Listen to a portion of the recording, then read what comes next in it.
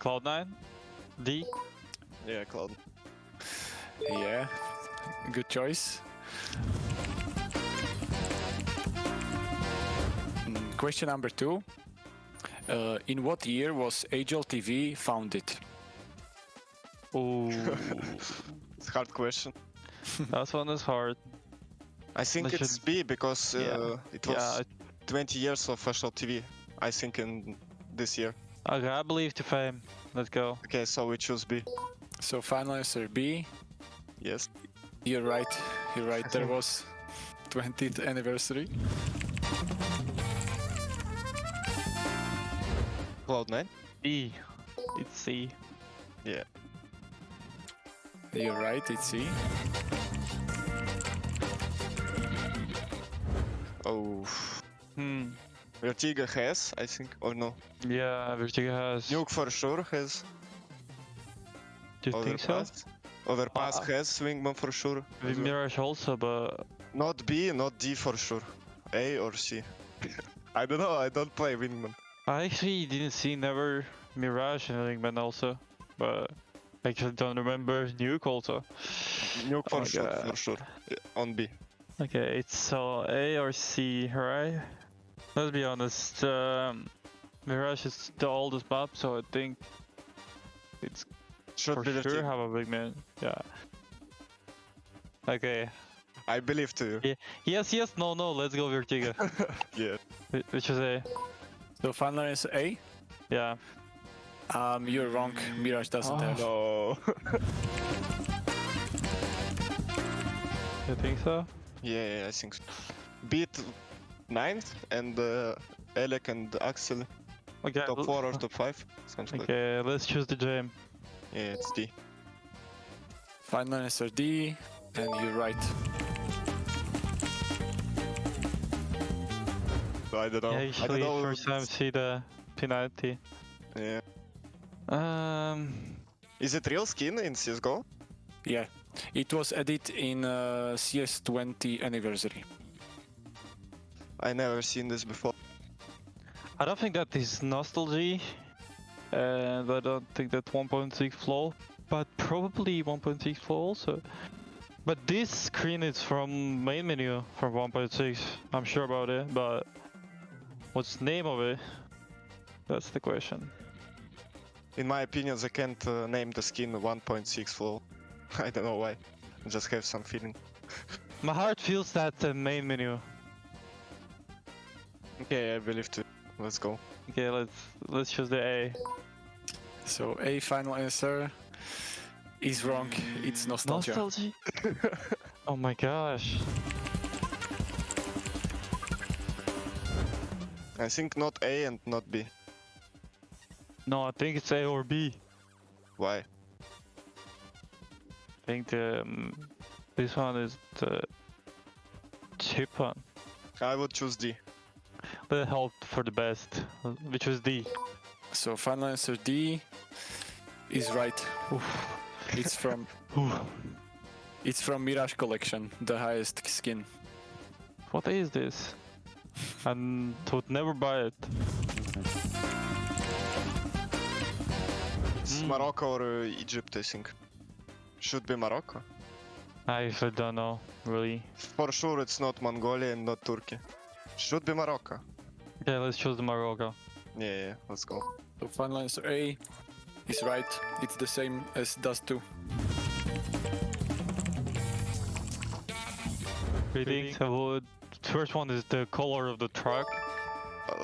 I think should be no wheels, like two wheels on the left side of the picture. So only one wheel? Or I don't know, maybe no Or wheel at all. Something with wheels, yes? Yeah, something with wheel, but I think it's color of it, no? It's not yellow, probably. Or it's no wheels, actually. Something anyway. wrong with this. You were right about the wheels. It's changed the color. Yeah. And one last thing. It's related to the ground. There should be some stones close to the wheels on the left, no? Yeah, you're right. Yeah, it's photoshopped, I can see it. Yeah. Nice job. Because we had boost on overpass, and we call it like on stones or something like that. That's right. Yeah, that's why I remember.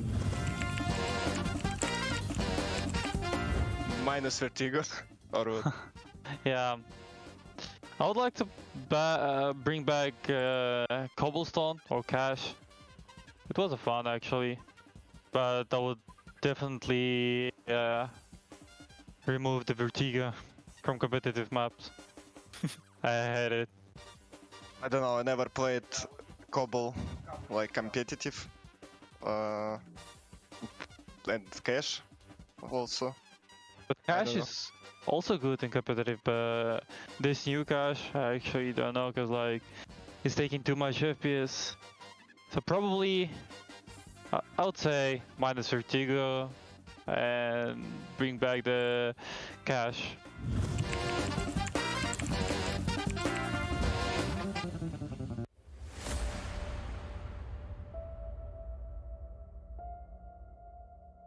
Two kills, so his name is X-Cloud, falls back, and the SMG peeks in. Mangs will get traded back by Woxy. He's now with a 1v3, and that's exactly what he does. Woxy's got to swing out wide on the contact. Kyle try and do the same, so you can isolate these jewels. In hand. Shot against James. Oh, what a tap. And what a round. What a clutch from Calix. When high player is still completely unscathed for Eternal Fire. Flash forward. Zataro's going to see so many. He transfers back. Makes it a quadra. What a spray transfer. The ace for Zataris.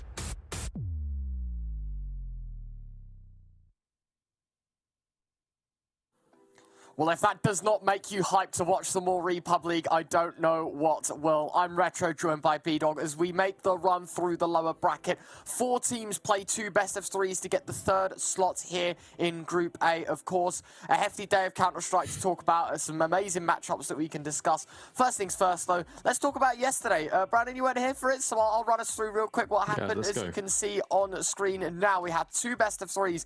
The first one, a slog between Entropiq and Ecstatic, a double overtime on Ancient with aces, clutches. You couldn't ask for a better best-of-3. Of course, our second one, a little more one-sided, is Bad News Eagles dispense of the ex-Mad Lions side. And we have some familiar faces from yesterday's games heading into today. Yeah, very excited to see. As you can see, the upper bracket has taken shape. Ecstatic and Bad News Eagles will battle it out for a place in that semi-final. But we're going to look forward to the 2 best-of-3s that you've just mentioned today. First up, K23 versus ex-Mad Lions. And then later on, Retro, Eternal Fire versus Entropiq. And honestly, both of these games, we were talking about it a little bit earlier, there's so many outcomes that could come off the back of either one of these series. Yeah, and I guess that's the excitement of today's matches, right? This is the lower semi-finals, 2 of these teams to go home without a playoff spot today. And not only that as well, right, I think as you said, we were discussing earlier on in the green room, we were kind of saying like, do you know what? Like, either K23 or Mad Lions can win this game, either Eternal Fire or Entropiq can win the next game. There's so much to talk about, so much to jump into. And of course, we can start to talk about our matchup, the first one, of course, here today a little bit more. Of course, we look in towards Group A. Things took quite a nice shape, as we saw just a second ago. And now that fight for the lower bracket run, right? Fighting for the 3rd place is not even guaranteed. Only one of these 4 teams that we watched today will get that 3rd slot from Group A into the playoff stage.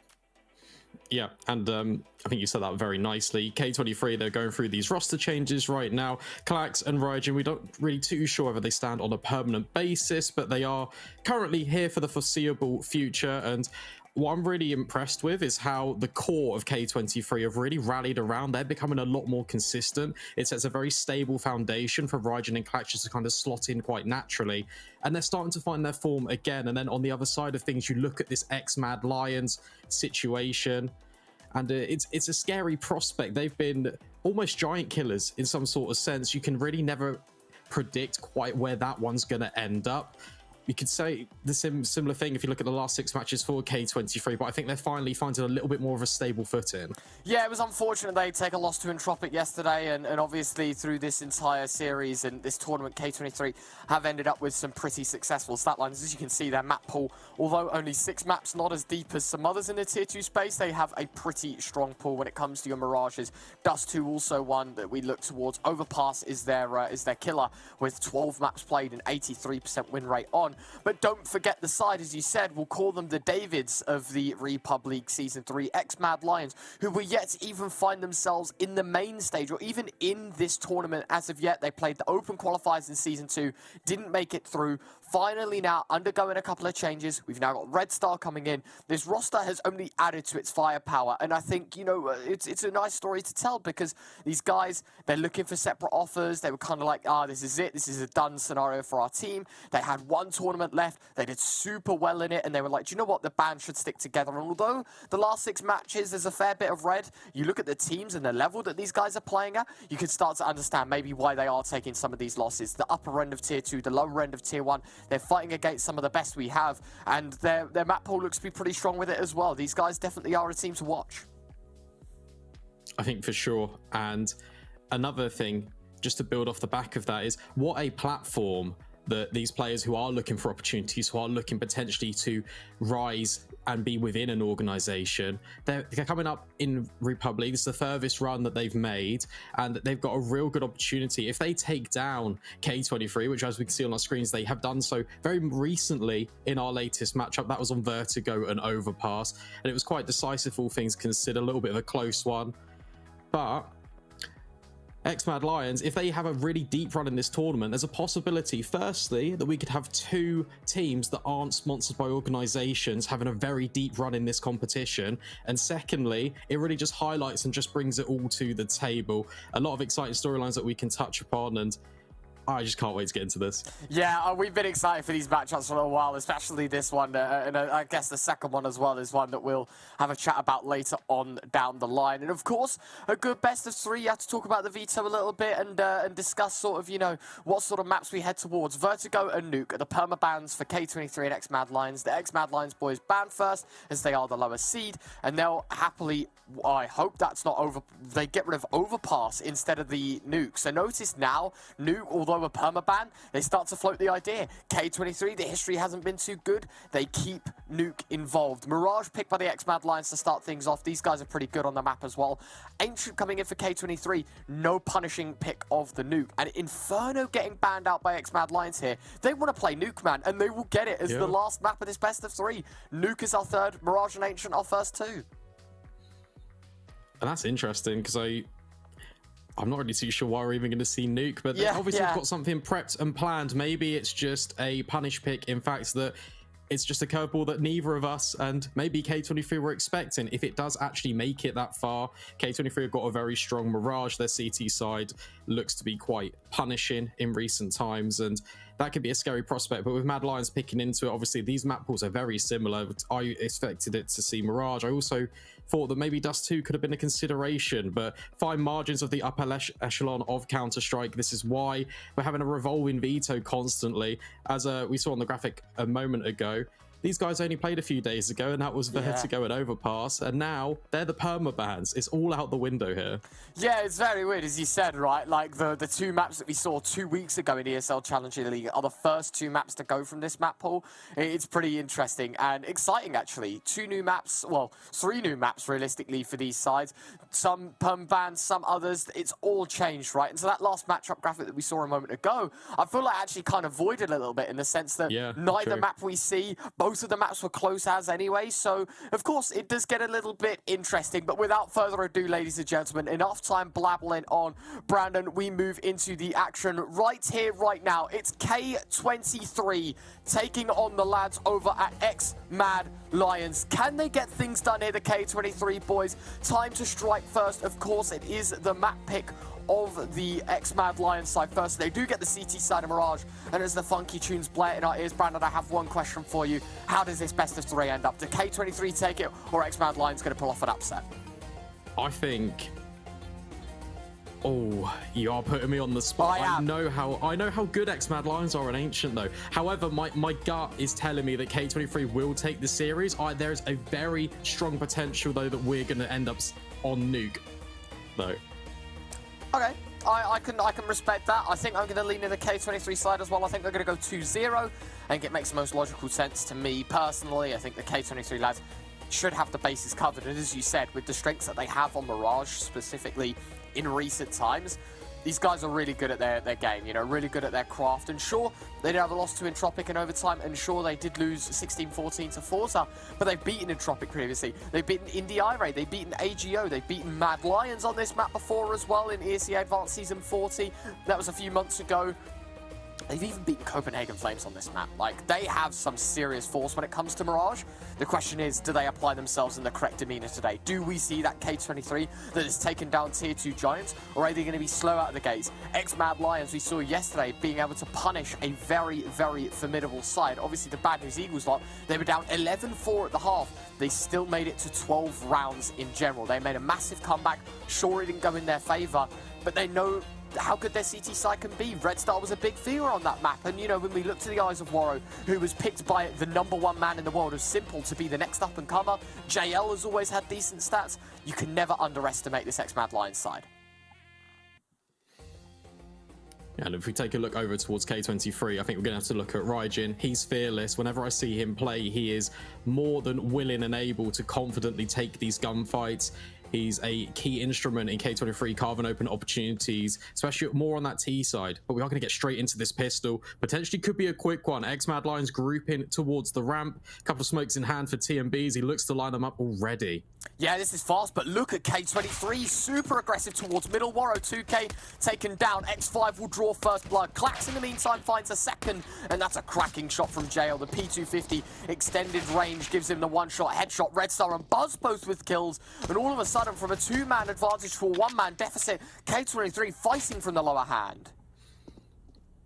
Klax will reply with one though, and Neelan, just as this smoke phase is going to extend over towards Connector. A little bit of a time in here, but Red Star will turn back around upon it. Klax, he's all that remains. A couple of kills so far. He's going to have to double up again, creeping his way in. He has actually spotted Buzz towards Tetris, but Red Star's repositioned. It's going to be a difficult prospect for him, but he isolates the duel, but Buzz will come out on top. X-Mad Lions take the pistol. Beautifully done, right? I think for the X-Mad Lions side, keeping composure, JL's P250 was literally the thing that won them that round, I feel like.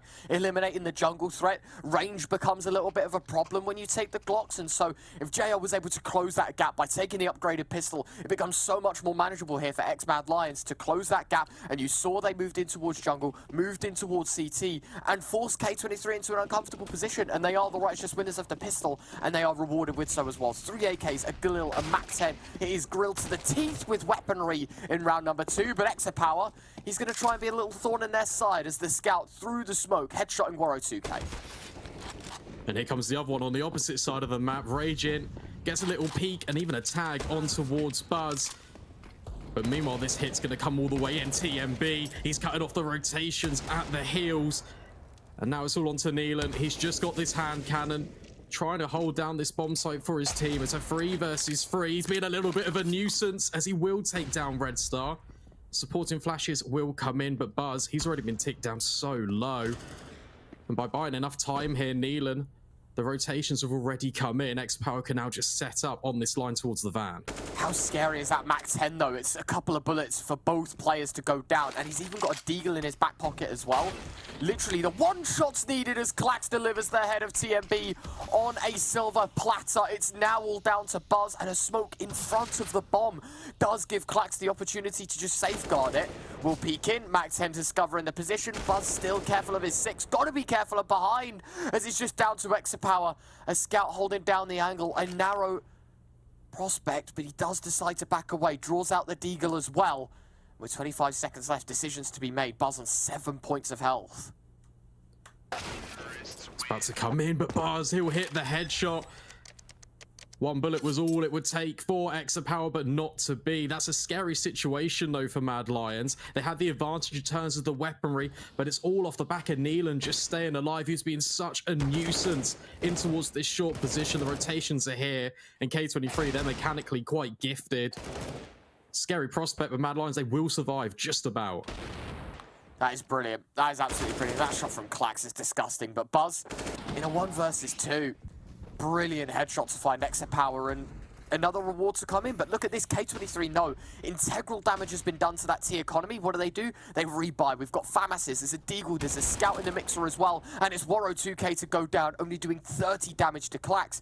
K23, they take the fight to the X-Mad Lions side, and they'll be rewarded for it. In fact, this hit, it might just come in. TMB striking with the SMG. X-Power trying to do what he can with this scout. Flashed off the line, it allows X-Mad Lions into this A bomb site. The bomb plant is going to be a little bit of a difficulty because K23, they're currently applying pressure. With Red Star getting close to this smoke, he can really shut it all down. JL is here in support. Similar shades of the pistol. X-Mad Lions aggressing towards this jungle area, but X-Power, he's found a little bit of a gap. With Raging just waiting on this smoke. They go 1 for 1, and now a clutch attempt is needed. The bomb, it has been planted. So doable for Raijin as he makes his way out towards jungle. Further progress towards site. Tries to pick up an AK, and no, he doesn't opt to go for the round. Instead, it's a save. Realizing maybe that money is a bit of an issue. K23, they go for the risky rebuy. Doesn't work out. And so he is just going to bring the AK into the next round. But a great delivery from X-Mad Lions. Again, maybe a couple too many casualties than they were anticipating. But it doesn't matter that it happens. It matters that they find themselves a 3-0 start. Their T side off to a decent beginning. Question is, though, for K23, how quick can they respond? It will be an eco, but an intermittent force buy in the next round. At least that'll have M4's utility, everything. All the trimmings to a good full buy in the next round. K23, they will find themselves 4-0 behind them.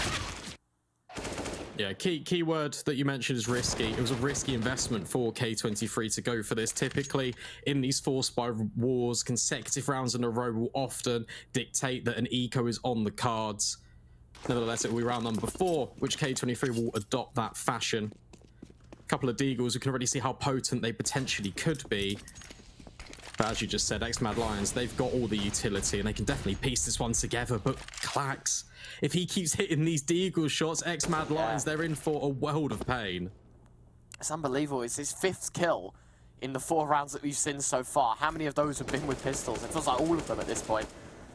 Really is putting on a show so far. And another 5 versus 4. That could be another weapon picked up by K23. And if it's an AK in the wrong hands, even if it is saved into the next round, how dangerous this X-Mad Lions side will feel endangered by. As Raijin makes his way towards middle. Deagle as well there. Smoke towards top con. TMB might emerge through it, though. He will indeed. Just going to climb the staircase. X5. Got to be careful not to reveal himself. There's contact on the other end of the map, and TMB will find his mark. So the defense has been split a little bit. X-Mad Lions is keen that their intention is to head towards B. And they're completely cutting down this defense. It's a clean one. It's important for their economy, given how close it's been, and Exapower doesn't decide to pull the trigger. But can he do more damage from this position? Well, 1 versus 4 for Mr. Exapower. Red Star could be dropped, low HP, AK as well. JL, he's going to be holding the cross though, and the opening kill for K23 is the only casualty. They'll make X-Mad Lions suffer 4-0 at the start, but now this is the round that we've been anticipating for a little while. Is this the Raijin show that we want to see? The Exapower AWP, the X5 rifling, Klax and Nealon both delivering on an individual level as well in recent times. K23, we've got to see big stuff from them, and on Mirage as well, a map that maybe they're not too comfortable with. They really need to start pulling rounds out though on this CT side. This is where we've got to see boys turn into men. Big stuff and big guns. Double AWP. It's a very heavy investment. X5 makes the short jump. And there's one of the snipers just appearing on the kill feed. Man advantage now for K23. Very nicely done. Really, really well played. And I was looking at the K23, sort of this new team. What does it look like with these man advantages? You know, on Mirage, the success rate. And they actually have a 75% success rate after going into a 5 versus 4. They win 3 out of 4 rounds every single time they slot into the man advantage. Last round, they had the man up. It was the lesser weaponry, but they still had it. This round, surely there's no mistake forced out by the CIS team. Buzz got to be careful to not overextend too far. X-Power's jiggling between ramp and connector. It's all got a little bit quiet. It's a really well-timed smoke. X-Mad Lions potentially was looking to extend out towards the ramp and not allowed a safe passage to do so. And in fact, Klax is going to get a little bit aggressive. There could be contact here immediately. Won't reveal his position with the steps, but with 45 seconds left on the clock, X-Mad Lions, they need to make a move soon. Yeah, definitely have to think about the choices they have to make in this round. Utility's pretty good, and Waro 2K finding X5 is going to put them in a pretty good spot. Problem is, damage already being done. Nice shot from Exapower to deliver onto the first, and well, down to 3. Waro 2K on low HP will get sliced out by Nealon, and Klax sits behind the Molotov. As Exapower, he'll take a good stride towards A, fires off another shot. This one doesn't hit, the molly forcing him out, but Raijin has the trade, and with that, K23 on the board. Yes, the AWP is coming into fruition. I think that was 3 kills out of the 5 being with the scoped weapons. And it's a good one to go for. I think the double AWP, it's a very interesting discussion. It's a hot topic that's often debated among us, just kind of in this scene. And it's interesting. I think that was a risky buy for K23 to go for it, considering I'd argue their aggressive decisions with the finances, just how they wanted to invest it in. But it's got potential to snowball. And by keeping them and retaining them, it means the rebuys, they're not as expensive. TMB now extending in, joined brother in arms towards this underpass position. X-Power needs to get out of dodge, and he will so. TMB moving forward, edging his way through underpass. I heard where the molly came from. Spots the head of X5, dinks him, but for 5 points of health. That is an underwhelming amount of damage. I thought, like, oh, that's got to be like minus 40, minus... No, mate, he's been tickled. Just 5. X-Power, though. Potential to do a lot more. Kill converted. Nice supportive utility. K23's team cohesion is definitely growing as the rounds develop. We're now peeking towards ramp, but won't find the mark. Buzz, very, very careful there. A second earlier, lost his head to the AWP, and so he's very fortunate to be escaping with his life in this situation. 45 seconds on the clock. Flash going in. X5. Oh, it's messy. JL will have him bested. And the engagement now levels things out. The numbers game plays into neither team's hands. Sure, low HP on JL might be a bit of a problem, but we know the explosivity that this T side has. JL will eventually walk into the M4 of Nealon. A molly as well dropped in towards the jungle position. Smoke towards top con. But it is just Raijin towards B. This AWP will have to find everything as the players start to spew in. The apartment's position held. The bomb not dropped, and Buzz will find the opener. A 3 versus 3, 9 seconds left. Nealon runs forward. He's going to try and take down Waro. There'll be no denial of a bomb plant, and the post plant to come in, and a man advantage secured by the X-Mad Lions side. There's no route back in right now for K23. We've only got 1 flashbang to support the retake. However, Waro, he's getting spammed out. Somehow will survive, and With that kill not coming in, I think that would signify the K23. They have to run back and save. Trying just to hold on to that sniper. Lovely mid-round from Mad Lions. Putting the focus on towards Connector. It draws the K23 rotations in towards A, and Raijin, he just gets swarmed. I've seen this a couple of rounds already. Mad Lions, they are very comfortable in just running the clock down, trying to get as much of an advantage as they can for an unfavorable gunfight on the execute. Their T side has really been impressing me. Yeah, that's brilliant. Brilliant to see X-Mad Lions responding there. Despite Exapower finding this 5-on-4, JL keeps his composure towards middle. Sure, he wasn't the man that killed his comrade, but still at the same time, X-Mad Lions make the play towards B. Brilliant shot from Red Star there. Nice adjustment with the AWP. And he's not even an AWPer, right? You know, he's brought into this team as a rifler. Same thing can kind of be said for the obviously for JL as well, who isn't afraid of taking a second AWP. And when there's a chance to pick one up, they'll try it. They'll see what they can do in this round. It works very favorably for Red Star, and it gives X-Mad Lions their 5th. Exapower, he's going to try and use his big green to an advantage now.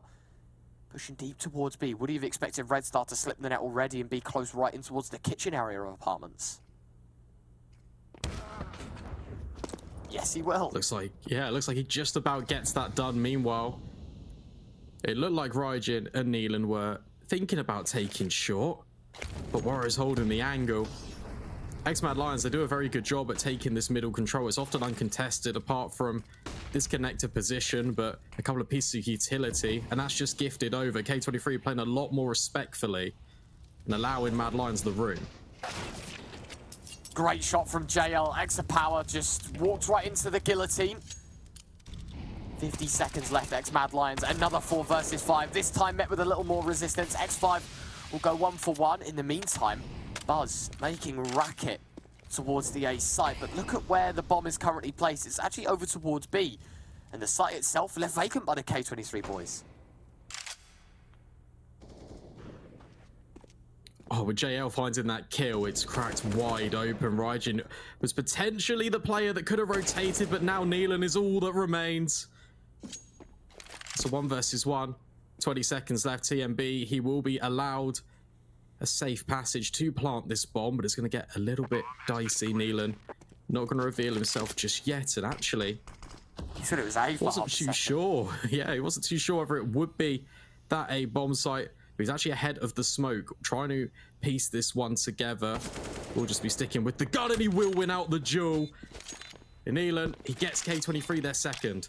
How important that round is, as you said, it's a 4-round deficit heading into that one. K23 desperate to scramble around together. Finally, they get themselves on the board. But look at the money that sits behind the K23 side. Rifles, sure, they might be available. There's going to be no AWP. There's going to be barely any utility.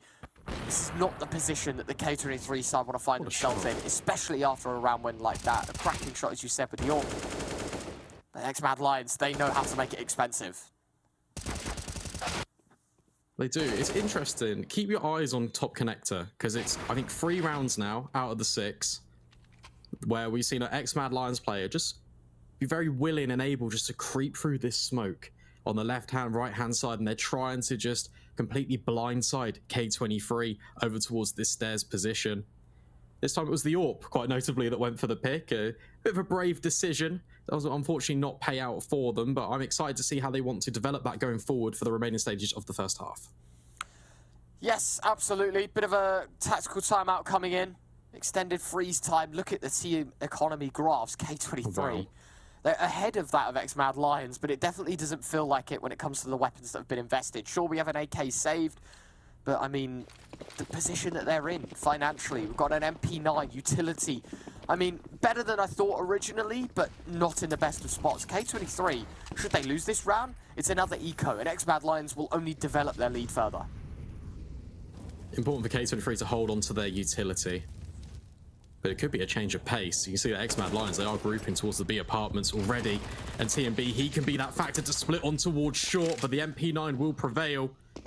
But in amongst all the chaos, the numbers game has come in, and X-Mad Lions, they have the bomb site. This could actually be a save for K23. I wouldn't be surprised to see if they want to back up with these weapons, not lose any more.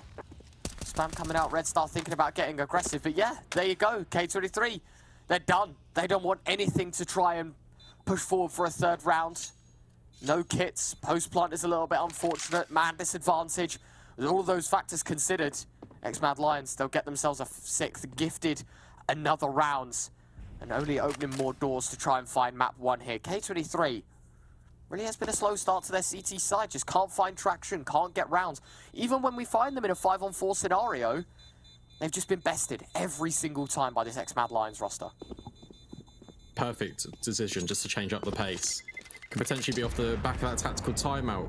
Cuban, he's staying with the roster, even though that they are currently not funded, and that speaks volumes for how much, firstly, he believes in the project, and secondly, how invaluable he could be in having that instrumental, calming voice. He has such a wealth of experience, and it's really showing here on the server. Yeah, they know, okay, sure, we're against the better side, but let's not underestimate our opponent. Let's play our Counter-Strike, let's play our game. That's exactly what X-Mad Lions are starting to deliver, and with a 6-2 scoreline definitely shows. As round 9, K23, it's an eco around the save weapons, and we caught a kill as the exits happened. So only 2 save weapons for the K23 side. Raijin looking for an opener, Red Star, a first kill found. Nealon will trade, picks up the AK as well, and finds a second headshot.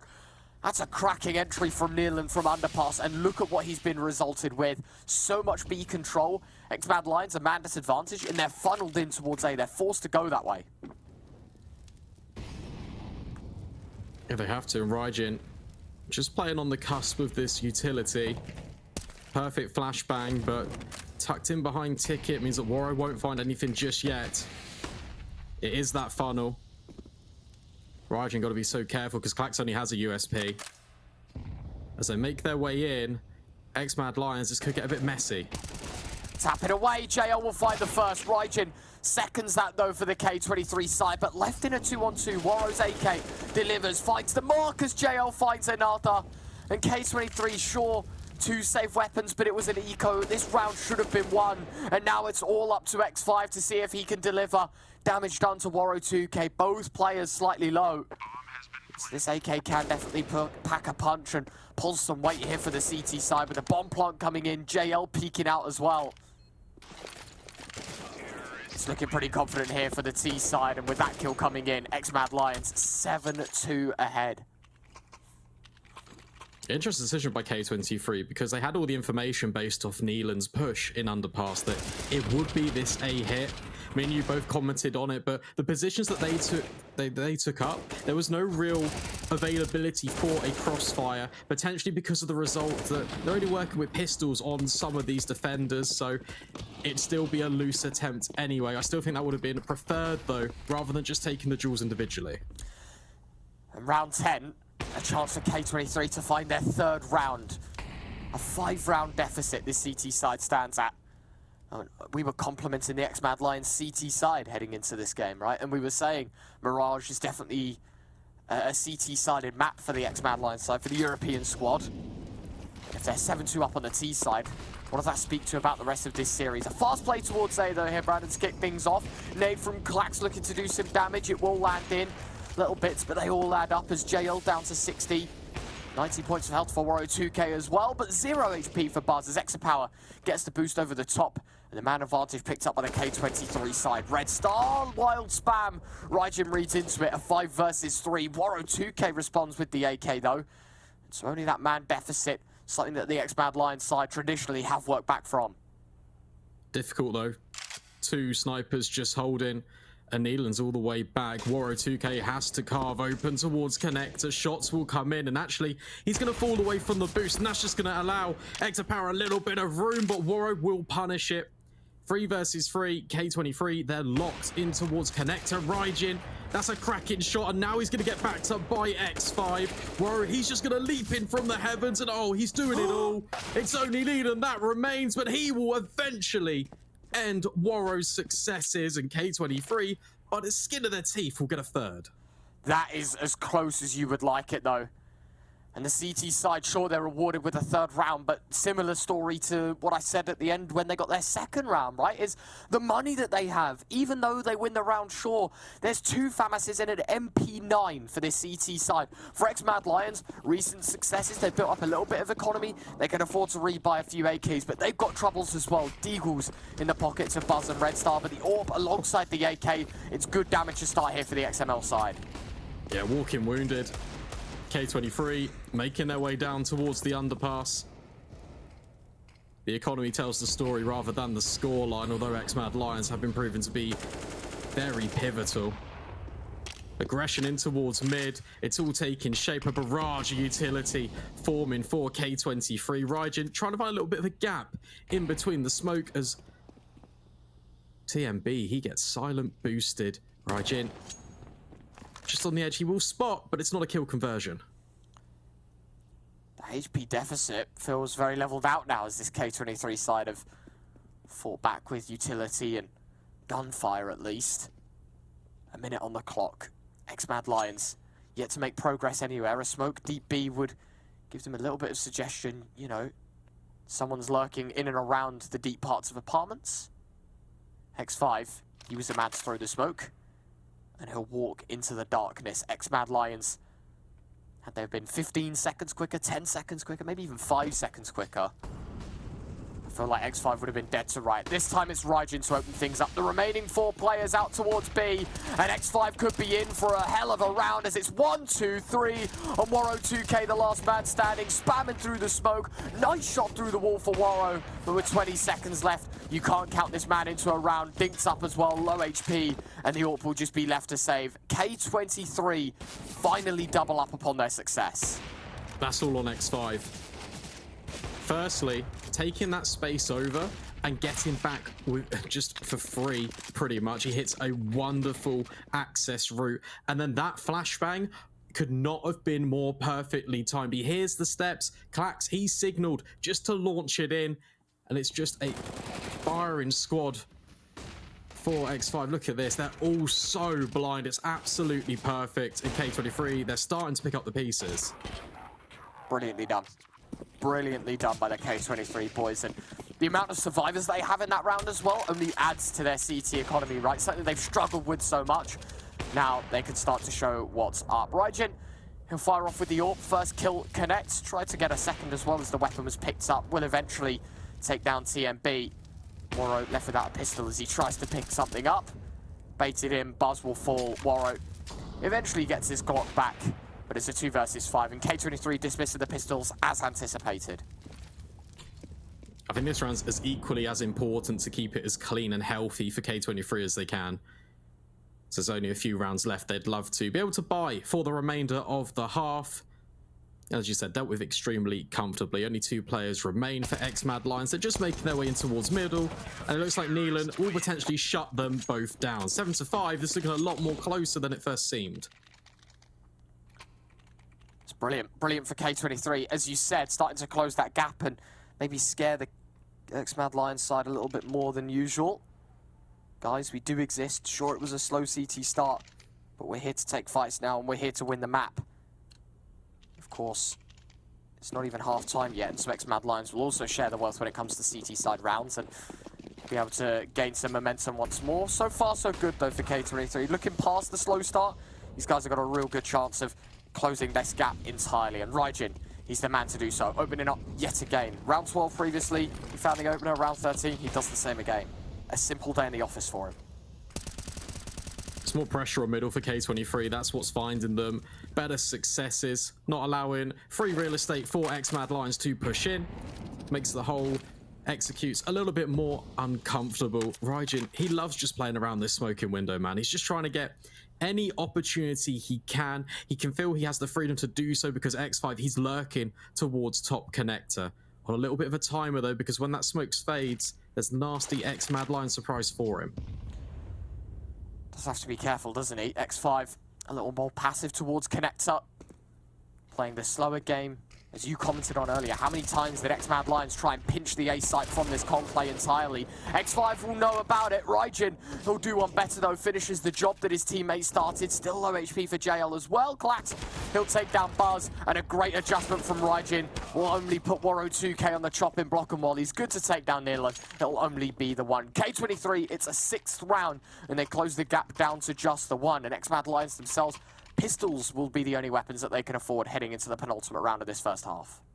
Yeah, that's an ace for the new kids on the block for K23. Raijin and Clax with all 5. Firing on all cylinders. Raijin can seemingly do it all. Was very impressed with his rifle play in most recent times, but he's just showing he can be just as proficient on this AWP. Double snipers, a key part of the success for K23. Only 1 round away now, and X-Mad Lions, they've only got these pistols. Grouping up towards the ramp, it appears that we're going to see potentially a bomb plant on A. Could definitely be the case, and with so much control picked up and such little response from the K23 side, it is definitely doable. Bomb on the back of Red Star. He will look to get the bomb set down. Nealon will deny, and this is looking good. Once was a hopeful prospect to find some damage in the bomb plant, now turns into misery because it's no bomb plant, no kills, no nothing. Round 15, the last of the half, we're tied up heading into it. Yeah, it's actually a difficult decision as well, because the fact that there's no bomb plant means an AWP could be purchased, but there would be no utility behind it. And as we see, X-Mad Lions, they rely a lot in their mid-round of exploiting connector with these smokes. And a heavy reliance on mid-control means that no AWP is actually going to be brought into this one. Haven't really seen it too much in the half overall, but nevertheless, it's another possibility that can't fall their way. Grouping up towards A, it could be a similar story. Absolutely could be. X-Mad Lions, all 5 commit towards A, similarly to that of the pistol. They go for it once more. And Klax ducks away, doesn't want anything to do with this. A deep CT smoke might get him killed, but no. Buzz, a couple of missed shots cost him his life. TMB will get the bomb down, but ultimately now, this retake to come in has got issues within for both, because now it's a 4 versus 4, but information may be right in all my word. Nearly finding 1. It's a nice adjustment from Nealon as he finds 2. JL and Waro last men left. A nice trade from X5. And Waro 2K will fall to the wayside. A recovery story like no other. K23, they find themselves an 8-7 lead. Heading into the second half, they're up by 1. Can they continue with this performance? We'll find out after the break. So fast. Away. Okay, it's starting. Okay, it's gonna go live. I'm down. Левіше, чуть-чуть. Правіше, ще чуть-чуть. Not tactic this time, okay? Now we go for Правіше. Стріляй. Він пригає зліва. Ти тебе. Доставай ніж. D, yeah. Go left now. Лівіше. Да. МТ. А він закурав. Правіше, стріляй. Правіше, ще правіше. Нижче ти зажимаєшся, ти вимкати зажимаєш той. Flashing. Need to go a bit to A. No. A, you're in mid. Tarek, aimball down. Короче, все. Він йде ставити. Knife him down. I believe in the dive. Перед нижче. Now you're in long, break it. Go right. Перед тобою стоїть. Ти за сигаретою, ти за лівіше. Ти зря пішов, насправді, він би ще зайшов. And now you got the right height, and now you just need to aim. Стріляй, нижче. Стой, Are you hitting him? Close. A bit more right with the aim. Okay, now just run away. No way. Дві бомби і назад відти. Ну, типа скинуть. Скинь пушку і назад. Ninja. You're at the haystack. Вперед, іди вперед на щось. Yeah, left with the aim. Нижче. Слева, да? Straight back. За плен зайшов, релот, стой. Мишку вліво. Backside. Why are you playing? Лівіше. Нижче. Я защу. No way he hits that. Bro, is it... Вліво, да, отут, все, дефай. Нижче. He's just radar hacking. Він молі кидає, не попав, ну. Ебать. Then he can defuse it. Лівіше. Стріляй. Правіше. You're press down. He's trying to kill you. Run! Але ти роздефаєш. He's failing. В последній секунді.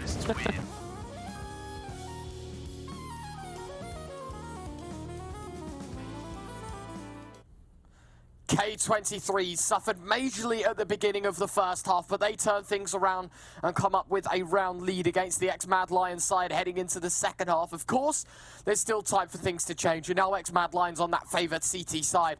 Let's see what they have within them, of course. A second half to determine who can take the map pick of the ex-Mad Lions side. Sure, K23 up by 1, but no doubt about it, ex-Mad Lions will want this map to their own. And this sets it up perfectly. There was a question on that T side where Mad Lions were pulling away whether we'd even see much of their CT side at all. And as we've been complimenting it, it's really about to be put to the test as REPUBLEAGUE on everyone's screens. Second half pistol about to begin. Clearly K23 got a little bit of a plan with double smokes and a couple of flashes to boot. Meanwhile, in towards the window, it's a stack of ex-Mad Lions players that'll find Rage in. Very nicely done. USP's range, it all works out for that man advantage going the way of the ex-Mad Lions side. Still the pressure for K23 will result towards ATMB. Got to be careful not to get too comfortable sitting around the smoke. Buzz, oh my word, had that flashbang not been there, X5 may have killed him, but JL will find a second, tapping away his red star's USP. Klax will respond, Warrow does one better. Nealon, oh, beautiful as well. Warrow will take him down. And with that, it's tie game, 8-all. Easily done. Lovely retake coming in from the Mad Lions boys. Clearly been practicing that one. Scoreline all tied up. We get to see a slight taste of what potentially could be on the cards here in form of the defense. K23, probably incentivized by the bomb plant, will have a say into this one. Saw a couple of pistols being purchased before the replay came out. Yeah, it's going to be the Deagles trying to work their way in, find some sort of success. Another bomb plant here will be perfect for them, just in anticipation for this first gun round. Ex-Mad Lions, their objective is to get out of here pretty scot-free. Well, so far so good, right? Ex-Mad Lions have themselves a bit of a lead, a bit of an advantage. Of course, who better than to open this round up is Raijin's Deagle. He will fall by the wayside. Very easily taken care of as JL. He's dropped, and initially K23 with that man advantage. No weapon to be retrieved from it, though, and a very humble round here for the K23 side. Notice even with a bomb plot, though, they opt to take an eco. Yeah, just favouring the utility, make sure they got all the tricks and the trinkets. TMB the caretaker as well over towards Ticket. He throws the rifle all the way back in towards CT. So K23, they've got no chance of retrieving the weapon just yet. As things pump the brakes here, 55 seconds. K23, it looks like they are grouping towards the ramp. That's where the bomb is heading. If X5 can cause a bit of a nuisance in towards mid, maybe play spoiler, well, that could happen instead. Nealon with a quick headshot. Buzz, he's here, but here comes X5. He's creeping up through the connector. He's saying to his team, wait a second, I might potentially have a kill. But Nealon, he just about overextends. And as ex-Mad Lions rotate in, they clean it all up. Brilliantly done, ex-Mad Lions. Could have gotten dicey as well, right? With Raijin finding the opener, that was a bit worrying afterwards as well. Took a little bit of a slippery slope downhill. Great shot from Raijin. Traded out very nicely by TMB, but even amidst the fact that it was an eco, I think K23 can be quite happy with how that round went, right? A couple of kills, not always bad. You can just be happy with the situation you put yourself into. But ex-Mad Lions in front, but a full AK investment here for the K23 side. How do they react and respond? Ex-Mad Lions actually not even going for a bonus, replace the SMGs with M4s. It's a 5 rifle buy for both teams. Okay, so heavy investment across the board. Ex-Mad Lions potentially leaving nothing to chance as they look to stamp down their authority towards middle. It's only Nealon here right now. Let's have a look in the pixel gap to see if any player wants to aggress forward. Been seeing that a lot in recent times. Red Star gonna try and rotate in support, have an elevation change. It's a strong setup here in mid for ex-Mad Lions. Changing pace as well for K23. First 2 rounds, we had a committal in the first 30 seconds or so. Now, we're at a scenario, at a stage where they're not happy even moving from a very passive default at the minute mark. They are taking their time, and towards B, most of the resources head towards Nealon. Going to move up towards short as well, smoke towards top con. Forcing players away. More importantly, though, This gives X-Mad Lions no read into the matter until it is that play out towards B. Buzz will find the first, Raijin a second, but that is brilliant. X-Mad Lions have just gutted the entirety of K23, and that rifle buy hits nothing home, and K23 themselves back to an eco.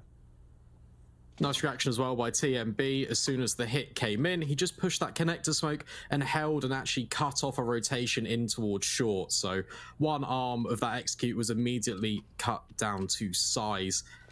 Pretty impressed with what we're seeing from Mad Lions. However, this doesn't really tell the full story of the game. We've already seen it in the first half. They pull away with a bit of victory, and then K23, they have a resurgence. Now just armed with the Tech 9s, it is Operation Bomb Plant once again, extending aggressively in towards middle, and X5, he's already in the window. This could completely blindside X-Mad Lions, but I think he's a little bit lost in the smoke, and that's where Red Star will thankfully find him. Oh, Red Star, he's got himself the kill, and Waro 2K in the meantime going to get gunned down. Doesn't stop the M4A1Ss from plowing through K23. 11-8, 5 from victory. X-Mad Lions looking strong out of the gates here on the CT side of Mirage. This is the worry, right? We saw against Bad News Eagles yesterday. They look pretty strong. In this matchup, nothing's changed. It's just a normal day in the office. It's as it was, the usual stuff for the X-Mad Lions boys. 5 from victory, more importantly, K23 yet to pick up a round here on their T side. Yeah, slow start. Another gun round will take shape this time. TMB, he's taking the fight straight towards Palace, and in fact, he's going to lose his life. Never mind, it will be JL, but immediately traded out. It's an even playing field here early doors. Not bad. A better position for K23 than what they're used to. CT side definitely still does have a chance. An AWP set up as well. Waro 2K has that in his pockets, and the utility for these remaining 4 players of X-Mad Lions. Brilliant. Speaking of utility, 2 smokes have to be used to smoke off top middle. Not the most ideal of scenarios. A third one burnt in towards Con. And I mean, look at the utility that K23 now have. It's a single smoke, 3 mollies, but it really isn't the position they wanted to be in. A missed mid-smoke, it's a bit of a rookie error, and K23 will be punished for it. Yeah, there's a chance they're just deploying even more utility towards short. Red Star, he's tucked in. Barrel's already been spotted. Raijin, he can hold him out. Important duel in towards CT. Waro, he will escape, and Red Star, he even wins it out.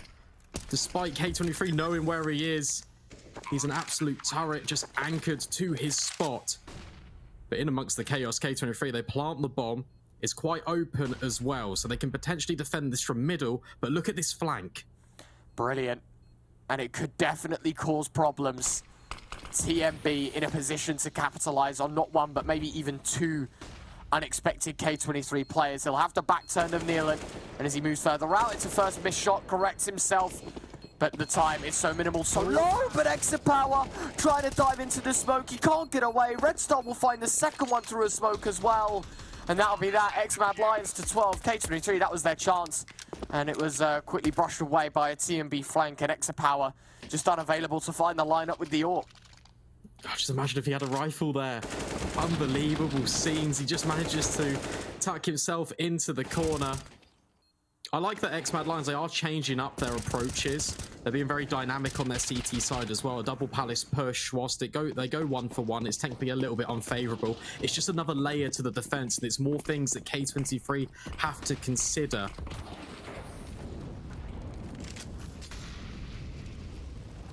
What do you even expect from K23 now on this T side? Do we even see them get another round in this map? Do we even see them push to double digits? You can't really expect much.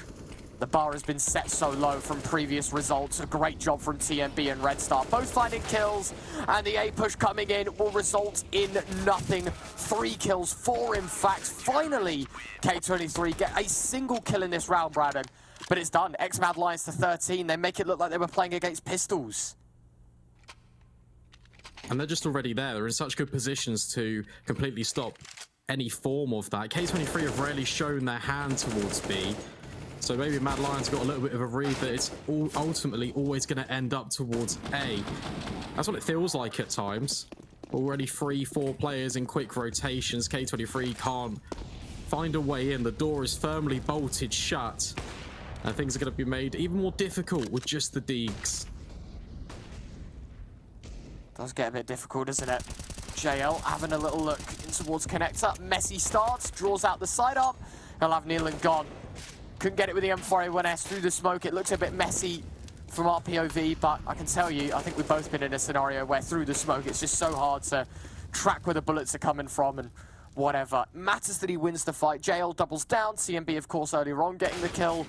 And with that, I think it's safe to say this round will be a 14th for X-Mad Lions. The Deagle of X5 showing a bit of resistance, but comfortable here, the European squad. K23 suffering greatly. It's 8 in a row to win this game. Yeah, buddying up and then taking the space back away from K23. Got spotted out towards triple box that there was already lots of players for K23 all the way over at Tetris. As soon as one kill comes in, 2 X-Mad Lions players just take the space back and they even push in towards ramp. They're fearless and they're suffocating out this potential attack that is never really going to come in. And they're just 2 rounds away from taking Mirage. How do you even explain that, right? Like, X-Mad Lions down a round heading into the second half. And they've just pushed the boat out, pressured so much on this CT side, and it is very, very comfortable for them. K23, although favourites in this contest, you've got to understand this isn't their map pick, so it's only correct in a normal best of 3, you know. In a normal day of Counter-Strike, the X-Mad Lions do take their map pick, but in this sort of style, I don't think anyone would have expected this kind of result. No, definitely not. TMB trying to find anything he can through these smokes. It will be JL to strike instead. Make sure that this A bomb site is secured, and now we'll reinforce middle with utility. TMB potentially thinking about getting a little bit aggressive, but will think better of it. Instead, it will be Nealon to potentially march forward into the connector control. Lots of utility has been deployed, but at the same time, X-Mad Lions have space and control. Look how far advanced Buzz is pushed in with JL. Completely cutting down this mid hit. It's all onto Buzz to lock this one in. Oh, and he can't even find it, Raijin. Snappy reactions with the AK-47. The AWP of Waro 2K will do one better though. Oh, Waro 2K shoots the TV for good luck as well, but it's map point X-Mad Lions. They are looking unbelievable on this CT side, may I say. K23 maybe a little bit bruised, and to think map 2, of course, as you can see in the top left-hand corner of your screen, Ancient, where K23 start on the T side because it's their map pick. It's another CT start for X-Mad Lions, so does the thought of Mirage and how good their CT side is bleed into the rest of this best of 3, where Ancient looks strong for them as well? And it only compounds with the fact that Ancient is the most CT-sided map in the entire game right now. Normally 3 or 4 rounds on that T side, you think, hey, that's not too bad at all. The battle is forming in towards middle. We found ourselves deep in amidst the middle war. Raijin and JL basically touching noses with each other. And Raijin doubles up on connector. That's perfect. He even finds the short player. And that's just enough. Heroics from Raijin. We get to see why he has been picked up on this basis. But it's just an individual play. It's not going to be enough, potentially. K23, they've got to get all the gears in motion. They need to become a well-oiled machine to even think about the possibility of a comeback. Raijin, that is disgusting, mate. The fact that he finds all those kills there. And as you said, the spin back from obviously the con play to short. That's brilliant. Raijin was a man that we highlighted as a dominant figure in this map, but oh no, a missed shot. Nealon will adjust and find the opener for K23. A bit of an embarrassing start though for Raijin. What could have been an easy double turned on its head. Yeah, 0 to 0. But K23 trying to take the space in towards B. It's only one defender right now, Buzz. He's hiding behind the smokes. Not going to reveal himself just yet, but he actually gets ticked down by the molly. Audio cue given over, but it doesn't matter. JL, he's here in support, and now the rest of the squad, they're just completely collapsing upon it, but Raijin spraying down through the smoke. Okay, reclaiming the hero status, and K23, they hit double digits. How has he just hit that? Sick transfer through the smoke. Hopefully we have some smoke vision for those kills, because I don't even know how you explain. Did he even see these players? Like, what was the go-to? Let's have a look. Had the first in his sights. No, and he was falling on the second kill as well. How cheeky of him. That's not allowed. It's not FPL, mate. This is Republic. No. Season 3. Yeah. Oh, man. If anyone gets the reference, I mean, most people should, but if you do, just know you're one of Counter-Strike's favorites. 5 more in a row required, though, for K23, Brandon. Do we see this one happening? Is it possible that K23 can manage it, or do you think it's a gap too far gone?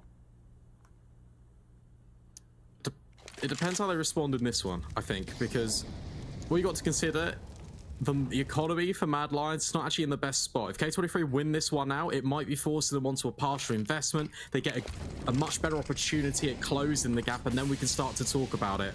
This round is actually probably the most pivotal one here for K23 to pick up, and Neelan, he spotted TMB on the box. That barrel is well and truly showing.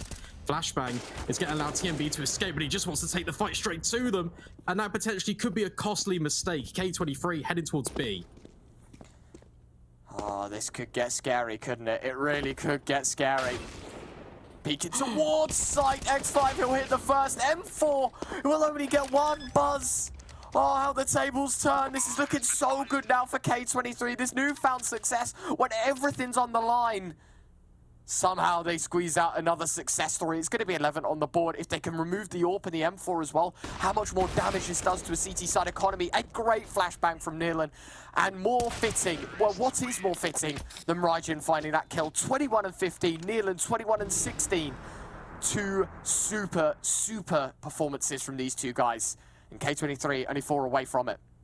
Yeah, look at this. I mean, some of these players have got money to invest into it on this ex-Mad Lions side, but a few of them would be maybe on a FAMAS if they want to forego utility, which I don't think would be the best decision in the world. That's a disgusting shot from Klax as well, just on the way out. He just anticipates that. And yeah, so it's an interesting spot. I mean, if you look at the right-hand side of your screen, Red Star definitely can't afford anything. TMB, not too close behind him on the finance department. And I'd expect them to maybe take a partial investment, make sure that they've got everything in power, because it's only 1 round that they need. They've done so well to get to this stage immediately. K23 on the up-and-coming resurgence mission.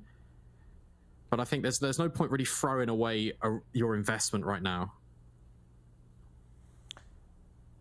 The shocked face. I agree, observing team. How does it even get into this place? Initially, ex-Mad Lions should not have found so much success on this CT side without K23 interrupting it. And now all of a sudden, we're in a scenario where K23 could mount a ridiculous comeback story. It was 8-7 to the K23 side at the beginning of this half. It then was 15-8. And now K23 starting to make a bit of a recovery. This game might only just be beginning. Overtime could be looming. Like, there's so many possibilities. But K23, they need the last 4. And they need to walk in towards B and not A, because currently these USPs, isolated on their own, they don't really do the damage, but grouped up with 5 players all in this crossfire, that could potentially just be a trip hazard. But K23, they're taking no chances. Expending all the utility, taking all the map control. You can see that Klax is so wary that a push potentially could form, but not to be. And K23, they're slowly about to find a completely empty bomb site. This could get dangerous, couldn't it? Could get very dangerous. In fact, how many casualties are there? Do we expect B to be clear? Ex-Mad Lions, do you go chasing? Is this where Klax or Raijin gets overrun? And an AK given into the wrong hands. The AWP Extra Power will fire first, though. Not anticipating maybe that everyone would be towards A. Molly, how on earth has he done that? Where has that landed? Is that out of the map completely? He's it looks like managed to lob it over the bench wall. Oh, okay. Klax, he'll fight too. Raijin here for support as well if he needs it, but Klax wants to do it all solo. Really nicely done against the pistols. K23 should be able to find themselves a 12th. And I know it's against the USPs, and it's a really nice highlight though, and I think throughout this whole game we've seen flurries of it. Klax is very strong mechanically, got a lot of experience as well on his shoulders considering how young he is, and what I mean by that is the tenure and the caliber of teammates he's had around his teams. He was in that Trident roster with Seized and Guardian, has learned a lot and has got a probably knowledgeable brain on his shoulders for such a young age. Coming into this K23 lineup, it's a recipe for potential success. Very excited to see what he can do in the upcoming months. Brilliant, absolutely brilliant. Round 28, K23 need 3 more. And to think maybe we'd already shut the doors to map 1. To think that we thought K23 were too far from the dock, and that this was just all but a last-ditch effort now quite quickly turns into a bit of a reality, especially when Raijin just seeing over smokes, but TMB can see right through them. Got the goggles on and everything. The response is good. JL takes big damage. Molotov dropped in at his feet, has to back away. The nade nearly finishes the job. In the meantime, Nealon guts out middle. It all kicks off, but it is red to the kill feed. It is K23's round to lose in a 4 versus 3, a man advantage solidified in their favor. Well, the rotations, they are here already. Nealon just needs to live in towards mid because he could be the saving grace for K23 if this all goes a little bit pear-shaped. Instead, they're actually going to completely circumnavigate. Pressure applied at A. Final destination will be B, and Nealon, he's going to have free access. He's going to gain all of the control for K23. Yeah, look, it's completely vacant. No one here to respond. Nealon, low HP, does his job, right? Use the HP as a way to entry. If he goes down, he gets information. He can relay that to his teammates, but he's walked into a free site. He's taken that control, and with that now comes a very difficult decision for X-Mad Lions. Money isn't great. Is this an opportunity to save, or do they want to commit all their resources to it? Go for it. Try and get 16. Clax will fall. Maybe that's a bit of an introduction, a bit of a way into this round, but Exapower will take it right back from them. A 3 versus 2. Nealon swings in late from kitchen, and this is a round done and dusted. K23 will find 13. Red Star just now needs to hold on. Trying to pick up the sniper. He's thinking about it. Needs to jump over. And he will escape. And I think the internal monologue was quite similar to what you were saying. In the minds of X-Mad Lions, they were really hesitant to go for it. Even with the opening kill coming in. Oh, no. He doesn't save the AWP. That's actually quite important. But yeah, with the kill coming in as well on that bomb site, it was a 3 versus 3. They know Nealon's low, because that information would have been called over. But they was just so hesitant. And it just ultimately will cost them. In fact, it will cost them quite greatly. No rifles can be saved over. More importantly, AWP falls right as the timer ticks on down. And X-Mad Lions are now in a difficult situation where they're potentially just looking at overtime. And they're going for another investment here, right? Which is crazy, because round 30, they'll have nothing. Double orb. Indeed, they've gone for everything, pulling out all the stops right now. And this T side, originally, what was a 7-round deficit, now down to 2. And they have really clawed back the rounds, gone back the years, the numbers, the seconds. K23 have used every single moment in this server on Mirage to show maybe why they deserve this map as well. 1 minute and 10 on the clock. Slow beginnings, K23 just trying to wind up the first frag here. Try and find an advantage into this round. X-Mad Lions have found a gap. TMB has pushed down towards ramp. But K23, they don't need to change the formula.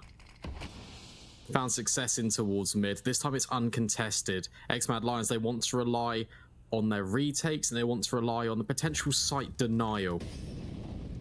Nealon and the rest of the gang, they are grouping in towards connector, and TMB is in the perfect position just to lock this in, but he actually moves away at probably the worst moment.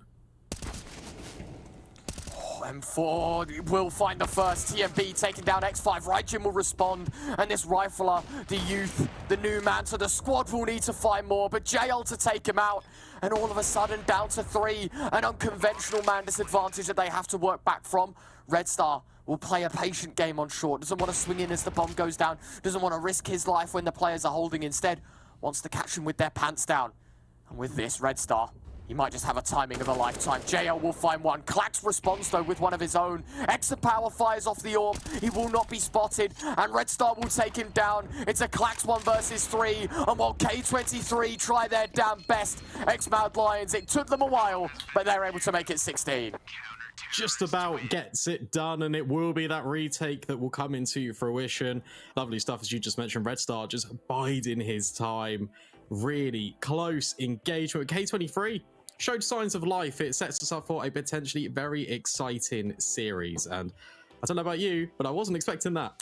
No, K23, a 6-hit comeback, and of course we head into Ancient, their map pick, but the problem is that X-Mad Lions start on the CT start once again. The question is, can they punish? Can they make this a 2-0? Can they shock the world by eliminating K23 from Republic Season 3? Find out after the break.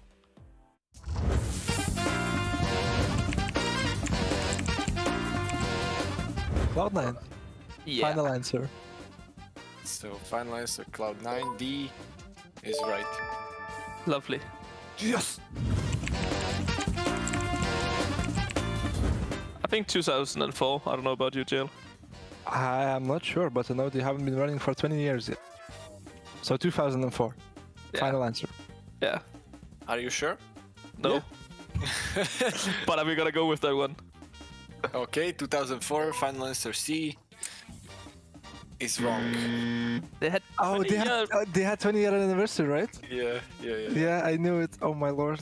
I thought it was Yeah, man. upcoming. I thought it was upcoming. What? It's my bad. Sorry. It was Luminosity Gaming? Yeah. Yeah. Yeah. Easy, fast answer A. Yeah. No doubt.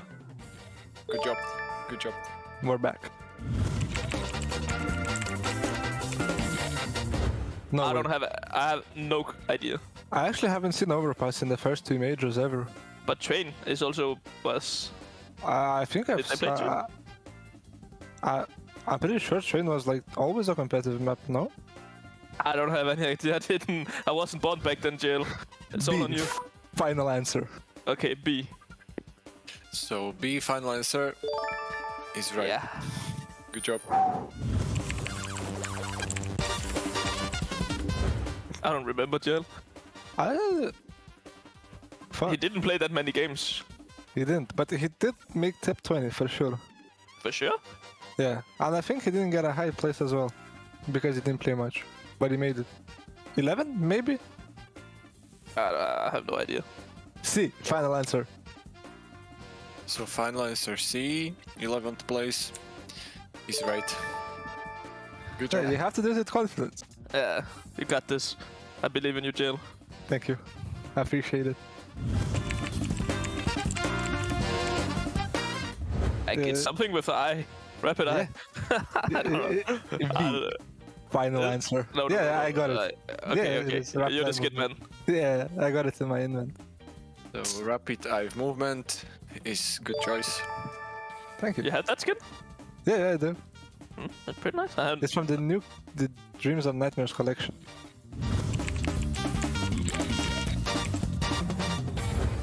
It's way too expensive at the moment. So it's either A or C. Actually, I do think it's B. Okay, then we go with B. I believe in Mr. Jill. B, final answer. Just one more thing. The price is average from the Steam market from last year. So it can be price from last year. Yeah, it can be price range. It can be exact price, but Final answer. final answer A. Yeah. I'm pretty confident in that. Good job. How is it so much? It's not that Jill, expensive. believe it, the skin expert. It's not Siberia for sure. And it's not Central America. And it's not South Africa, is it? I don't think so. So it's probably Mongolia. Let's go. What is that? A, final answer. So A final answer is wrong. What? Central America? New York doesn't look like that. But yeah, true. It's because of Aztec archaeology. Ah. Alright. We got 8. It's alright. It's alright. Still good. Question number 9. What is photoshopped in this screenshot? There are 3 things.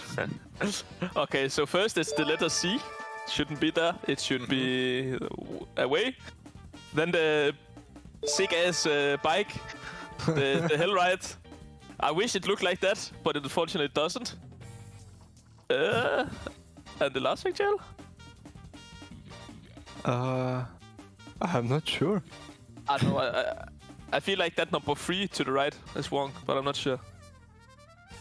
Nah, I think that's right. That's for sure right. Okay.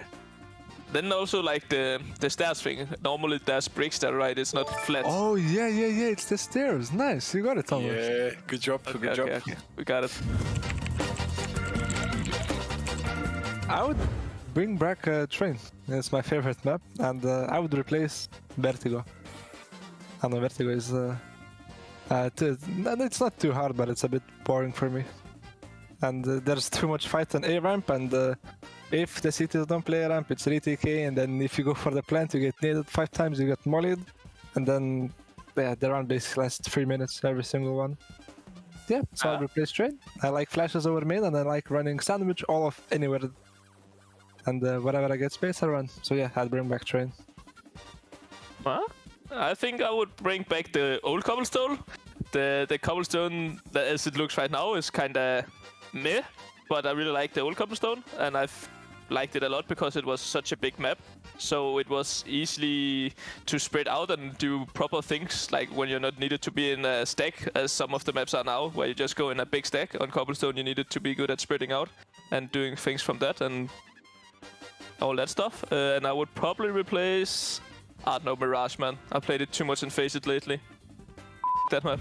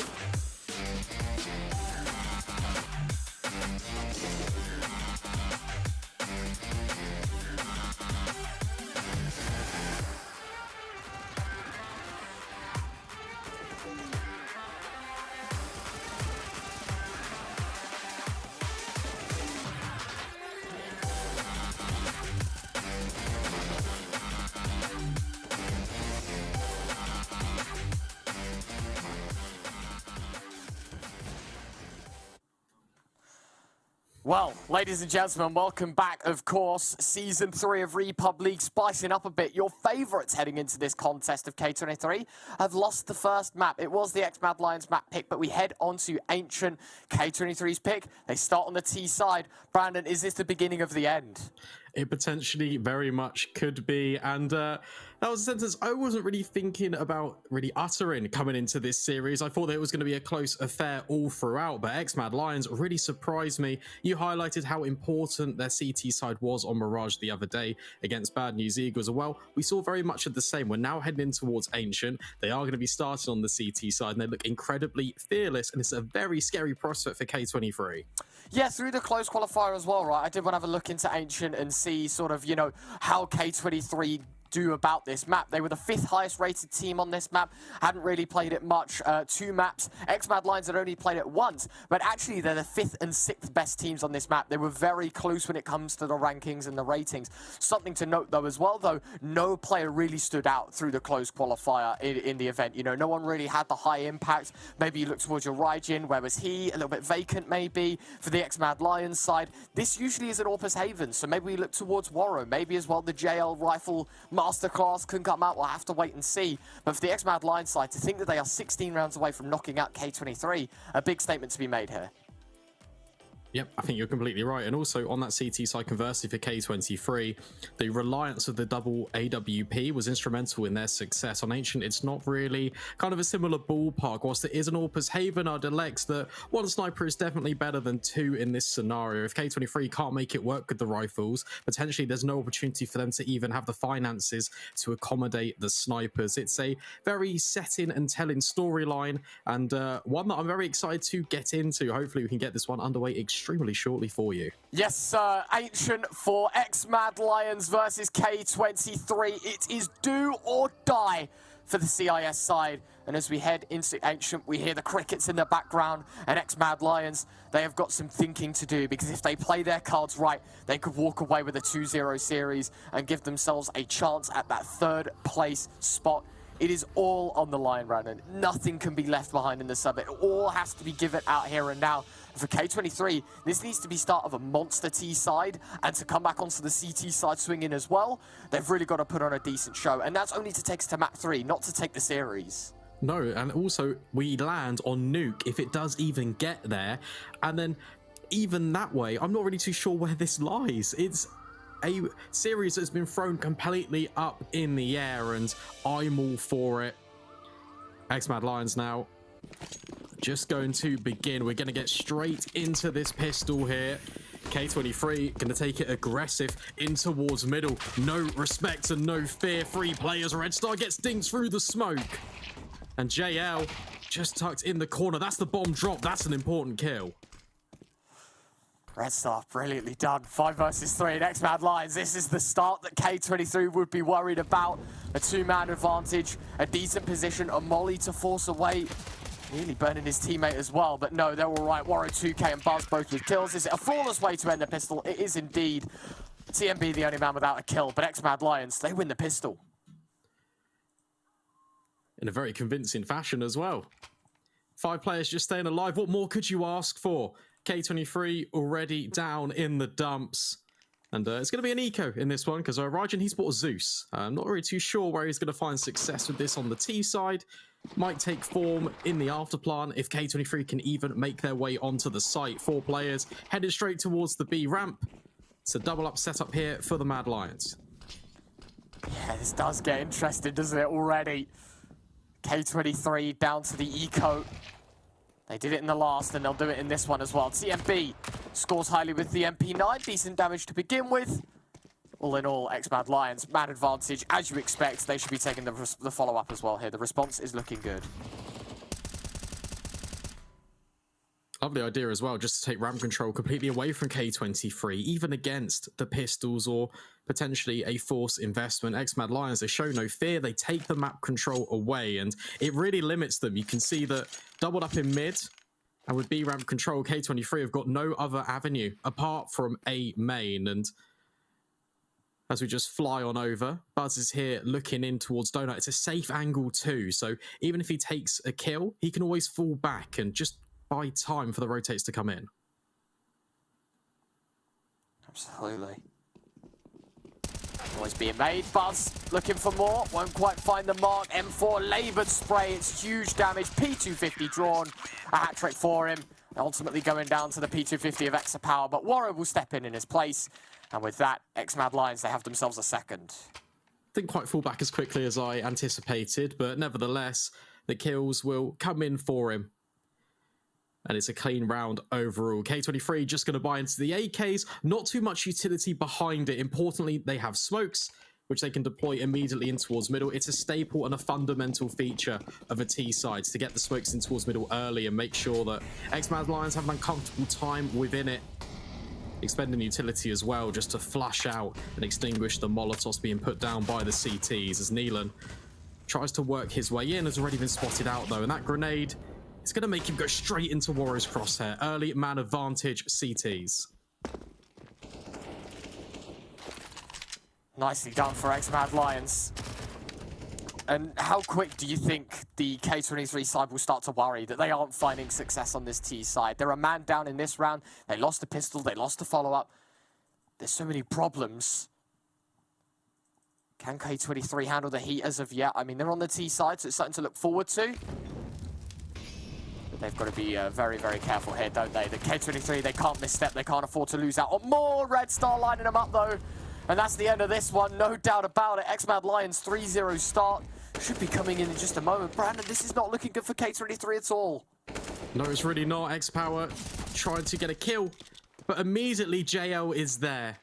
Yeah, excellent fundamentals from the X-Mad Lions team. And Klax is JL's next victim. 3-0. It looks very convincing right now. K23, they're yet to win an opening duel. Just with the Tech 9s, that's going to make their life a little bit more difficult. Apart from the last round where Buzz got 3 kills, I don't think they've even stepped foot into a bomb site. JL.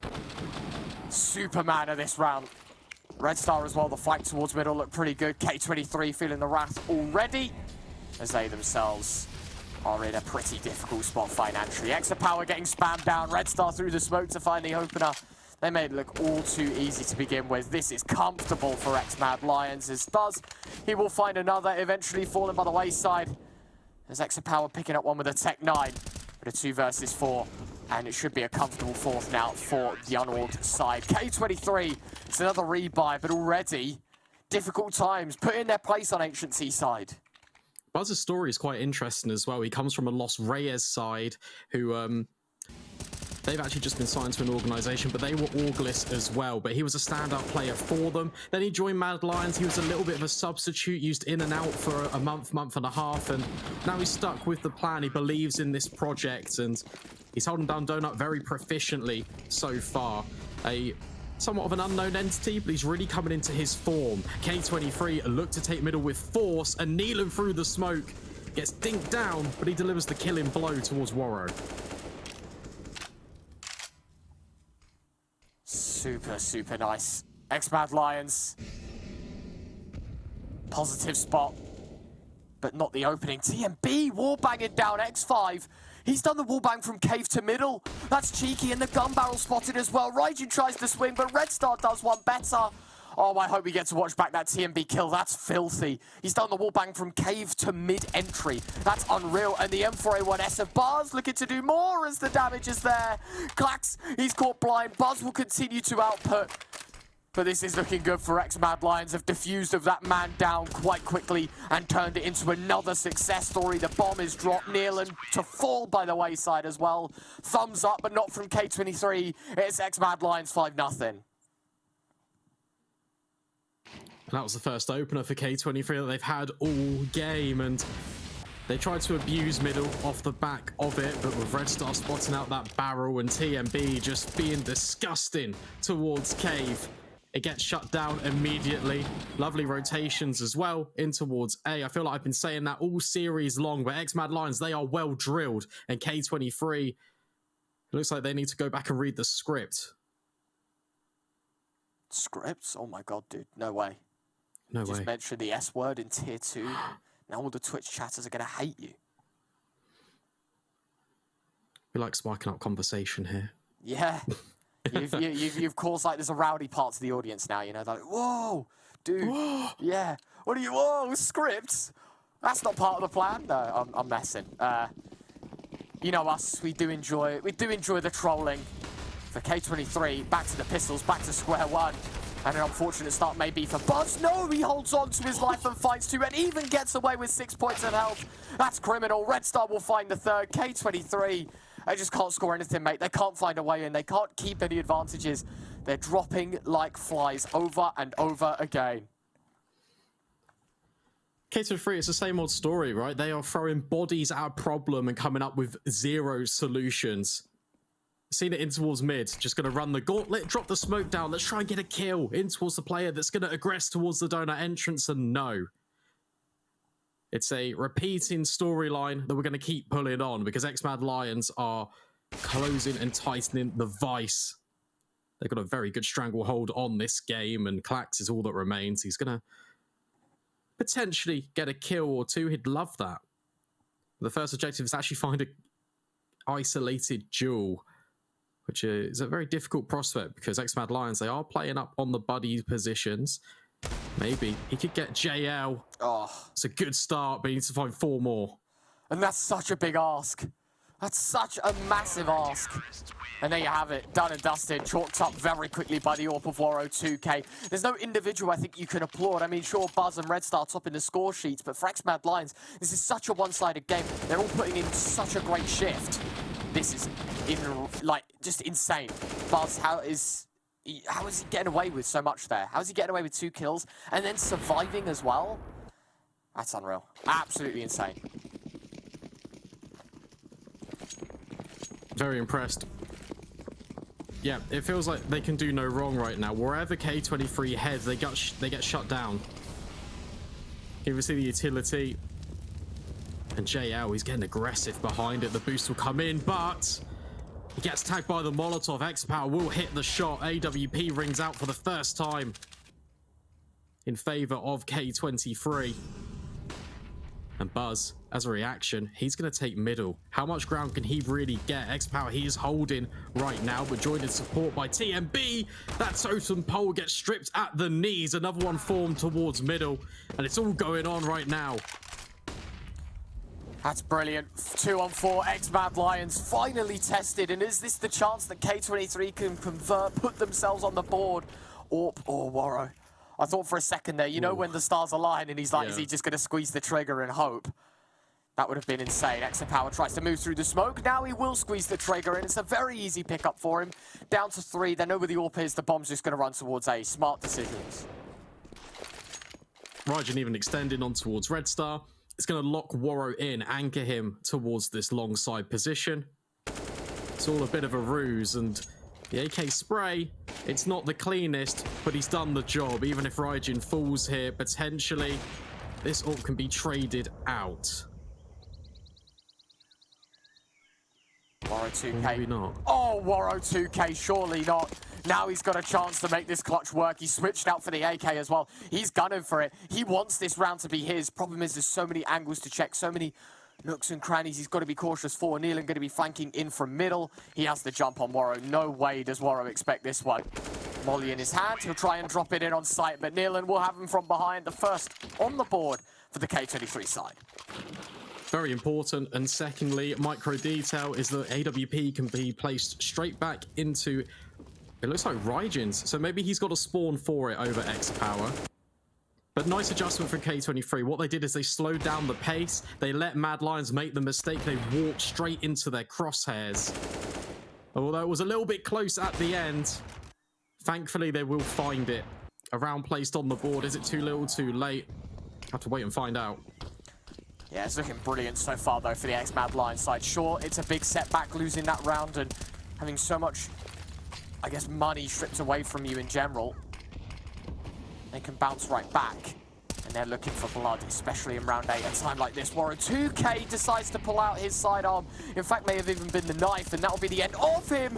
The wall bag from CMB's good. Raijin will do one better. JL surviving. In fact, thriving on the back of the side as he finds 2 as JL makes it a hat-trick. TMB will come in for one more, and X-Mad Lions right back to winning ways. TMB and JL, it's a full house between them. Yes, a 1-2 sucker punch from X-Mad Lions. Double up in the cave. It's a 3-man setup. Nice reaction from K23 and Raijin. As soon as that AWP shot misses, they hit the accelerator. But just swinging in, even a wallbang to boot. X-Mad Lions, they shut this one down and they quite literally bounce right back. K23 blindsided and now on Tech 9s. Oh, that's crazy, isn't it? That is unbelievable. Back to pistols for K23 as well. How short-lived was their reign of terror? Done in a day, it felt like. Yeah. And X-Mad Lions will be feeling very, very good about this one. They'll be feeling incredibly happy. It's just solid performances so far. CT side starting to break away, and this is what we were worrying about, right? For this side of K23, you start on the T side, it gives X-Mad Lions that favored CT beginning. That's where things become a little bit difficult. Yeah, literally one round. 1 minute, 55 seconds before X-Mad Lions with an immediate response. Defensive smoke being deployed. Nealon can't get a kill because currently it's an empty space. X-Mad Lions have got to read that this potentially could be A, and they're right in thinking so. K23, they've stopped applying pressure elsewhere towards B. Going to be splitting in towards mid. Red Star, it's now his responsibility to try and thin the herd. A lot of damage. Will eventually find the kill. Now Warrow, he can extend on towards Donut, scoping in instead. A main, that'll be his target, and he will find it. And Buzz here in support. A couple of wonderful deeds from Clax. It gets a little bit hairy, but Mad Lions will ultimately convert it. That's brilliant. Clax finding the damage. respectable. You can only appreciate it, but for X-Mad Lions, ultimately an 8th on the board. The gap continues to just develop for K23. It only gets harder for them to involve themselves in. Brilliantly done. Nice shots from Clax, but ultimately means nothing. Well, 8-1. X-Mad Lions 8 away from winning at the halfway point to claim in this series 2-0. We're talking about the consistent core of K23 providing that solid foundation. We'll get back to that in a moment because there was an inkling that the boosts could find the success. Extra Power will open up, but it's a little bit rocky and turbulent in the K23 camp. X5 is currently going 0-9. So it's not the best start from him. Cave looks to be secured by the Mad Lions. TMB back to his usual tricks with the spam. And he's only millimeters away from potentially finding a target. It's looking really good right now. Red Star finding another. X-Mad Lions are 4 versus 4. At least the trade-off ends at a neutral point. But you cannot write it any other way. X-Mad Lions got themselves a bit of a task. Buzz, only finding damage to Neelan. That did feel a bit underwhelming. Very nicely done. 4 versus 3. K23 will blast out towards A. TMB will defend for 1, though. Bomb at least moving forward towards the site, but now another level game. Another 3 versus 3 to work into. TMB giving that one up quite quickly, though. A flank from JL could stun everything. Red Star just needs to make the contact. There's an internal timer ticking in Extra Power's mind. But he's going to miss the shot. JL, he reveals his flanking position. And Red Star is in for one of his own, waking his way towards the donut. X5 is currently holding for him. But it still could take shape. In fact, with that kill, potentially it's on the cards. JL trying to spam away as well, but the bomb already 3/4 gone. They know where Clax is. They've closed the gap. Have they got the time for the defuse? Red Star's got the kit, and they'll have it, mate. They have this base covered. It's X-Mad Lions to 9. I'd actually argue the most important kill in that round for X-Mad Lions was TMB. The first kill on that A-bomb site, because what that means is no space can be taken for K23. If they can't catch those rotations in transition, it makes it all feel a little bit safer, and even Alex, it's this one right here, over towards Neelan, it means that they can even give this retake a possibility, and it comes to success. X-Mad Lions looking dominant on Ancient. 9-1. K23 deflated to say the least. And it just does look too good to be true right now, doesn't it? It does feel like we're living in a bit of a fairy tale. X-Mad Lions would know they've got to keep the pace up, got to keep things well drilled, well formed. Because as soon as the penny drops, K23, they're not a side that won't punish you for it. They know, and they will teach you the hard way. Oh, JL on a island, it would seem, but he always manages to get a kill or two. And TMB doubles up with the spam to boot. Red Star's on a quick rotation. Extra Power not long for this world, and whilst the bomb gets planted, Mad Lions, they'll find the round. Double digits already taking shape. Oh, it's so good right now, isn't it? X-Mad Lions double digits. K23 have a single round to show for it. And this is a head-in-hands moment for K23. They overcame so much. And to be eliminated in the exact same position as they were last event in Republic Season 2, I think it would sting for them. Of course, X-Mad Lions, the last time they played in a Republic event, it was Season 2 as well. But in fact, it was through the open qualifiers, and they didn't even make it through to the main event. This is their deepest run they've had as of yet. And this is another opportunity that they will seize completely. And winning this best of 3 puts them only a single BO3 away from making playoffs, which is unreal to think about. It is Raijin playing ahead, but that flashbang, it's perfect, but his crosshair placement, it will prevail, trying to take space. This is a trademark. Is there a flashbang to support him? No, but it doesn't matter. Space has been gathered. Neelan, he's holding for TMB to rotate in. This is looking a lot more fully fleshed out for K23. And yes, Warrior is next to finally. fall. That's what we wanted to see, Brandon. Back to the winning ways for K23, and it is a convincing round win as well. See, dotting up the economy and what have you. K23 are in the best of places. X-Mad Lions can continue to reinvest. It does get a little bit difficult, but no, they've still got decent money to work with, I think, the X-Mad Lions side. And as you can see, AWPs, M4s, they've got everything heading into round 13. Problem is, the money, considering they've won so much, is surprisingly low. It is. When we talk about Ancient, and we say, look, 4 or 5 rounds actually isn't too bad at all. It reminds me of the first instance of Nuke. TMB, it's crazy how much damage this guy is doing. Through the walls, through the smokes. Nealon is basically dead. He's trying to find a pixel-perfect angle for it. Maybe even got a slight inkling will survive through the reload. But K23, they've got a lot of control here towards mid. Oh, and there we go. There's the pixel that we were on about. TMB fighting one. Clax towards A will fight 2. So this round's only just beginning, but TMB wants to defuse of the situation before everything flares up. JL will be caught out. Low HP AWP sliced down. And well, there we have it. A 2 versus 2. Clax, Exapower, Waro 2K, TMB. And well, the flanker of TMB might just become the flanked. Oh, this is weird.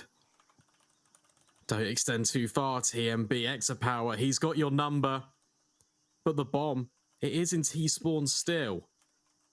It's a game of fine margins in round number 13. And TMB, he's actually flanked Clax. So stabs in the back all around. Exapower makes his journey towards B, but he's already being held. Oh, and Waro, who will have missed the first, but not the second time. AWP can also potentially be retrieved. X-Mad Lions recover the situation and are looking to close out the half. Yeah, right back to it, right? I mean, it was a closer round. K23 did make things competitive. That is such a cheeky spam from TMB. Clax doing ever so well with the entry pathing towards A as well. And despite all of these kills that Clax was able to pick up, does feel a little bit lost. The timing of Clax there wasn't good. And as you mentioned, the first burst from Waro not good enough, but the second more than valuable. 11-2, X-Mad Lions. They are 5 rounds away. Bear in mind, we haven't even switched sides yet here on Dust 2, on Ancient. It's not to switch sides yet, and it's looking so good for them. And it's looking like 12 as well, because Buzz has found the opening to Exapower. Can even smoke off the choke point. K23 looking to exploit this A bomb site because Clax, he's been getting the kills. But Raijin will fall. His advanced position gets caught out by JL. 2-man deficit now for K23. Gotta work even harder. Especially with your big man of Raijin gone. Does become a little bit difficult. Not to mention, we not only missed James Bond's scoreline from X5, but he's actually 0-12 right now. Oh no. Great shot from Nealon. But they've still got 4 more to find between the 3 of them. 55 seconds left. Waro having a little look. Nealon, he'll fall down as well. TMB has it covered. X5, he's blind. He's got taken down by TMB. And round 14, it will be claimed by the X-Mad Lions side. A 1v4 for Clax. It's going to be a 12th on the board for the X-Mad Lions side. So definitive here on the CT side. Starting to become a little bit more of a pattern. Not just maintained within Mirage, but expanded to the BO3s as well. Actually brings a whole new literal meaning to 007. That could potentially be on the cards. Clax, look, we've seen him get multi-kills, but we've also seen them not really be too impactful. With only 10 seconds left, he would probably think better of it just to kind of hold on to this AK, taking it into the last round of the half. But instead, he's going to go searching. But that's an immediate trade, and it's not a costly one, because K23, given the loss bonus, they can definitely buy into this.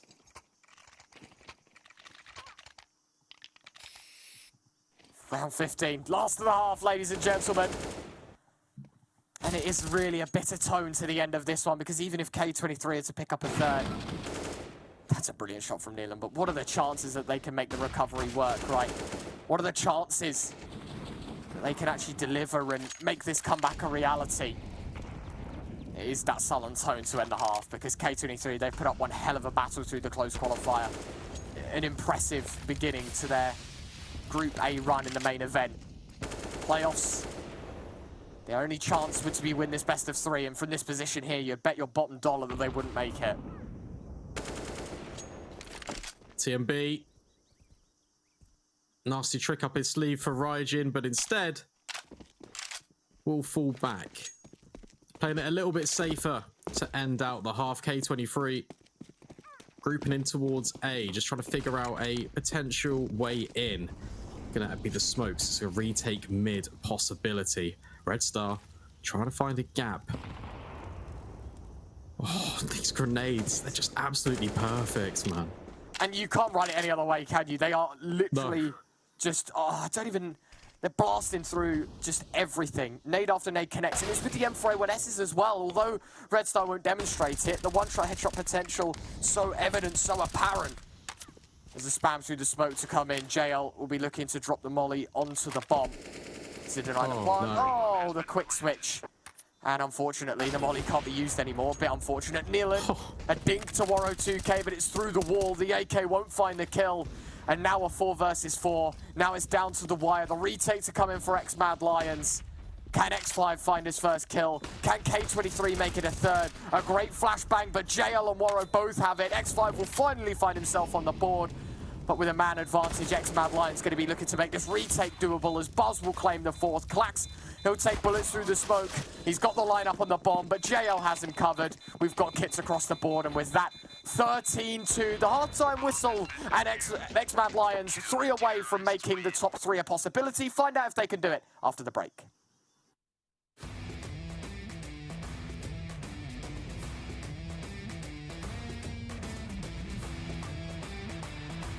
Wow. Wow. Oh. I don't know why he's not jump. You can do shit, guys. Can you activate that all the time? Kurwa. Go, Jail. Yeah, and this will be lasered, guys. Try to dodge it. Oh, Jail, don't. we made it in Warrow. Okay, Jail, I believe. No way, no way. I'm back at the start. You can do it, Warrow.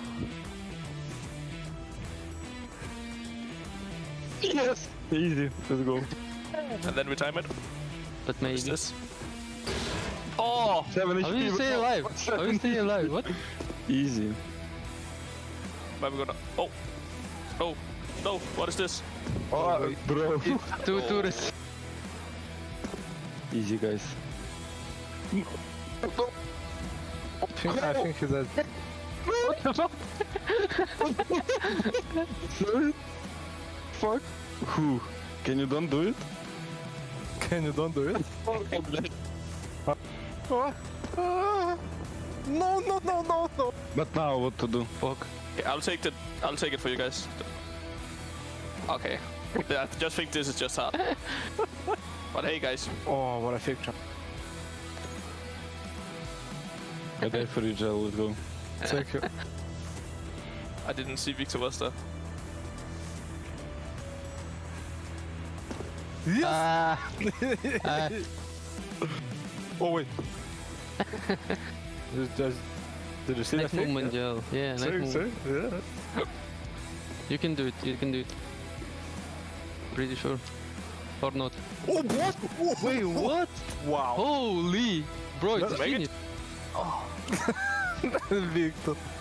Heh. Sure. I made it Wait, through. did you run through? Yes, How? I did. Oh. I think I found the secret. This is broken. Wait, how? What? Oi, oi, oi, oi, oi, Oh, Jail. yeah. It's not fair. It's not fair. Welcome back, everyone. We are here. K23, a very lackluster T side on Ancient. And X-Mad Lions proven to be a very nasty surprise indeed, looking to potentially set the stage for 2 teams that are orgless to be right in the playoffs for Republic Season 3. 2 rounds, that's all K23 could muster. However, Ryan, it all begins with this pistol. They can lay the foundations potentially for maybe a little bit more comfortable of an affair here on Ancient. Yes, X-Mad Lions, should they win the pistol, it feels like this series is all but over. And well, this could be a very quick way to end it all as TMB. That is disgusting. P250, sleeping Nealon on the spot, instant headshot. And a 4 versus 5, K23 have got to work from, not to mention Klax. Oh, timing Warro's just slipped past him completely. This could be a B flank as well. They could set this up in so many different ways. Warro is such an advanced position. He's got the timing of a lifetime. In the meantime, TMB will find a second with the P250. X5 will get the response. Doolies. Double the guns, double the fun. But Warro 2K, you're not expecting this if you're on the side of K23. Raijin, he'll walk into it. The spam to the body would be enough. Warro 2K looking to assist on the Dooley man towards B as X5 might actually get some decent timing here, but no, Warro turns right back around to make it a second headshot. And X-Mad Lions, the pistol is there. That mid-timing actually does two things. So we just see Klax work his way in but not find anything, but it allows them opportunity to flank, number one. But it also means that X-Man Lions are just going to naturally slow down. They're going to wait for that flank to potentially activate. And then as a response, that's disgusting, number one. But as a response, K23, they're just going to then push down the ramp and try and take the gunfights. They need information because they're on that man deficit. And it works both ways. The flank finds the kills, and K23 walks straight into the crosshairs. It's a perfect pistol. And now X-Mad Lions on the front foot. CZ and Nealon. An unconventional way to start the round. Red Star call out as well. TMB actually will team kill him, so, you know, sucks to be you, Red Star. No 2Ks for you. No improvement on the stats. He'll fall eventually.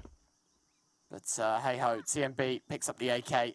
3-on-4 against a force buy. This is still a very doable round. All three remaining players with the premium rifles as well. Warro is on a mission. Not in towards middle, but instead A main. Klax, he's not going to be ready for this. Can't quite connect the Deagle shot, and Warro's now created another avenue for X-Mad Lions to exploit. But look at the bomb. It's not even here. It's all a little bit of a ruse. Extra power, back turned, will retrieve an AK, but they now need to begin the retake. Look at the utility and the lack of kits, I should say, for the post-plant scenario. K23 couldn't really afford to allow that bomb to be set down. Extra power will have to do a lot of the heavy lifting. Oh, the Mag 7 finds a second. That is absolutely unreal. If that was me with a Mag 7, you know I'm hitting him for 14 and 1. Like, the difference in caliber. I don't know, mate. I don't know. That's us. Listen, we've played Counter-Strike. We played, you know, a couple of other games together as well. Listen, our skill level, nothing like these players. I'm not trying to say that we're on the same level. But in that very scenario, if I press mouse 1, I'm definitely not one-shotting him. I'm definitely not hitting him with a headshot. No, what it feels like sometimes with the Mag 7 is it's like you buy a scratch card. Sometimes you scratch it off and you're a millionaire. You hit 3 amazing long-range headshots. You feel like the best player in the entire world. Other times you are point blank and you hit the guy for like 15. It's like, okay, great. Thanks. But X5, he'll take that all day long. Lovely retake for K23. And it's a very long road to recovery, but it all starts with small steps. Nealon finding the opening as well, which is something that they couldn't really offer up here on this T side. X5 feeling a little bit more confident. The collapse on towards B ramp is in. The pistols are not really finding too much damages. And with Raijin dropping the bomb, K23 surely onto a 4th. Got Glocks as well, dude. Glocks. The manager. Right, then. Yeah, exactly, man. Well, it's not quite, is it? But I don't know. Always think when someone kills someone with a Glock, it's that clip that sticks out of my mind. Glocks! Anyway, round number 19. X-Mad Lions. TMB took a bit of a force by everyone else, E-code, and so for them, they are just going to go for the full send. AKs more or less across the board. For K23, now they've got the ball rolling. When does it stop? When does the hot streak end? Round 19 will be the telltale sign. Yeah, potentially formalities are out of the way. Because although the force buy was coming in, there's a little bit of an eco. This is the first gun round now for Mad Lions. With the exception of TMB, just on the Deagle. Importantly to note that X-Mad Lions have elected for the firepower over the utility. Warro 2K about to deploy one of their remaining grenades. As they take control on the map towards B, K23 have got a lot of real estate in mid. Yeah, it's looking pretty comfortable, isn't it, right now, X-Mad Lions? Decent damage. But for K23, as you said, they've wound up with so much control, so much chance. It does get very difficult here. Molly, gotta be careful. Gotta be very, very careful. Waro on low HP chucks the AK over to TMB. And large chunks left out of this X-Mad Lion side leaves K23 in a pretty positive position. God. Raijin. Lovely opener. Even despite having the heavy losses, this man is still fearless and very comfortable in taking out these duels. It's a lovely start. 3-man still being established, and potentially that's off the back of dropping the bomb. Exapower residing, peering down this ramp as Buzz and Waro begin to make their move in. The first objective is to pick up the bomb, and then with 25 seconds left, they need to try and somehow form this execute. 20 seconds left. Do X-Mad Lions even attempt it? Red Stars ran away. Like, I don't think they go. No. I don't think they can. Yeah, I mean, you've got 3 AKs. Everyone else can save. You take an eco, you buy the next. Not the end of the world. It's still pretty comfortable beginnings here for K23. It's a difficult start, very difficult to get on the board. But, yeah, they're going to be in a pretty comfortable spot here, K23. Newfound form, CT side. They got the ball rolling. How far do they roll with it? Yeah, that's a very big question. And currently, we don't really have a lot of answers. The K23 looking to give us a little bit more evidence so we can start to piece this one together. X-Mad Lions, they've got the spawn. They're going to take shape in towards mid, extinguishing the Molotov. JL with the Tech 9, dodges the spam and the flashbang, but Klax, he'll actually win out the duel. Neeland just running through the smoke, picks one up. Exapower is next to be tested. Scoped in on the mark. He's actually not going to hit the shot, falling away. He gets a second bite of the cherry, but No Red Star and Buzz will combine. This round, it starts to taking shape. That's unreal. From a 5v2, now down to a 3v2. This is entirely manageable for X-Mad Lions. If they can squeeze out a bomb plant as well, talk about heroics. Unfortunately for Buzz, he's fallen by the wayside, and now a Red Star 1 versus 3 required.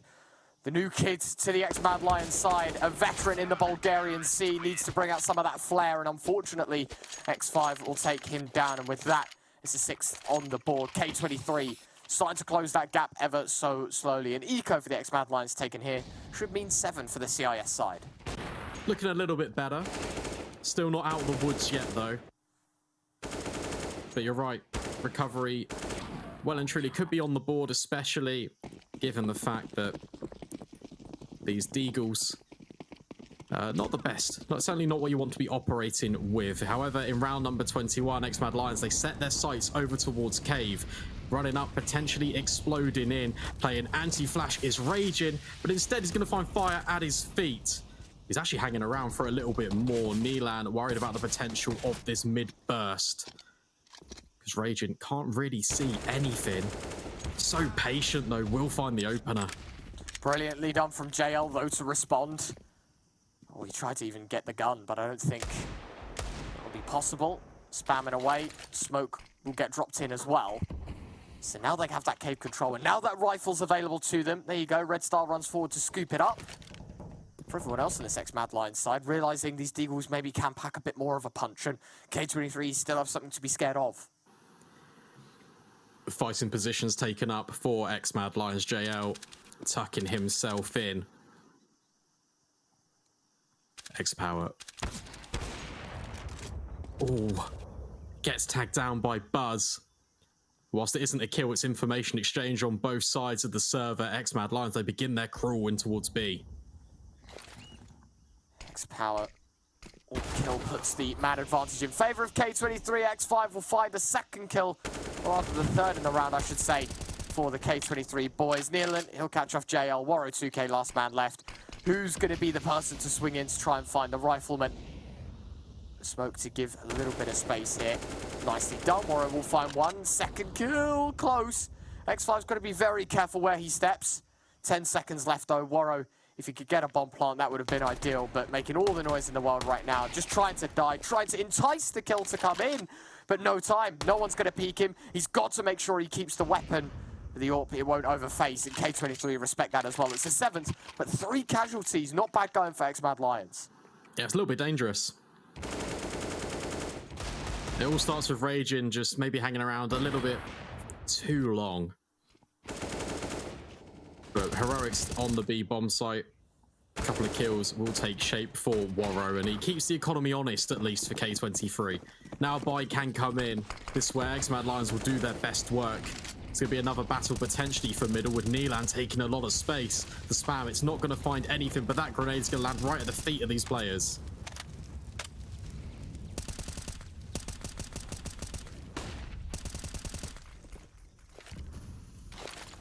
Round 22.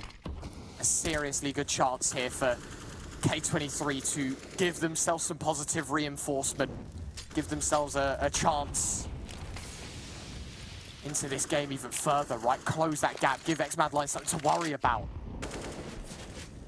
But here we are, minute and 10 to go, round 22. And that is a massive casualty to start the round. X5 through the smoke, he's had a hell of a quiet game, but this CT side, he's starting to find form. But meanwhile, X-Mad Lions are starting to find middle. X-Power's been smoked off, will be joined in support by Raging. And now Neelan, his vision is temporarily obscured. And TMB, he's just lurking on the other side. It's an important battle.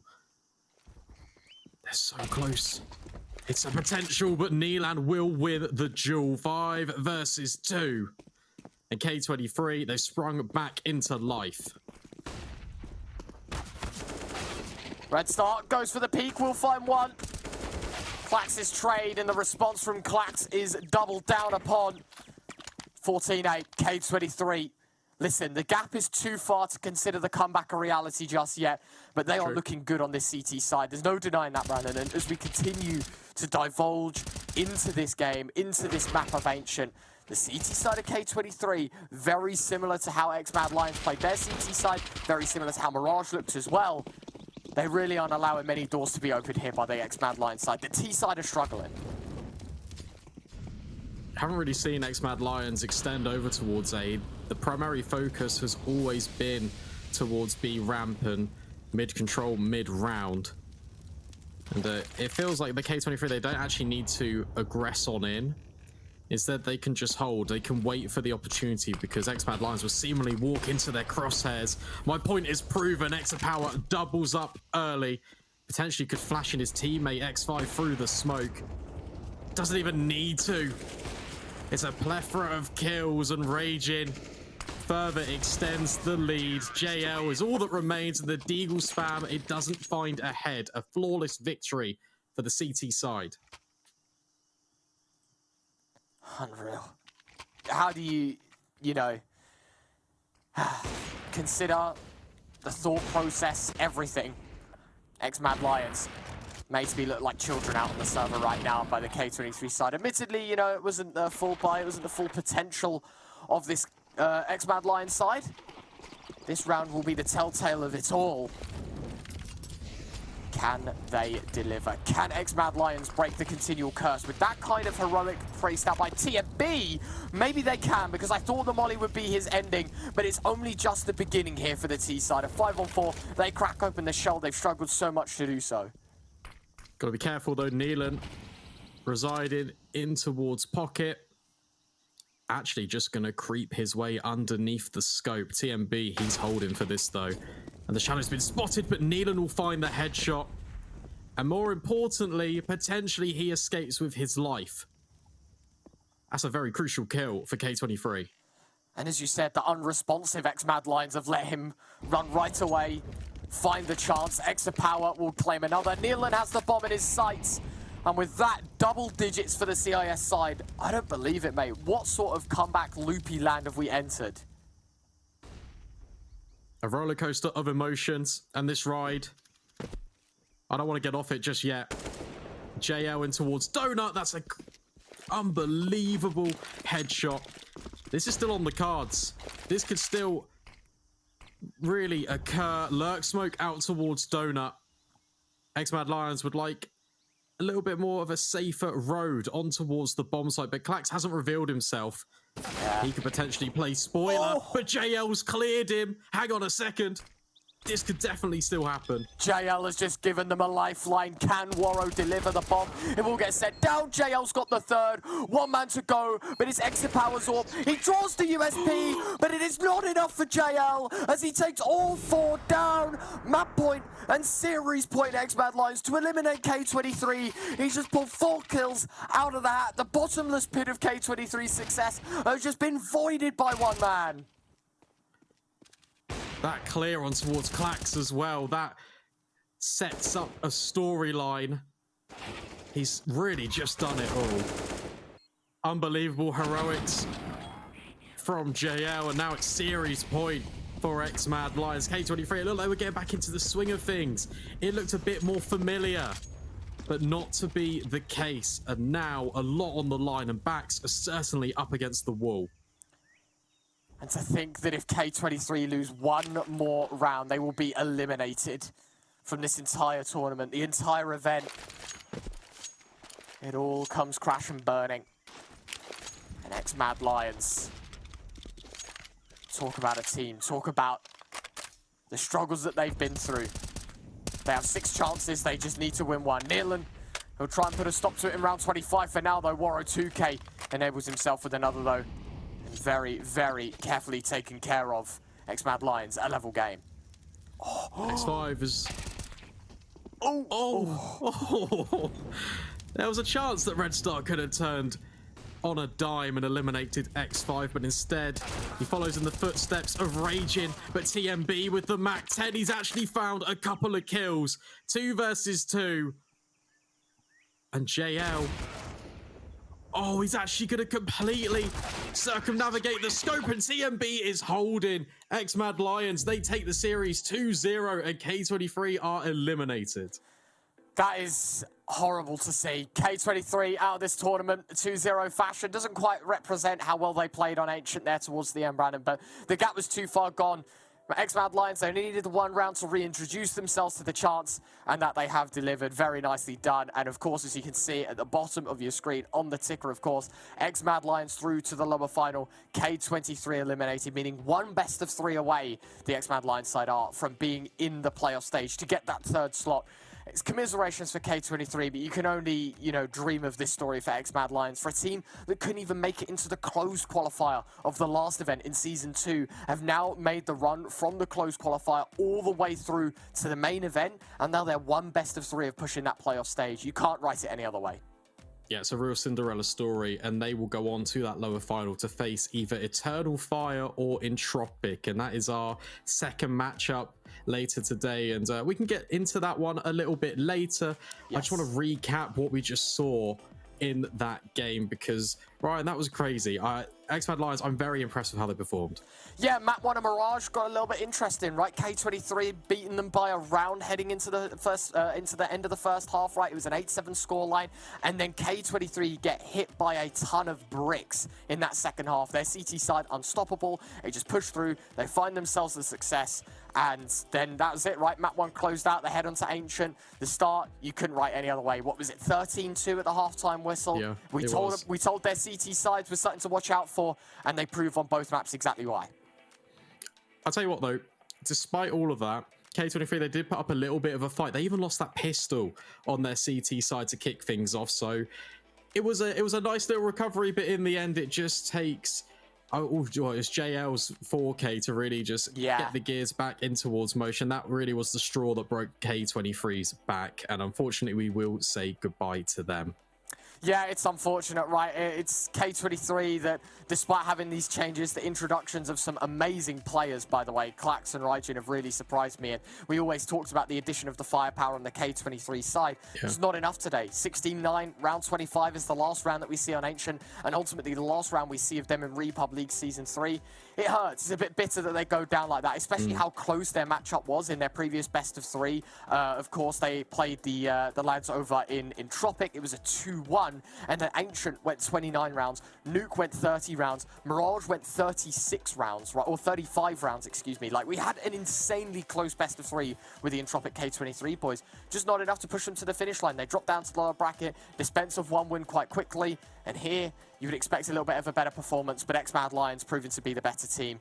And, well, they're rewarded for it, right? They now face the winners of Entropiq versus Eternal Fire on next game to see if they can make it through to that third place slot. Nonetheless, we do have an interview ready for you all. I do believe we have Buzz on the line to talk things through. If I'm not mistaken, he'll have a little chat to us, and we can pick his brain. First and foremost, Buzz, congratulations on a victory, one step closer to the playoff stage. How does it feel taking down K23, a side that have looked so good in recent times? I mean, it feels really good. It's nice that we can beat decent lineups, even though we are not bragging or anything. But I know they are also like a new lineup, so yeah, I expected this match to go both ways. But yeah, it feels really nice. Good to make some results.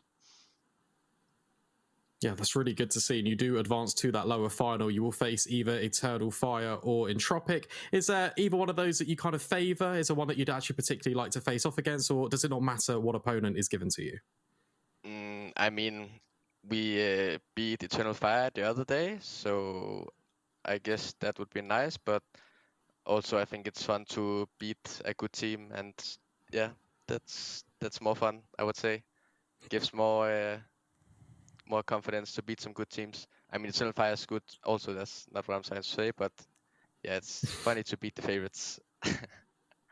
Yeah, we've got to talk about the CT sides, man. On Mirage, you guys had an unbelievable stint. On your CT side of H, you went 13-2 up at the half. What is it with you guys and your CT sides? Because every time I watch you play, especially on Mirage, it's like the T side isn't amazing, and then you go to the CT side, it's like you're unstoppable. Yeah, I think it pretty much comes down to like...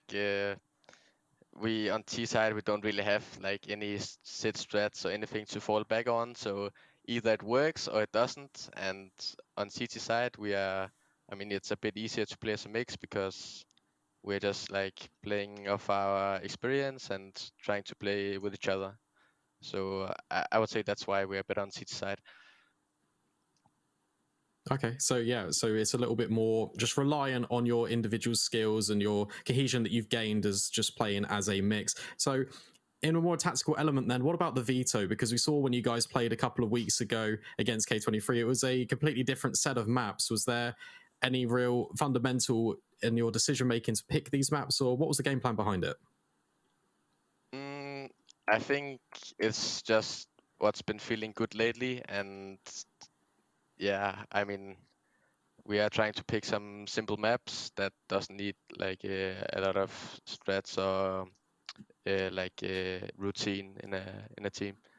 So that's pretty much it, and we just like pick out from what they like to play, and yeah. So we pretty much like play all maps, just mixing it up. Nice, having fun, and that definitely shows on the server. Congratulations, Buzz. Appreciate your time, man. Congratulations on the win, of course, and we'll see you tomorrow for the lower final game. Yeah, definitely. Thank you. Thank you. What a nice guy, and what a way to end it, man. I think, you know, despite the issues maybe that these guys have had, Red Star coming in, all of that stuff, they're looking like a pretty good side. They're looking formidable. They're looking like the next scary thing. What I did find interesting, though, they're not practicing. You know, I did actually find that very interesting because I was under the impression that this team wanted to stick together a little bit more. Obviously, everyone was looking for their individual offers, but no one's committing time to this team. No one's saying, okay, we want to, you know, we want to improve our map pool. This is just them playing Counter-Strike, 5 individuals coming together. And look at the results they're putting up, man. K23 aren't a bad side. They're a team of individuals that definitely can rock some tier 2 boats. X-Mad Lions make it look easy.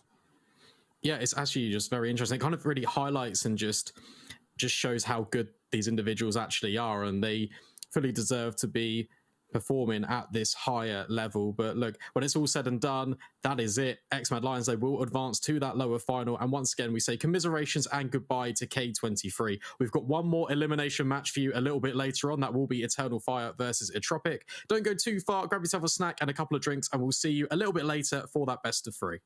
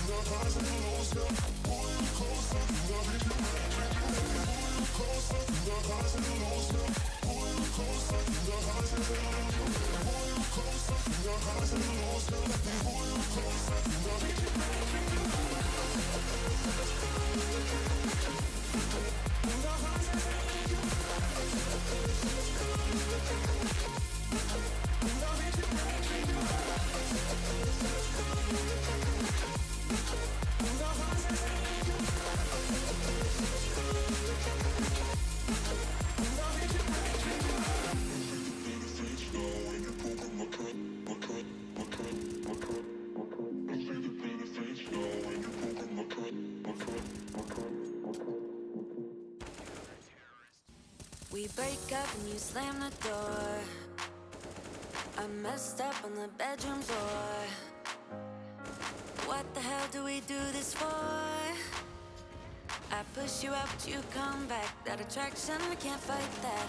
Oh, keep telling myself that I should let go, but I hold on.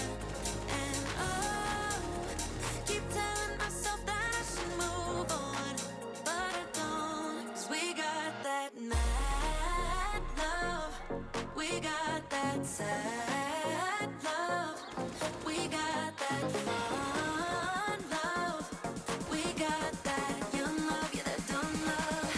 'Cause we got that mad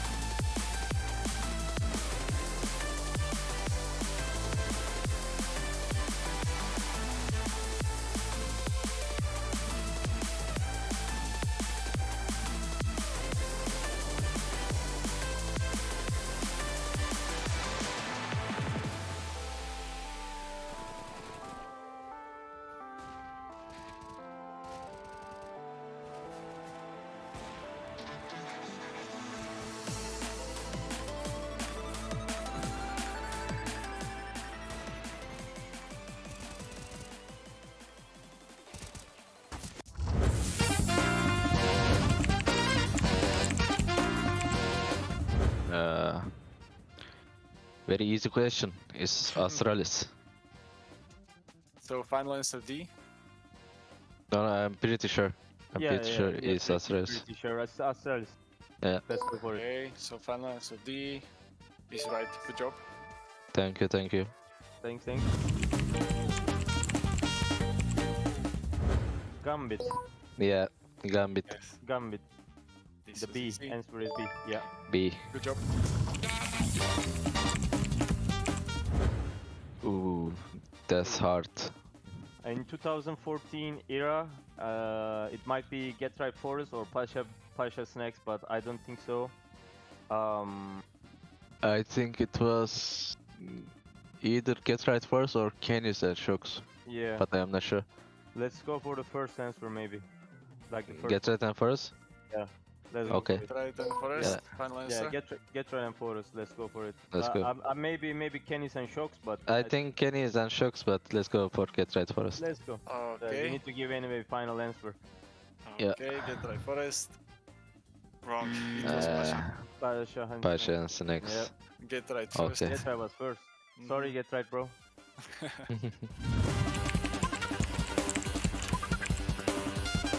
1.4 million. I guess I remember this. I saw this. Okay, someone is just giving to someone $1.4 million for the knife In skin Bitcoin. Yeah. in Bitcoin, and someone Yeah. is rejecting it. Yes. Stupid. Okay. But you know I'm pretty sure it's D. Yeah. Okay, you know the answer. Let's go for it. I don't know. So, Like I wouldn't reject it, man. What the? Go for D, man. The final answer is right. Good job. Nice. Thank you, thank you.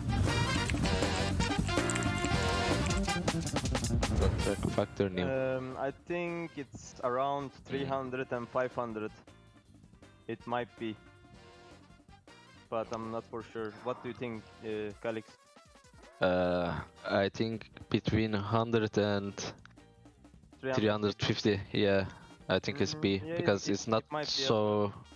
Yes, but it's Star Trek and Factor new, like. Yeah, but it's common skin, you know. It Yeah, shouldn't yeah. be so expensive. Yeah, I guess it's B. B. So final answer B Yep. is good. Good choice. Thank Nice. you. Okay. Highest price. It should be D because Yeah. Zanta's Oh, either B, stickers always expensive. yeah, but it says once.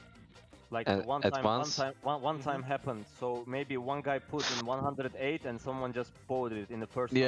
Yeah. And maybe, but it can be 48 as well. Maybe let's go for D. Yeah, let's go for D. D or C? Like C for C. I'm thinking about C as well, but I think it's D. Let's go. Yeah. Final answer D Yeah. Yep. is right. Good job. Nice. Thank you.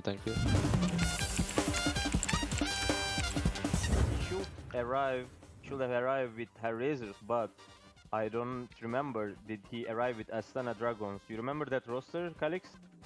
I remember the team, but Yes, I remember the team, but I don't remember they were participated in the major. Like, yeah, same. I think they played major, but I don't know if they played with simple when they play major, but I think it's Hellraisers. Should be Hellraisers, yeah. like it can be tricky question because people knows this is the first team like he played. Maybe people gonna choose like they are expecting from us to choose Astana Dragons, but I think it's Razors. Let's go for it. Yeah. So Yeah, it's final B. answer B. B. Yeah, good job. Thank you. Good job. Let's go. Yeah, shield, This is Tactical first. shield. Yeah, tactical shield. tactical shield. What else? I really don't remember 1.6 so much, man. If I can get you a hint, it was not a gun. It's not a gun. Okay. Yes. Two more things. I only know the shield, man. Yeah, but we're not talking about the guns at all. Just Yeah, I know. think about when you're pressing the O, you know that menu. Just Yep. think about that menu. Ammo. I think one of them is yeah, ammo. Yeah, ammo. Yeah, true. Yes. Yes. Primary True, and true. secondary ammo is second. Yes. Good job. And What is the last thing? What is the last thing, man? It's some kind of a headgear. Headgear. Headgear? Okay, it was separate in 1.6, yeah? It's Yeah, but it's same. yeah, in but like here. Yeah, it was night vision, like. night. Oh, it says yeah, night yeah, vision. true, Yes. True. Night vision. Night vision. True. That was kind Yep. of. Yeah, I was never using it because of the monitor settings. When you're turning on that green thing, it was going. Yeah. You cannot buy night vision in competitive 1.6 as well. So. Yes. Yeah, Okay. Okay. yeah, Okay, it's fine. but we know at least two. Yeah. Okay. Good job. Good job.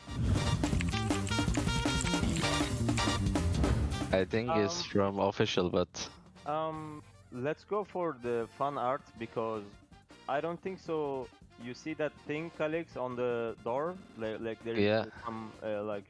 yeah, I saw ghost now. I saw. thing. I don't think so. CS:GO gonna make this. I think it's just added from by someone. Let's go for maybe fan art. Okay. So fan art. Yeah. It wasn't. This was It official. wasn't? Halloween. Official Halloween update. update. Okay. Okay. Yeah, there were masks from T-Fortress, Payday, and some Yeah, Halloween yeah, stuff. yeah. I remember the update, but I didn't. I'm not checking the pictures of the update, so. Yeah. I guess they might add this previous cache. It's not like with green things, like the all over the map is green, and it's really hard to play on that map. But I know it's not gonna happen, so I'm just removing that. Maybe cobblestone and Tuscan as well. There's two of this map can come, but which map is gonna be removed? I guess it might be Mirage and Dust 2, and because two of them was just played like for 10 years maybe, so everyone knows about everything, all that maps, and it like if they would do even some changes in that maps, it doesn't matter. The game is still going the same things. For me, like Mirage need to go from the map pool, and like either of three maps, Cache, Cobble, and Tuscan should come instead of Mirage because Dust 2 like is home map of CS. I don't think they will never remove Dust 2. Yeah, they will never replace the Dust 2, but Mirage is like so public map, you know, like everyone is playing Mirage, everyone know every like utility, smokes, everything. So there's no like hard thing to play Mirage. So thanks for all the fans to keep supporting us, even like we had bad times. They're always like cheering for us, and it make us like keeping us hype, make us to play like even better than we are. So I want to thank every of them. Thank you guys. He wants to thank the fans, but will he be able to demonstrate the sheer class that Eternal Fire have on a day-by-day basis today? It's another elimination matchup here at REPUBLEAGUE Season 3. Group A drawing ever closer to a close. I'm Retro, joined by B-Dog, taking you through the action here today. The Turks take on the CIS side of Entropiq to see who will be removed from Season 3 without a playoff slot. Things are getting interesting. This is a banger of a matchup. Yeah, and look, let's not even talk about the elephant in the room. Let's just go straight to the chase. Mir, he's joined Entropiq, and what a performance he had yesterday against the Static. Yeah, I think, you know, when you look at that roster and how well they played, like, Mir definitely was an additional firepower that we've been lacking on that Entropiq side. And for Eternal Fire as well, I must admit, Xflower joined the roster again, didn't he? I mean, it was a bit of a longer time ago, but he only joined this team in October 2021. He was on the bench, I do believe, for a little while as well, if I'm not mistaken. And this Eternal Fire side as a whole have really upped their game. 22nd in the world, and as we'll have a look at their roster now to have a little chat about it. Of course, we know this roster roster all too well. Lantares, of course, Xantares for those maybe that didn't know. Woxic, Calyx, Immor, and of course Xfloud as well to round out what is a very promising roster. Of course, for this Eternal Fire side, without troubles, their recent 6 games have been pretty green though by the looks of things, and when you look at the individual matchups as well that they've been playing against, man have they had some decent results against some very formidable sides. Over Skader 2-0, over Ecstatica same result, and over Sprout a 2-0 victory. That is one hell of a scoreline to produce. Yeah, I'm very impressed with that Sprout game as well. Eternal Fire, they're kind of just on the cusp, but they are really demonstrating, especially in the last couple of weeks, that they can hang with the top dogs. Very impressed with how they are. Let's take a look at the map stats as well. It is quite a deep map pool. Ancient, that's always going to be their perma-ban, and despite the low sample size, Overpass, that's looking to be a pretty hot prospect for them, and they're so comfortable on Vertigo.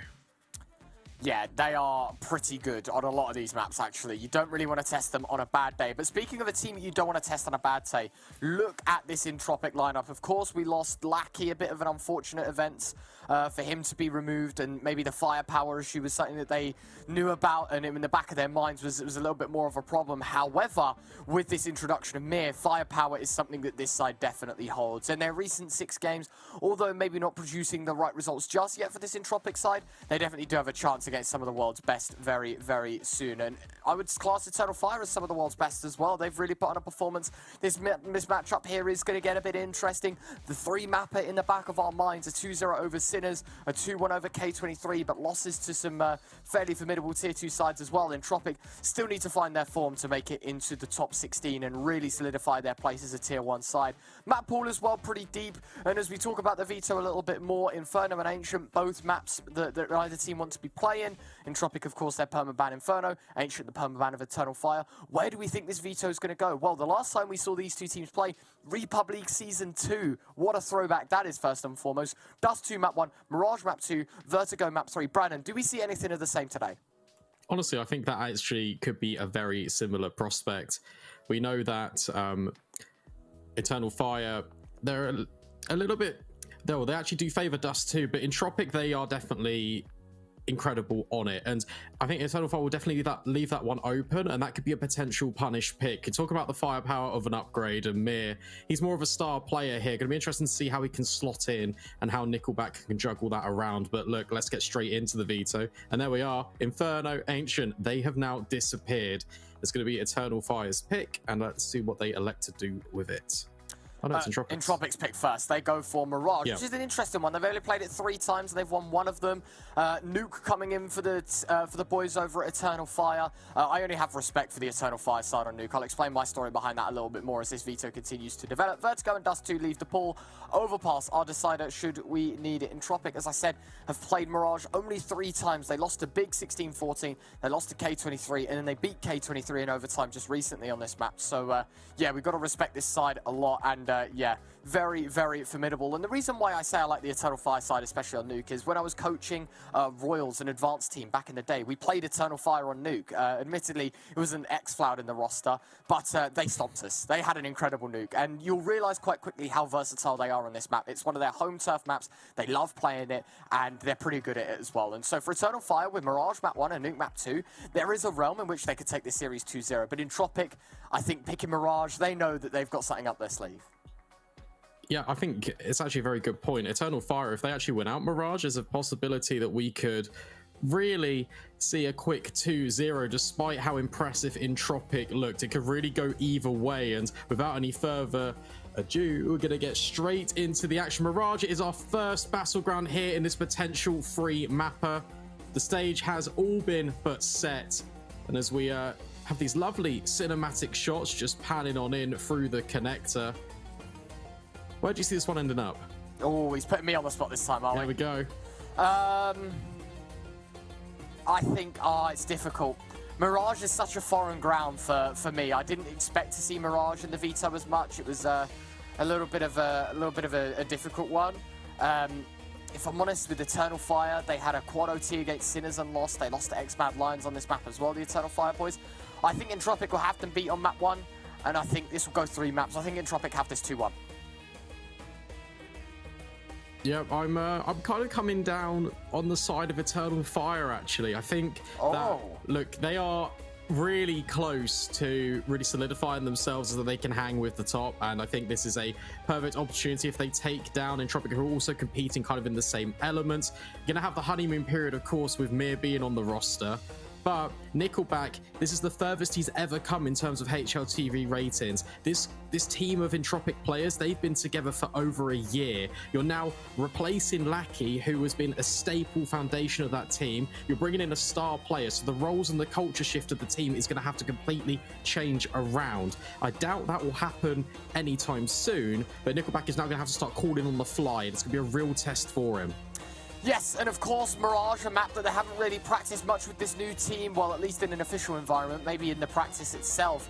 They've had a fair few goes at it, but of course, Entropiq versus K23 was the most recent matchup we saw from the CIS side, in which they won in overtime, 19-16, which, you know, I mean, it's a respectful result in some ways, in others, it isn't the greatest. We'll have to wait and see. Of course, we know the power with the Turkish organization of Eternal Fire. Obviously, if you're Turkish and want to watch the Eternal Fire stream, go ahead, man. There's a Turkish cast out there for you guys as well. But the big promise for this side is they have such a vast following, right? I mean, I'm just comparing the streams right now. We have 650 viewers on the main stream. There's over 4,000 people watching the Eternal Fire stream. The Turks come in the masses, man, and I think Eternal Fire know this. As much as it may be a pressure, as some people see it, I see it as only confidence. You have so many people behind you. Let's see it happen, right? Eternal Fire know they're a good team. They've got good grounds. Let's use the building blocks in the correct demeanor. But without further ado, ladies and gentlemen, we head into the action. Eternal Fire taking on Entropiq. Entropiq, of course, a side that we've seen time and time again through these events and, you know, have made their staple known. Eternal Fire, a finalist in this event. Can they get it done? As a pistol round comes into the fold, Eternal Fire starting on this CT side. Heavy presence in towards middle. And that's where Forrester and Nickelback are going to begin their journey on this map. Lurking through this underpass position. Actually going to be joined by Crad as well. It's mid-heavy all across the board, and this contact is going to find fruition in Connector. Oh yeah, this is looking pretty promising, isn't it? That's undetected. X-Cloud, oh, sorry, Immort is the first man to take contact. Xantares and Calyx in the meantime going to find more and more. Xantares, in fact, a second. And just like that, Crowd and Mir left alone. But the fight back from the Glocks is one that Eternal Fire have to be careful for. Sure, they've got the bomb in Connector, but this is a 2 versus 2. This isn't done just yet. No, it's really not. Crad is on a little bit of a flank as well. That drop with the USP, is it going to punish him? Potentially not. Woxic, he has spotted him out though. But Mir is just in Connector. Needs to try and retrieve the bomb, providing a little bit of a overwatch for Crad. But Calyx will lock it in. A clinical headshot over towards middle, and Eternal Fire. It's a little bit of a scrappy one despite their initial kills fall in their favor, but they will pick up the pistol. Brilliantly done. You can't deny Eternal Fire. It did look a bit wobbly towards the end there with the Glocks picking up the 2 kills in the 2-on-4. But they managed to convert. Xantares already bringing out the M4A1S. Woxic as well to follow suit. Famas, there's a Nova on X-Cloud. Okay. Okay. I mean, sure. I couldn't tell you the last time I saw a Nova buy in competitive play. Maybe he'll get an ace though. Maybe he'll shut us up. Yeah, prove us wrong. Entropiq, they forced into this one as well. Got a lot of pieces of utility, and that's currently being lined up towards A. You can see that the numbers are all grouping towards this ramp position. Forrester trying to lurk out towards the Palace. A well-timed smoke, though. It's going to delay their push. Or even will it? Crad's lining up the utility. This hit's about to come in. You can see Mir lurking on the other side of the map. They're going to wait for him to try and find some success, or are they going to just pull the trigger? Gotta be careful, Entropiq. Walking into the wrong weapons at the wrong time. Ooh, Molly, it will tick and it will be heard. Beautifully done. Spam coming out. Woxic will find the first, Calyx the second. And well, it's just getting comfortable here, isn't it? This is looking very good. Forrester will fight back for a little bit. Immor catching up Mir. The underplay not quite working out. Elliot and Forrester 2-on-4. And this should be the follow-up round here for Eternal Fire. Good start to their CT side campaign here on Mirage. Yeah, no Nova ace today, but maybe we'll see it in a future round. Just kidding, because X-Cloud is now on an MP9 and getting potentially a little bit antsy towards A. This is where the entire group of Eternal Fire are presenting themselves. It's just Forrester and Elian to try and recover the situation, but it's going to be a very difficult task. There's that SMG chiming in. That's an easy $600. Eternal Fire. It's a near flawless round for them, and it just builds the bank that little bit further.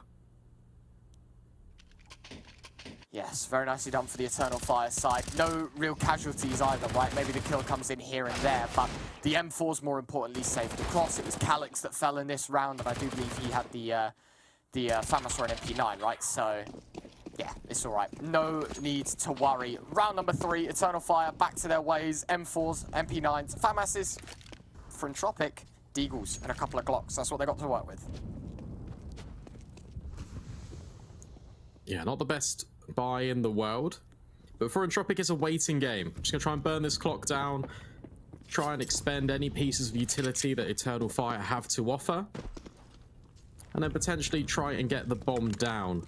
Xantares, he's picking up grenades in towards middle. And in fact, he's going to get the opening over towards underpass. Forrester, his head is removed and trying to escape. It's between Woxic and himself. Utility being pulled at potentially the wrong time, but that allows him more just to swing on in. It's a lot of pressure onto Entropiq in towards mid. Spam coming out, Immor. He'll find the opener. Brilliantly done towards middle. Eternal Fire should be able to dismiss this one quite quickly. Xantares and Immor still sticking around for these fights. Woxic will get his hands dirty as he's able to take down Grad and Elian short to follow. Brilliantly done, Eternal Fire. 3-0. Good start here for the Turkish side. But of course, now is time for the test. The full buy for Entropiq. And Elian on a Krieg. I do believe this is one of the old sneaky plays that Entropiq make. Sometimes it's on the CT side with the AUG. A Krieg on the T side. Scope weapons, man. Got to be careful for him. Yeah. Elian will pull out the AUG if his finances don't support the AWP, and they will normally head towards mid. So maybe a similar story. In fact, it's going to be Mir leading the charge in that regard. And then Moore, he's taken a lot of ground. It's a lot of comfortable space being gathered. But Entropiq, they're going to accelerate out towards A. Calix, he's to be tested, and he will forward. Now Xantares, he's waiting in the wings, winning up the kills with Woxic. And whilst this A bomb site, it's a little bit uncomfortable to hold for Eternal Fire. They're doing the job brilliantly.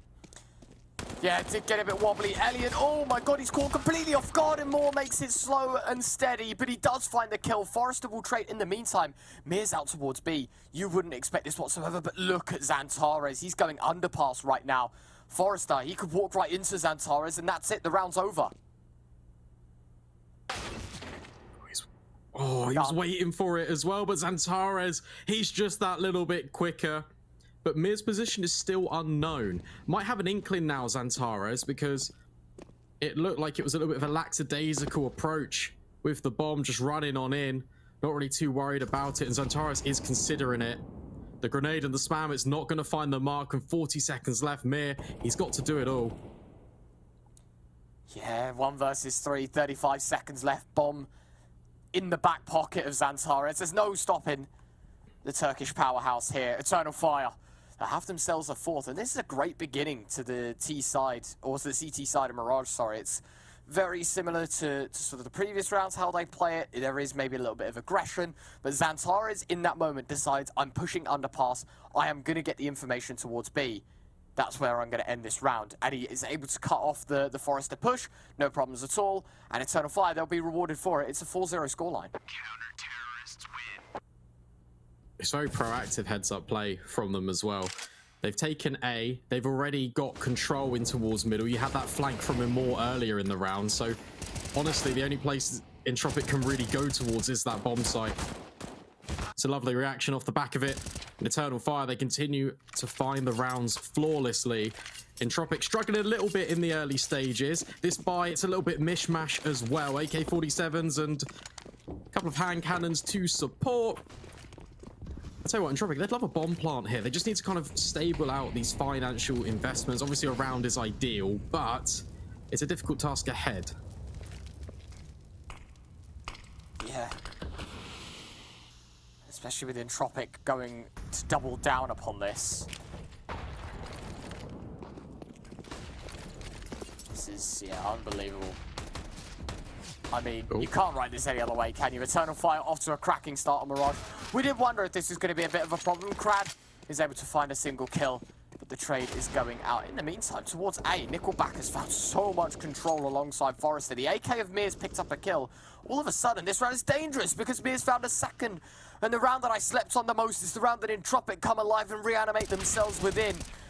Spam coming through, Calyx will deny Forrester. That's one of the AKs gone, and all of a sudden, a 2 versus 3. Not the most impossible scenario, but Eternal Fire, a bit of work to do. Yeah, the alarm clocks are ringing. Eternal Fire, they need to wake up and recover this situation. Nickelback, oh, he will jump across. As information gathered, that grenade, it's going to miss the mark, and that one won't. That one's a lot better. Shrapnel in the shoes. The bomb, it has been planted on A, and Eternal Fire, they're not really aware of it yet. Woxic will find Mir. That's the rifle that was purchased, just going to be dropped over. But the time is already ticking down, and whilst they have got kits, they're not really looking to do anything with it. Eternal Fire trying to save onto these M4s, and Entropiq, they pull a round out of the hat. Yes, very nicely done, but it doesn't come out with the warning signs of Eternal Fire having great amounts of cash, right? Xantares has $7,000, Xcloud has $10,000, Woxic has $7,000. We have so much money on the side of Eternal Fire right now that, sure, they lose a round, maybe they should have won, considering the track record, the history, they've came against worse, they took them down fairly easy. But it's okay, we can reinvest the rifles, get the AWP in the picture, right? Get these players communicating a little bit more. Guys, we let the penny drop in this round. We need to make that change. Adjust so we do not fumble the bag again.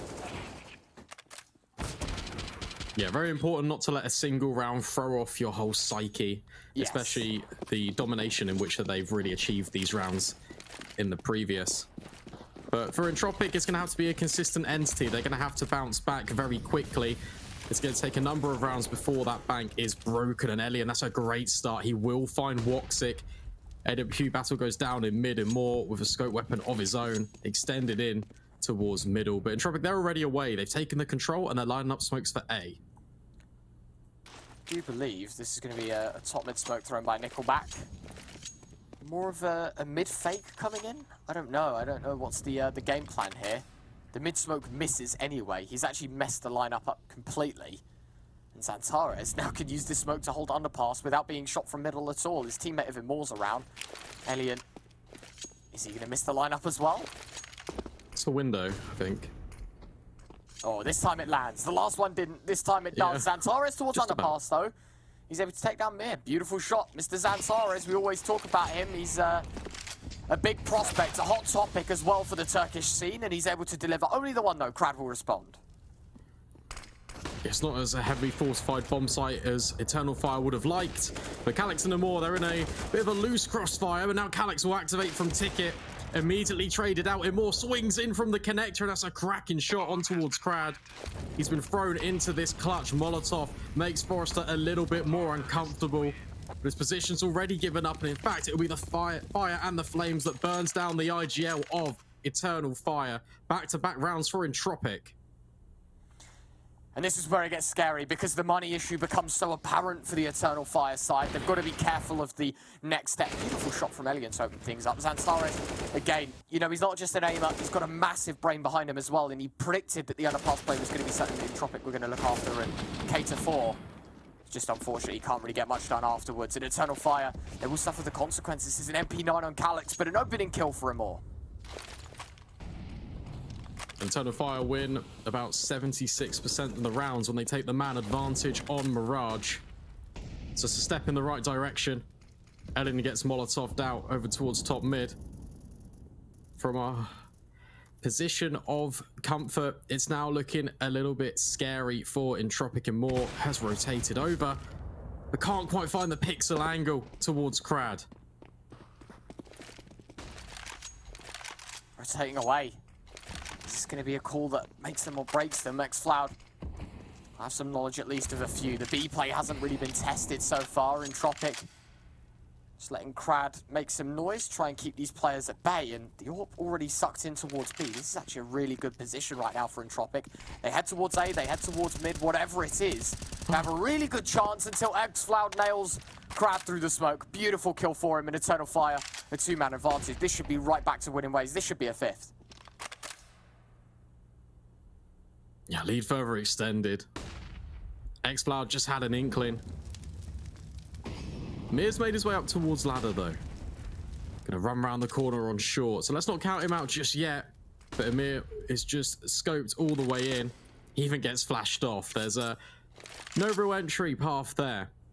So instead Entropiq with 20 seconds left. I'm not really too sure what their game plan is. Maybe just try and save onto this.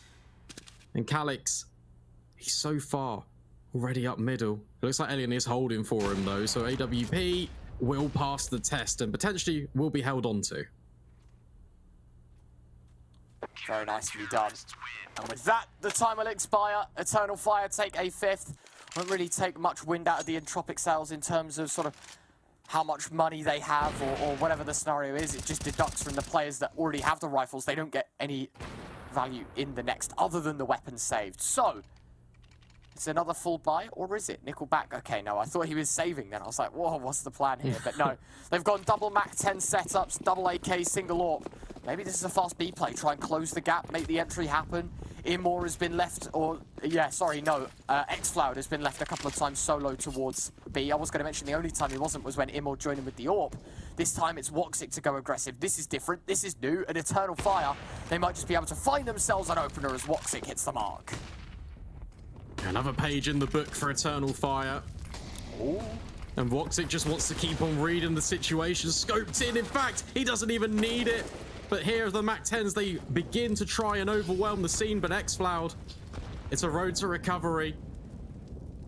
Picks up the pieces, and now it's just 2 versus 4. Elliot scoped in, and Mir, he's always that lurk player. Calix is even holding for his push.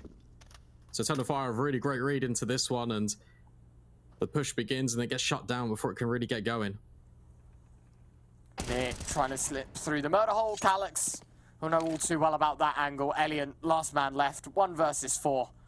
And Eternal Fire enter themselves back into the server. And Elian doesn't even want anything to do with this. He's just going to be running to save.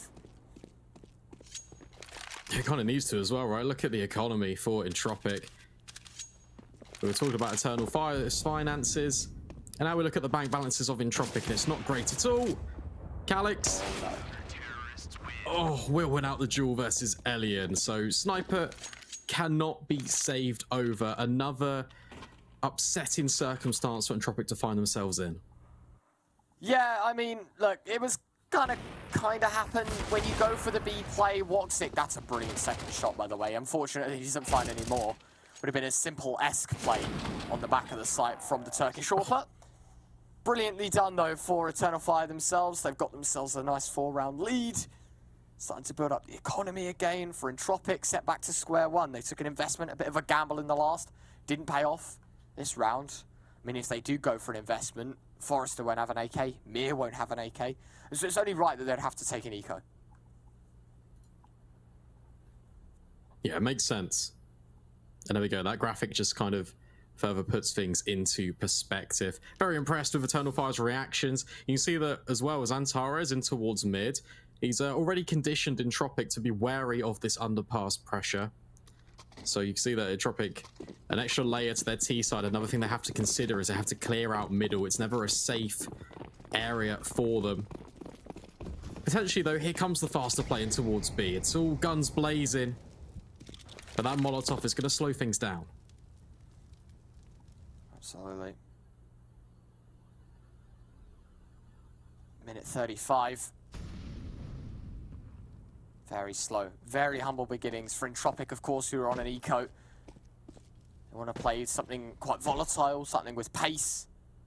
A contact play to just close the gap with these pistols before they make the noise. And already fast towards B. Crad, he looks for the opening kill. Imor, he'll have the first opener though. Xfloud on the back of the site will find one with the AK. Still finding kills here. Xfloud as Antares to chime in for one. Nickelback 1 versus 5. And they dispense of the eco very carefully and considerably here. Eternal Fire, they have themselves a 7th. I think we were talking pre-game as well, as this one just kind of ticks on in, about Mir and the positions that he's playing. On this T side of Mirage, he's been... Oh, hang on, do they not know he's there? Yeah, he's been kind of in these lurk positions. Nickelback, he's found a couple of kills. Low HP though, so I would count him out. They just have to interrupt me during my flow. Yeah, but it's all good. It's all good, man. But yeah, look, Miz, this star player, that's what he wants to Spirit, right? He was the X Factor, a rifle upgrade over Lackey, certainly. He's finding these pockets of space in these lurk positions, but like, I'd rather have him in the front lines, just kind of going in, maybe behind the entry and just trading. I feel like that's a lot more successful for them. I'm not too sure about you. I can kind of agree. I think actually in this situation, we are looking at a side that's, you know, we have good firepower. Why aren't we using it to our advantage? Why aren't we putting Mir in positions where he can frag out and, you know, be the second in, get the trades, as you said. This round, worst possible start to it for Entropiq, because in the first 20 seconds or so, we are down 2 men. Nickelback will claw back the numbers ever so slightly. Forrester finding a second. Now Eternal Fire down to 3. And Forrester, he actually catches out Woxic this round. It could be in their favor. Nickelback's actually going to run through the Molotov, placed down by his teammate to take space. And X-Cloud will fall in towards short. This was an expensive round for Eternal Fire. They invested double sniper rifles. And Xantares will hit the deck. They can rebuy, but it's a heavy cost to lose so early on, despite getting the 2 advantages early doors. Yeah, that is a big round. How on earth does this not end in tears for Entropiq, though? They've been very, very quickly in their favor. Eternal Fire boys, just unfortunate they can't pick it up. Very nice shot there. Xantares tip-tapping away with the AK. Ultimately, though, it's 7-3. Entropiq can continue to close the gap for the CT economy as well, investing, again, a fair bit into this. But for Entropiq, we have AKs and AWPs, something that we haven't really seen them play with too much. Elian, he'll find the opener of this round as well. Yeah, that boost has netted them a couple of kills, Entropiq. Immore will pick up, and as a reaction, X-Cloud has taken quite a bit of ground in towards the B apartments. Entropiq aware potentially that a player has pushed, and that's why that flashbang rings on in. And here we go, underpass push. They want to take middle control back away from Eternal Fire.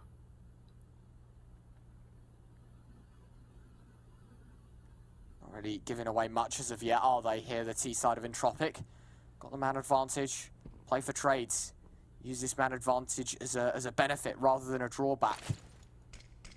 Just play smart, play with each other. That's what they're looking to do. Out towards underpass, Nickelback alongside Crad looking to take the mid presence. Mir and Elian to come out from middle, and we only have one towards the A apartments area, or the A palace area I should say. Forrester, his lurk will become a little bit of an entry to safeguard the jungle swing. Eternal Fire now can't put pressure onto Connector other than these pre-existing players on site. The M4A1S of Calyx can find 2, but Forrester and Mir just as fast. USP drawn for him more as a dink onto Forrester sets him low. Elian as well, got to be careful. Low HP, but X-Cloud's got 2 and him all with the last, and it's a brilliant 2v4 from the lads. It felt like Entropiq, even before that bomb was really planted, they were so confident in taking these gunfights. 1 versus 1. The trade spacing just a little bit too far apart. And they also lined up for Calyx as he was just in the perfect position under Palace. It all falls apart at the seams for Entropiq, despite getting this lovely opener. Eternal Fire, they will win out the half.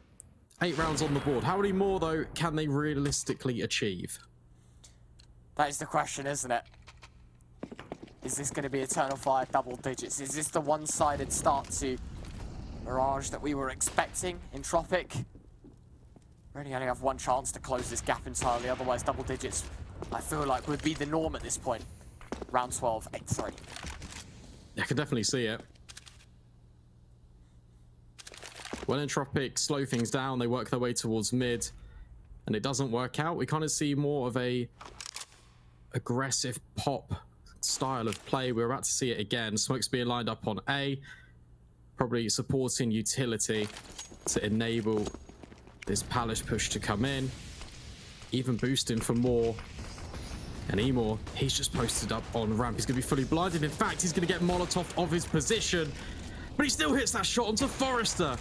Oh, heroic scenes here with the second. He can't quite get the third, and now the rest of the forces of Eternal Fire will completely collapse upon Entropiq.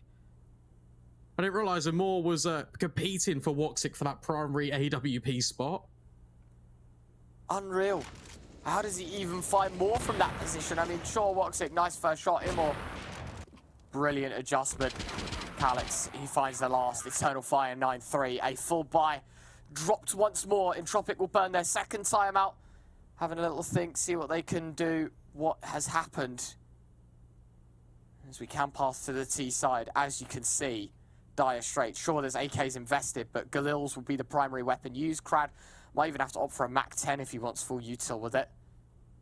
It's difficult. It's very, very difficult here for Entropiq. They're running out of ideas. You can kind of see that as well. I think just building on from what we've been saying, it feels like a slow round into a faster round. And then it goes back to, oh, that doesn't work. Okay, let's just try this slower approach again. Eternal Fire, they're taking good ground in towards middle. And their rotations have been absolutely on point. It feels like they are really feeling themselves going into this one. The communication just feels a lot more well established compared to Entropiq right now. Absolutely. And with round 13, another investment made. Entropiq desperately want themselves a fourth round. They want to close this gap up as best as they can. Woxic will get spammed down by Mir. A good entry from someone that we have lagged to see entry from. He's finally found himself on the board. Krad taking good chunks of damage through the smoke. Xantares tries to return the favor as he's dropped to 40 HP. And Eternal Fire, listen, we know the Turks, their fast, aggressive playstyle is calculative in Mirage. They know when to save, they know when their time's up. And they will not get double digits in round 13. Instead, they're forced to wait another. Much better. Mir, he finds a success and he's even looking for more. Can he strip away any more of these rifles from Eternal Fire? Whilst Nickelback falls, that might be the perfect distraction as Mir extends on. He'll find the first and the second as well. Xantares is all that remains, and he's only got low HP too. Incredible round from Mir, leading from the front. And it's exactly what Entropiq need to build back in. Brilliantly done. And finally, we get to see a bit of a Mir entry, right? The thing we talked about that's been lacking for Entropiq here has just been the firepower they have on the entries.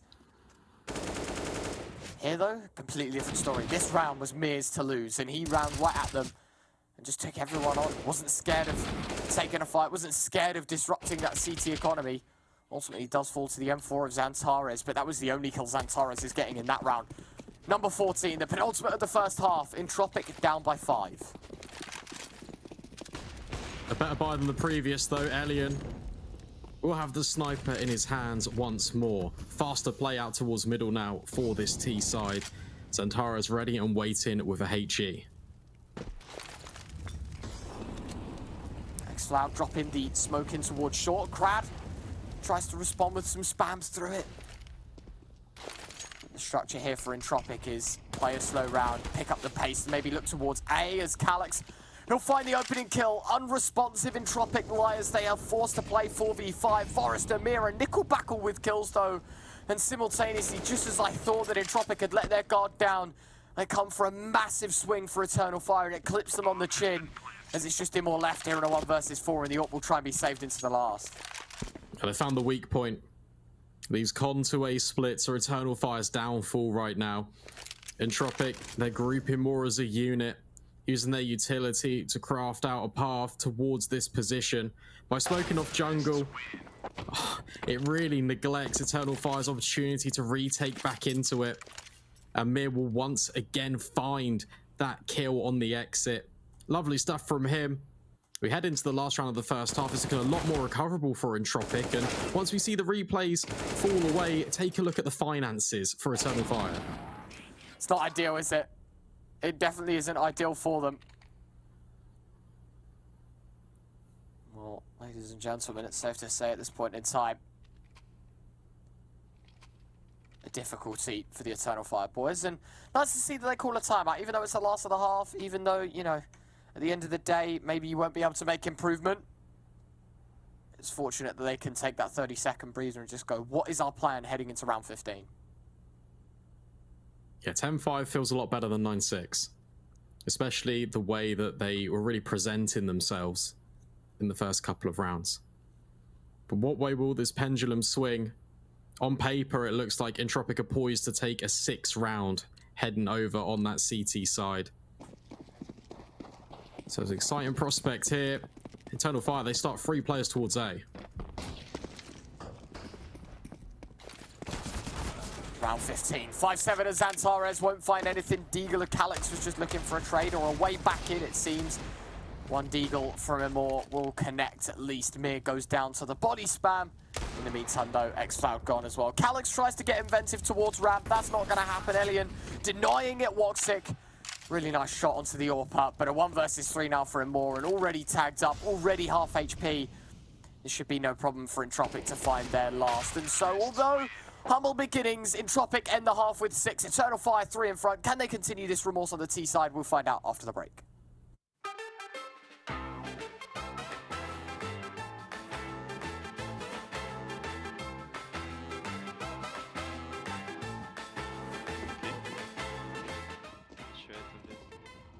Ого.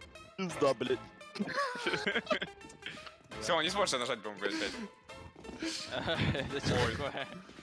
Подожди, он может? Ой, Леха, Леха, он тебя ждет, не торопись. Security push, Он Леха. нажимает опять. А он не может нажать. А как я... Тут только бухом конкретно или можно так? Не, можно. Когда красным горит, только попа. Ой, блин, флешка. Охуеть. Он потерялся. Короче, все, проходи. Будут красным сложно. Такое. Ебать, там еще раз. Ёп. Бля, кто это вот этот первый, сука, все портит? Я переиграл. Спринтусел открыл. Проходите, мужики, проходите. Я не понимаю, почему не работает? Они не по КД работают. КД работаем, залаем. А тут что? Тут все сильно что-то все? будет. I need to everyone to finish or I have to... А как здесь пройти? Я не понимаю. Я еще пройду. Пройти, там видишь, просто надо А, подождать. это прозрачное? Все, я Я понял. запаковал. Ой, Леха, не запаковал. Крадео, лети. Да я вдалеке. Ну да ладно, блин. Нет. Прикольно, жестко. Игорек, Лех, мы серфили? Сколько ступеней? Все, работаем, блин. Это бред. Ладно, давайте я умру, а вы это. Давай. Ой, я тут уже... Будет так, не как ладно. Оп. Он ждет, чтобы всех оторвать. Да, не торопись, дайте я пройду. Подожди, я к тебе. Подожди, Форестер. Меня что-то убило, блядь. Все, работаем. Ой, Давай, удачи, блядь. О, Ники, хорошо. Ой, все. Кто это, блядь?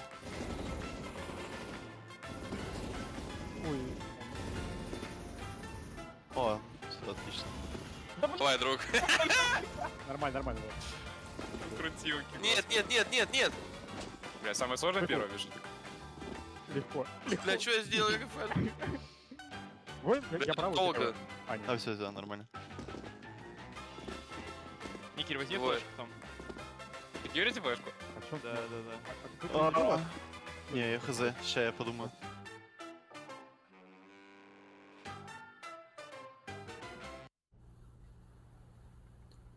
Wow, after that explosive first half, Entropiq, they find a way back in. 9-6 is the scoreline that we are presented with. Entropiq will now be swapping over to that CT side, whilst Eternal Fire, they will be on the attacking front. As the countdown begins, we will get into the pistol. Calyx with the utility as well as X-Cloud. Could be a telegraphed execute here for the T's.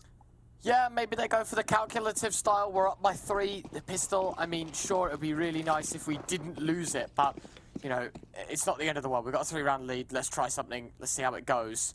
Nickelback close towards ramp with dual Berettas. Now, this could get spicy and dangerous, in fact, for the Eternal Fire side. Flashbang will be chucked in. Nickelback looks for the peak, and 3 players blind, but more. He'll find the opening kill. Crad now right-clicking a smoke to his right. Tries to drop off and get away, but he's already taken off HP. Immor to try and close the gap as best as he can.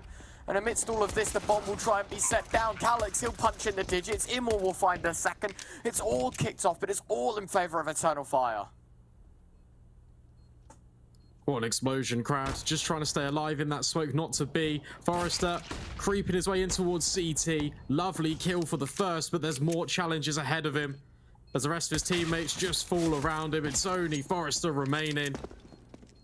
The Eternal Fire, they will hit double digits, and they will take this pistol round. Yeah, Antares, he'll have the last, making it a hat-trick for him. 10-6, Eternal Fire 6 away from placing themselves in a one-map advantage. Nuke and Overpass, of course, the remaining 2 maps. This, though, picked by Entropiq, so not a great start here for the CIS side. For a team that, you know, picks this map, maybe you'd expect a little bit more from the beginning. Down by 3 at the half, they lose the pistol. One hell of a comeback journey required. You have to see what they have in store for us, right? Because they did definitely pick this map for a reason. They're yet to show us, as you've just said. And quite right, too. Entropiq, they have forced into this one, though. Alien will be on that scout. Meanwhile, a lot of players in Palace and Ramp for Eternal Fire. More of the same, perhaps.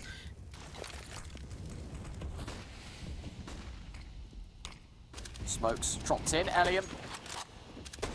Got to be careful. Spam through the smoke. Not going to find much. Calyx will find one with a Galil. And although the man advantage goes in favor of Entropiq, how quickly this becomes a very important round for Eternal Fire that they can convert. A 4v3 in the post plant, 10-6, should be 11. A double flank to come in, maybe goes a bit overheard here. Immor, though, holding it. Don't think there's going to be too many problems. Yeah, Walk6 tucked in as well, so he can support, be that second line of defense. Immor, got to be careful not to look away. And Entropiq, they might even just be playing for X's, upgrading their MP9s to Galils. Because the clock is ticking on down, and Immor will begin his escape right into this trap. But it has now revealed itself.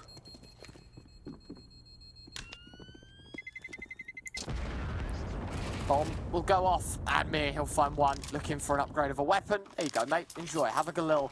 Eternal Fire, though, ultimately up to 11. These guys making it look impressive on Mirage so far. Their pick, of course, being Nuke. So Mirage is just a bonus for them at this point in time, and oh, that's a brilliant shot from Calyx. It feels quite comfortable right now for Eternal Fire. Entropiq yet to really get the ball rolling. Be a very difficult task ahead of them, especially around number 18, because they've just armed with pistols. However, as it stands, and when you look at where the bomb's heading, they are stacked in towards that correct bomb site. But surely as the round develops and more ground is being gathered by Eternal Fire, they might realise that this is a stack play and will even walk into A. They may just do so. Lots of utility being expended towards middle. Crad forced away a little bit further by the molly. And it will be a B split indeed. Xantar is spotted, so they know the bomb's incoming. Mir will find the first. And as you said, this stack gets dangerous unless Walk6 and Immor can find all the kills. And from the short, the duo's made it all work. A full house between them. Eternal Fire 12, Entropiq 6.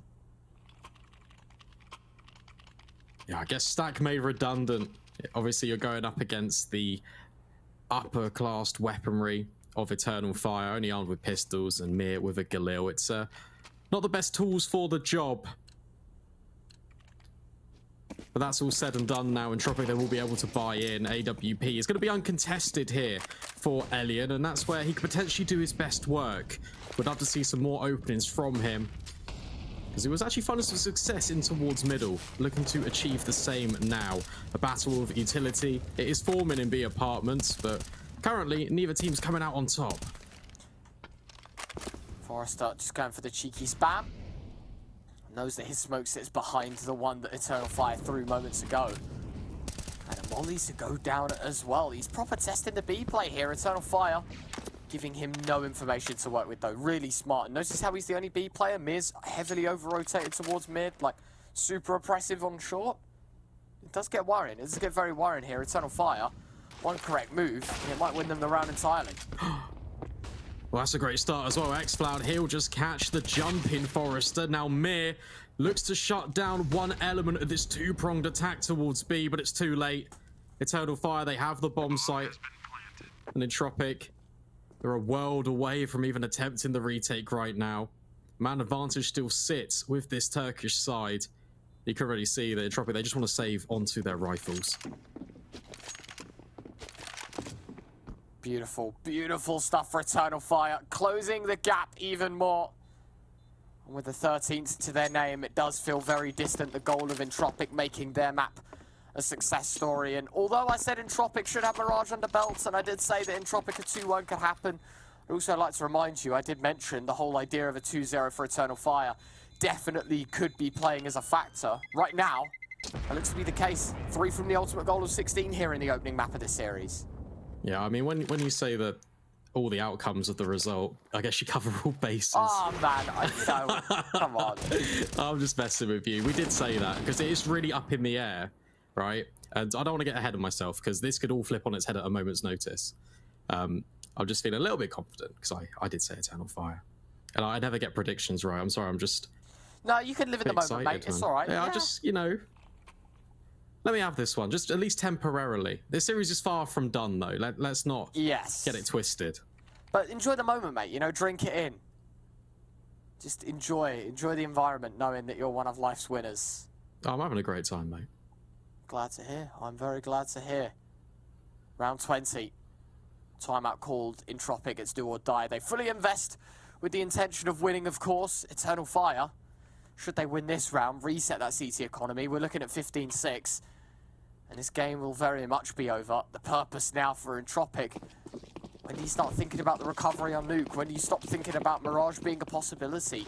After this bye, I would definitely say, should they lose it, it would be now.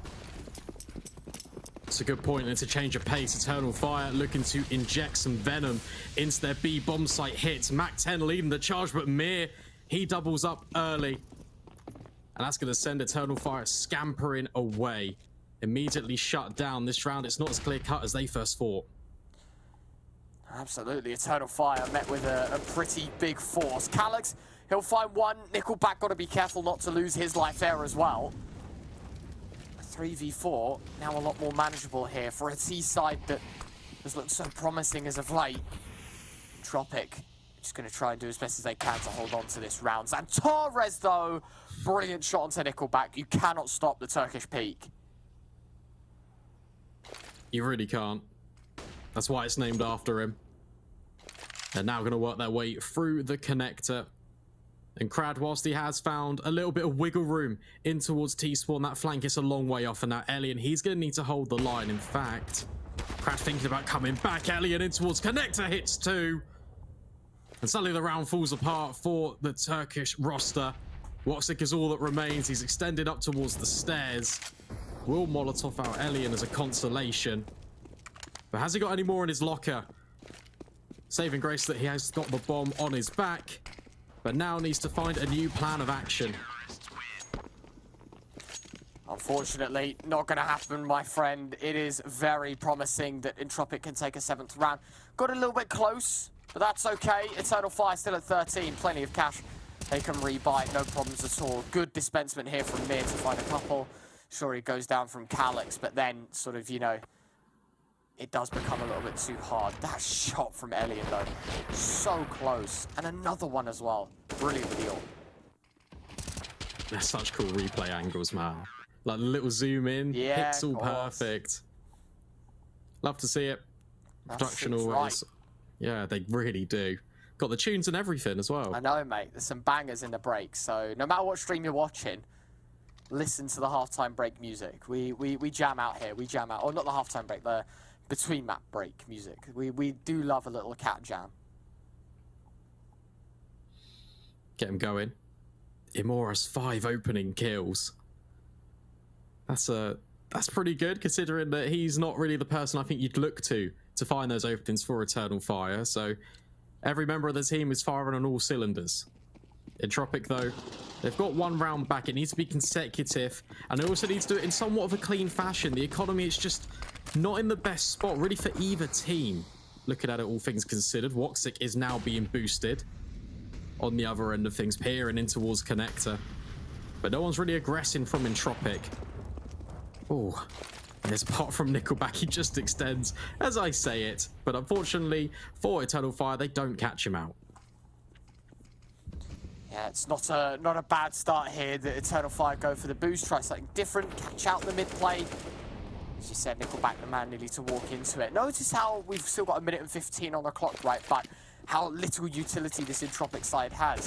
It's kind of the stretch they have to make with the money that they have, right? Is that the money isn't the best.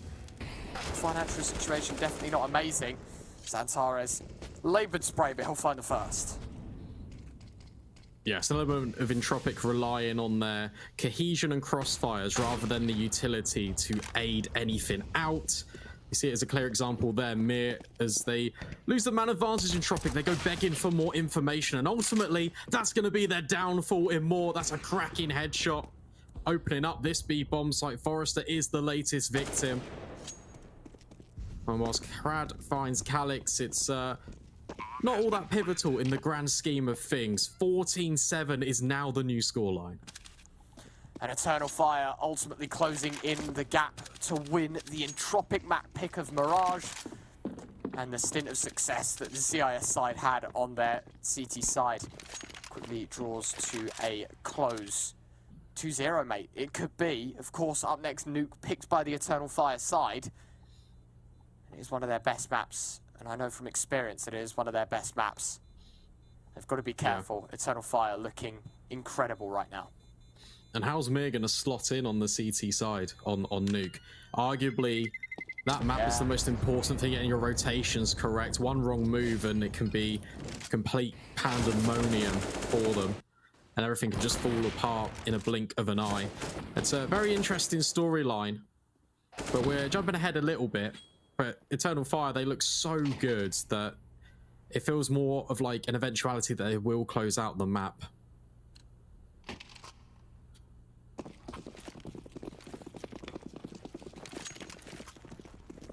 This one here might just be the beginning of the end for Entropiq. They just about squeeze a full buy, but behind it, the money dwindles to nothing. And they themselves will realize, guys, we need one hell of a comeback, and it needs to start now. Flashbang, Alien forced off of stairs, Crad up close as well. Bit of an unpredictable one standing in the open. Immor won't check close right, and so he falls. Xfloud, he'll respond, and with the A smokes coming in, the bomb could actually find a safe place on site. Potentially could boost it up. Oh, it slipped off. Just gonna miss. That was a very good opportunity that Entropiq really had to get back into it. It's still an even playing field, a 4 versus 4. And Forrester, he's in a good position right now to potentially shut this all down. The flashbangs will rain in, however. And Eternal Fire begin to make their move. After the smokes, though, and this gives the AWP the opportunity to rebound back into this round. Oh, and it does connect. Calix, he'll take a leg shot through the wall. Down to 40 points of health. Flash chucked in as well. Eternal Fire, I don't know what the game plan is here. 40 seconds left. Playing things slows, and Torres moves across, baits out the shot from Elliot. Now jungle's his. Look at Mir. He slipped the net, he's in the back lines. And as Nickelback takes all this attention, they're going to be so unsuspecting of him. Whilst the bomb goes down, surely Mir has this in the palm of his hand. Creeps his way in for the first and the second. As surely Walk 6 days are surely numbered, creeping his way in, the wallbang. In fact, it'll be Nickelback to get the kill, but it's all off Mir's immediate impact in the back lines. Brilliantly done. You cannot fault the flank. Once again, Mir just waits his time, buys the seconds, and with that, he has his team at 8th. Really well played. To find 2 from that position as well. Super, super impressive, and as you can see on the replay, Crad, bit of a conventional angle for some. Clearly not for Eternal Fire. Didn't expect him to be playing up close. And they punished for it, but as you said, Mir, the VIP and the MVP, it feels like, of this round. The flank turns into success. Entropiq, they have themselves an 8th, a chance back into this one. It was a cool idea for Eternal Fire as well. They just slowed everything down, even though they were so far advanced on A. And they actually got the rotations all the way over. Entropiq were in doubt. Unfortunately, it didn't amount to a round win. Flashes primed and ready to retake middle for Entropiq and more. As Creepy crept his way all the way under this connector smoke. Jumping on the bench. Doesn't really see Mir. And in fact, they're just going to completely go past each other. Nickelback, though, he's on high alert. That's an opening kill for Entropiq. And a second one, in fact. Elian's AWP to find the mark. Now, of course, we're down to a 3v5. Eternal Fire looking pretty definitive. CT side starting to gain pace. Just wondering if that gap is too far recoverable. And Eternal Fire, 3 versus 5. There's still a chance they can do some damage in this round as well. For sure. Have found a lot of openings over towards B. Forrester, this is a very unexpected angle, though. If they clear this, I'll be severely impressed. Santara's shoulder spotted. Forrester will capitalize, drops the nades to mask his escape. And Mir's feet are firmly planted, holding this window drop. Two players just remain for Eternal Fire, and to be a little bit of a clean-up job, one would suspect. Bomb going down further heightens my expectations, and Entropiq, they begin to close the gap. And yeah, it's an interesting question. You just mentioned it. Is this too far removed for Entropiq to bounce back in? A good opportunity into this one. It'll be a partial buy for Eternal Fire, so double digits seemingly on the board, and we've got a real game on our hands. Yeah, absolutely. Entropiq could have themselves a chance at winning this map still. Eternal Fire yet to hit 16. This is a half buy for them. And with that, Entropiq should be able to farm up double digits and make this one a little more competitive. From Eternal Fire standpoint, though, the next full buy should be their last, as Entropiq, they should be losing this game. And I say should be. We've seen comebacks like it before happen. This is just going to be another one to add to the book.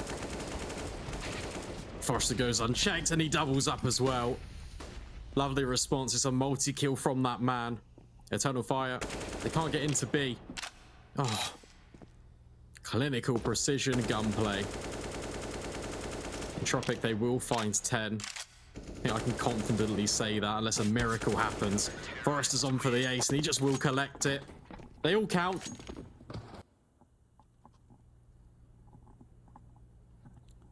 Beautiful. Beautifully done. 14 to 10. Closing that gap. Oh, this is cool. I didn't know the bleach rolls. I thought it was just like, you know, like the cones on Vertigo, where you just shoot them and they like maybe have a bit of physics, but other than that, they just sort of like exist. They roll. I think you can like flip the cones as well. Yeah, I've done that before. Yeah. With like HEs and stuff, or shoot them off of, like the high bit of ramp to the lower bit of ramp. Yeah, don't worry. I've been there, mate. My trek around Vertigo. Well, Entropiq, they've trodden this path as well. Opening kill. Founder towards Ellie, and Forrester with another reply. And this game, it was very much in Eternal Fire's control, and it just feels like the scales have tipped in the other direction. With Entropiq finding success, and more importantly, getting the opening kills, Eternal Fire, they're really on the back foot as they look to reset towards mid.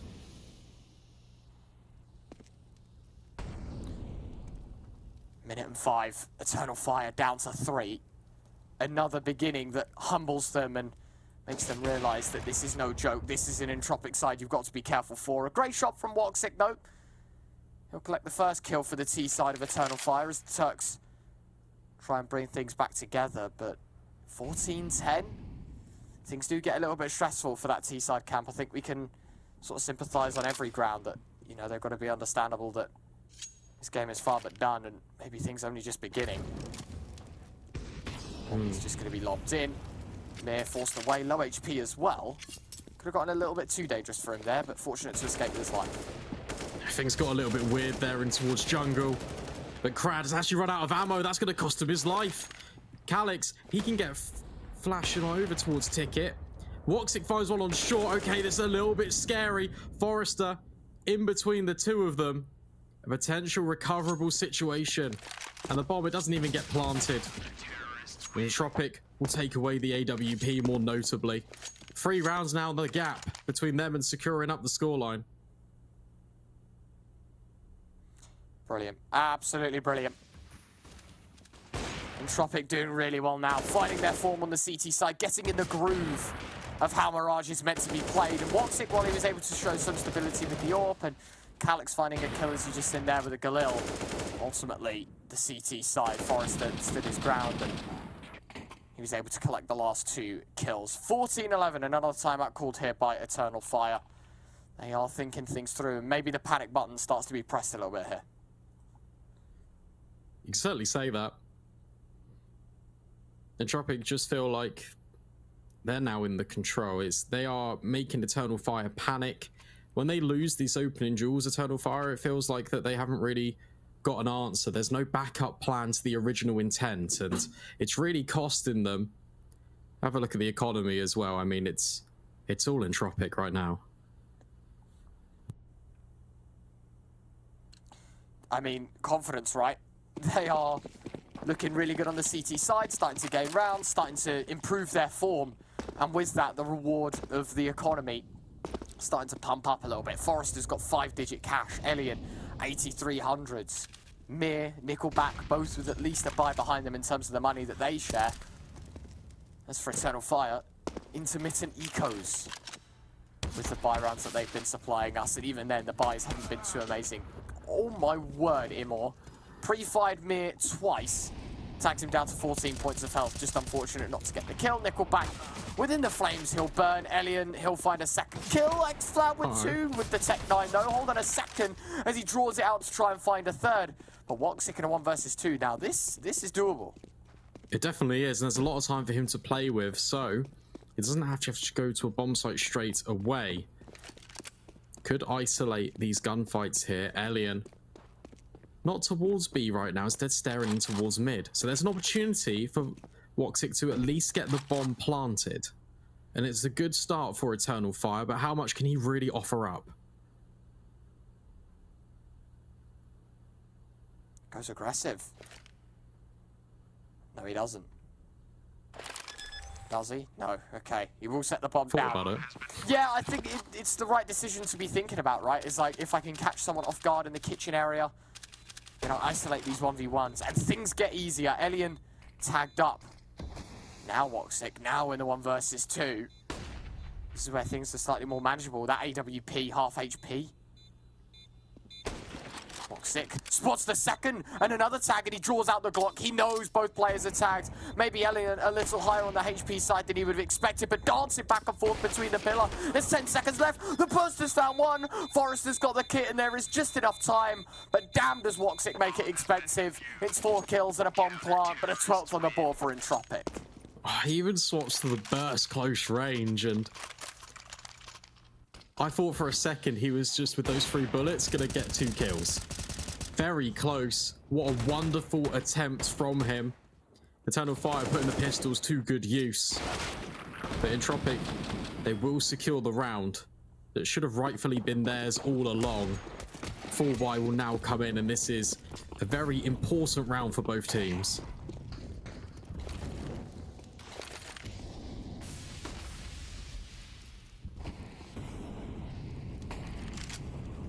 Well, this round,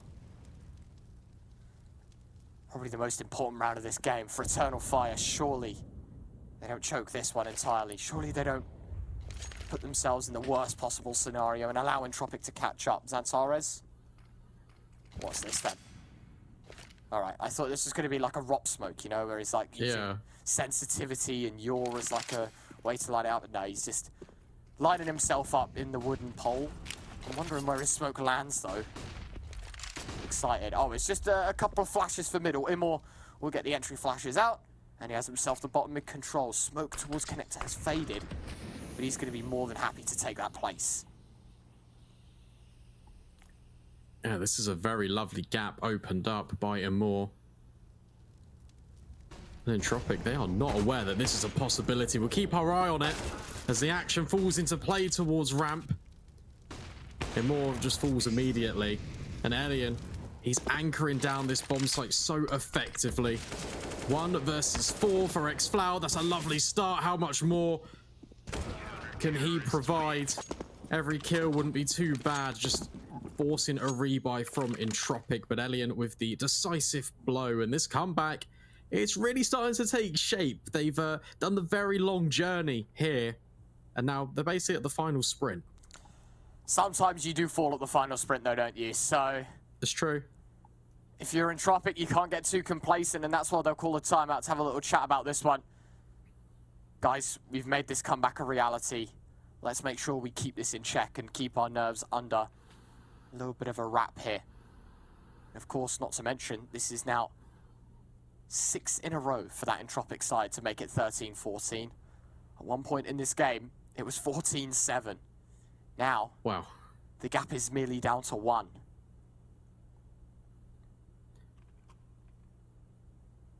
Yeah, look at the sea of blue in the top of the screen. Yeah, it's a mighty comeback for Entropiq. 7 in the last 8 rounds is pretty formidable. It's pretty good, If you keep going along that kind of way, then Entropiq will win this game. That's scary to think about. That is very scary to think about. And Eternal Fire will realise desperation starting to settle. Immor's gone for a full buy. We've got some people on ecos. Like, we're starting to panic here, Eternal Fire. Yeah, we'll see if history repeats itself with that stat line. Eternal Fire. They seem to get good grounding towards mid, but Nickelback is here in connector. Rest of the Eternal Fire forces are all the way in towards B. Nickelback's so wary about the sneaky window player now. Forrester, he'll get aggressive as well. So having a little look about. See if he can find any damage through the smoke. Nothing confirmed just yet. Xfloud in the meantime. He'll find the mid player. That's Nickelback gone. A 4 versus 4. Forrester. Oh, only good for one. I thought it was going to be a lineup, but Xantara is able to trade. And now Mir sits in his teammate's grave as he patiently waits. Here's the drop of one. Over the top of him goes Xantares. Xfloud will find Crowd in the meantime. Alien picking up one with the orb. Got to draw the sidearm out. Wanting to close the gap, but the USP out on top. And it's 14-14. Entropiq tie the game. They've done it. Impact player quite rightly is Mir. That's a really clever reposition from him as well. They literally jump over his head. And they've done it. And they're now 2 rounds away from closing out their map pick. So it's quite clear that their CT side is very well just covered at dealing with all this Eternal Fire pressure. Maybe heading towards A now for this T side. That buy, it looks a little bit better than it did previously. Crad, no way do you think about going through this smoke. Calyx is holding it. He's got aggressive. Woxic is able to catch out Nickelback. That's your jungle player gone. And a great start for the AWP, threading the needle through all the walls and round the corners. Nickelback will get shot down. He will, but this double push in towards ramp could be at the perfect moment. Eternal Fire, they're leaving it. And Forrester, he's got ground in towards B apps. Oh no. This decision, it's absolutely perfect, but more in the meantime, he'll find Forrester. Mir, he's going to swing on out, try and trade it over. The spam is coming out potentially. Mir, you need to stay alive for your team. Oh, this is looking very scary. He gets naded, Molotoved out, but he'll win out the fight regardless. This man is stepping up in a big way, but Calyx, he'll hit the head, and the players that had push ramp, they're so far away. Eternal Fire, they leave it late, but they get the bomb down and potentially secure it. Do they though? Because Krad's found one more. This is a 2v3. They've got some decent cash behind them. Do Entropiq go for this? Crad patiently waits. Elian position himself to have a little look back in. Drops a molly and the nades. You can only think at this point they're trying to reintroduce towards the B site. Elian will miss the legs of the player going into apartments. And with the bomb so far ticked, it's a great shot from Elian. But there just isn't enough time to win the round. And with that, Eternal Fire will make it 15. It took them a damn long time. It was 8 in a row. But eventually, they break the curse. And it all starts with Eternal Fire actually getting an opening pick. I feel like it's been a very long time since that happened. Woxic finds in that jungle player.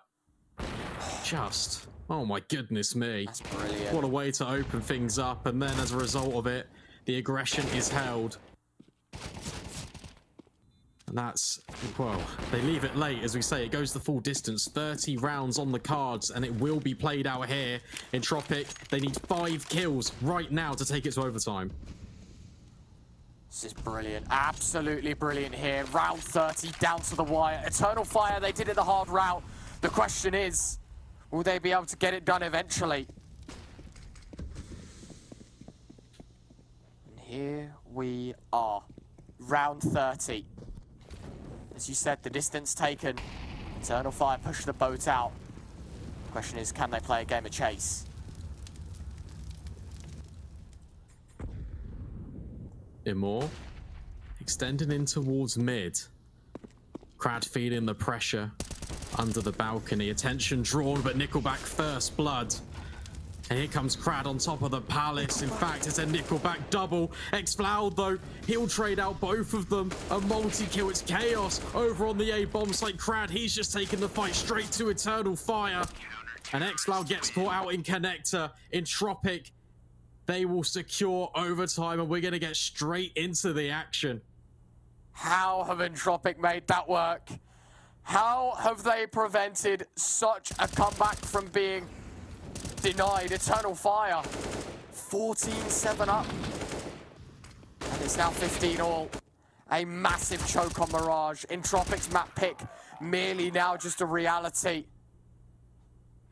And Mir himself, 25-20. But Forrester, what a game he's had. A step up on a more individual level, it feels like, from him. When we had the old Entropiq roster, we were like, yeah, you got to look at Elian. Maybe even a Crad. Nickelback does all right. Forrester felt like the old faithful. This time, though, this event, he's really stepped up for his team. He knows how it's done. And Eternal Fire 15, Entropiq 15. It's crazy how we got to this situation. If he had told me that Eternal Fire were about to choke a massive lead, I would have said, no, don't be silly. Felt a little bit cocky all the way back when I said, oh yeah, Eternal Fire 2-0, yeah, that's cool.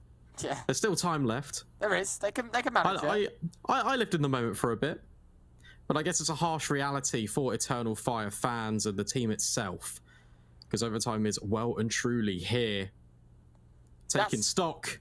Yeah, that's the question, mate. If you need money, why don't you just go to the cash register, you know? There you go. Just crack that bad boy open. CT side, don't have an orb. Run over there, mate. That's definitely got some change in it. You see the shelves? There's nothing on the shelves, mate. Like, we're all sold out. God. A mid. Well, that's not open either.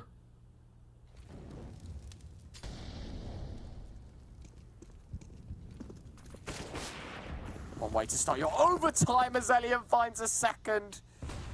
The orb is just collecting souls. Entropiq have themselves a two-man advantage, and Eternal Fire. That's got to hurt. X-Flower would have been spotted in the matter as well. Big damage done to him. Low HP. Elian as well getting tagged up in the matter, but Crad, he'll be able to find one from the under palace position. Double molly chucked in, but he's already slipped the net completely. And Eternal Fire will be none the wiser to his location. Calyx looking to get his hands dirty as he emerges from ramp. A 2 versus 3. Now all down to Xantares. Low HP, sidearm drawn, tapping away. Forrester has it through the wall, through the smoke. Entropiq, 1 round advantage in our first overtime.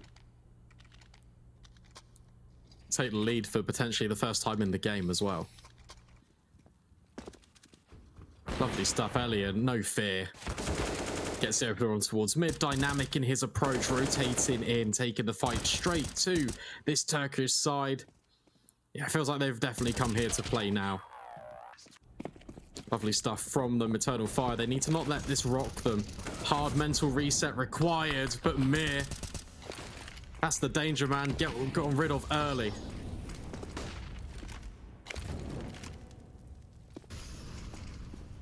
Wow, Eternal Fire. Some of the nerves may be starting to settle.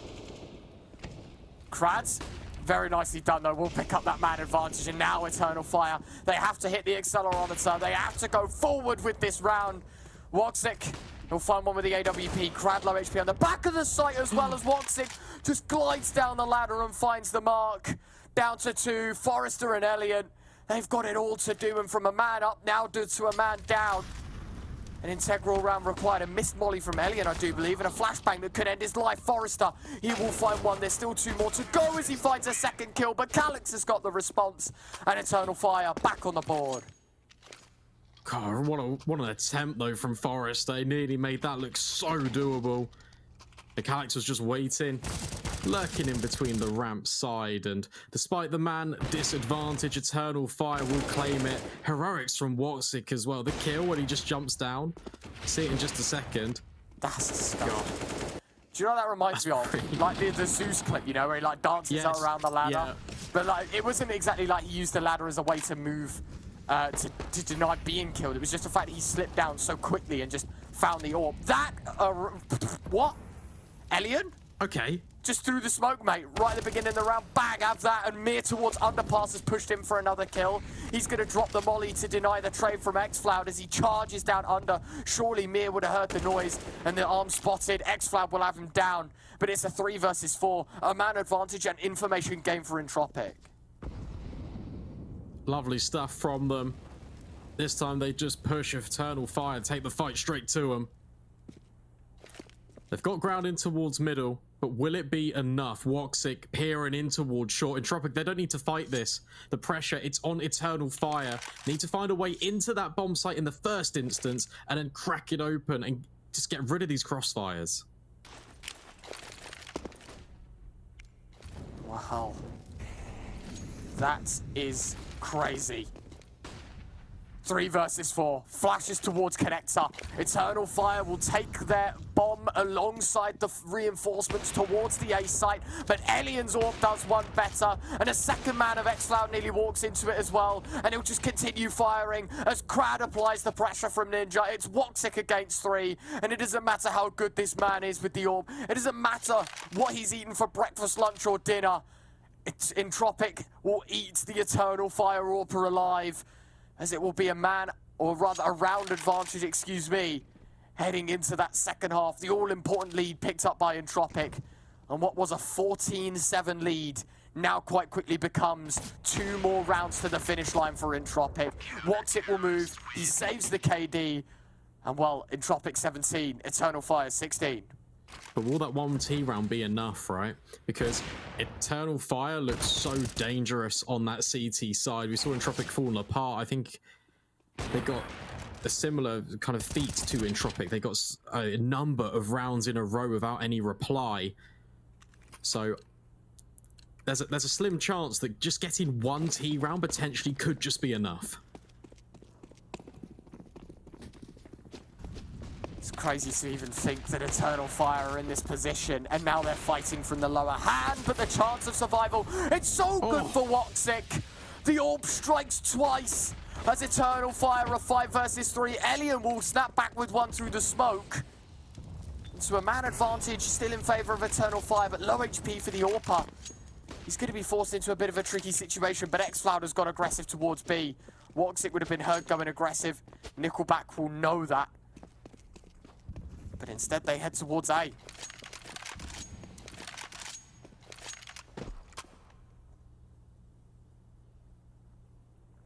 Forrester just working his way up towards this top shelf, lining himself up. The rotations already come in. 3 players strong for Eternal Fire on this A bomb site. Calyx, he's tucked in towards the sandwich. He could be the first point of contact. It's a well-timed Molotov, but Entropiq add another layer to it. In towards middle, and Connector perhaps will reside Nickelback. But first the duel one towards ramp, and Woxic will win it out cleanly. Immor strikes with the second, and it's AWPs in the feed all over the board for Eternal Fire. A full house of sniper kills, and they tie up the game.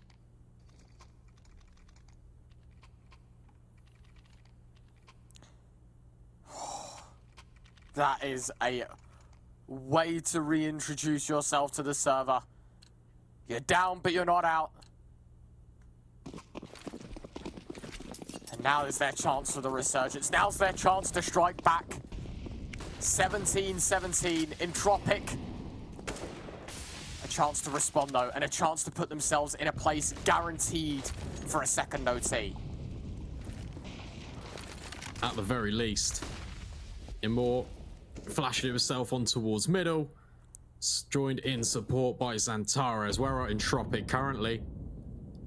Looking to battle for this mid position. Mir lining up some flashbangs for Connector.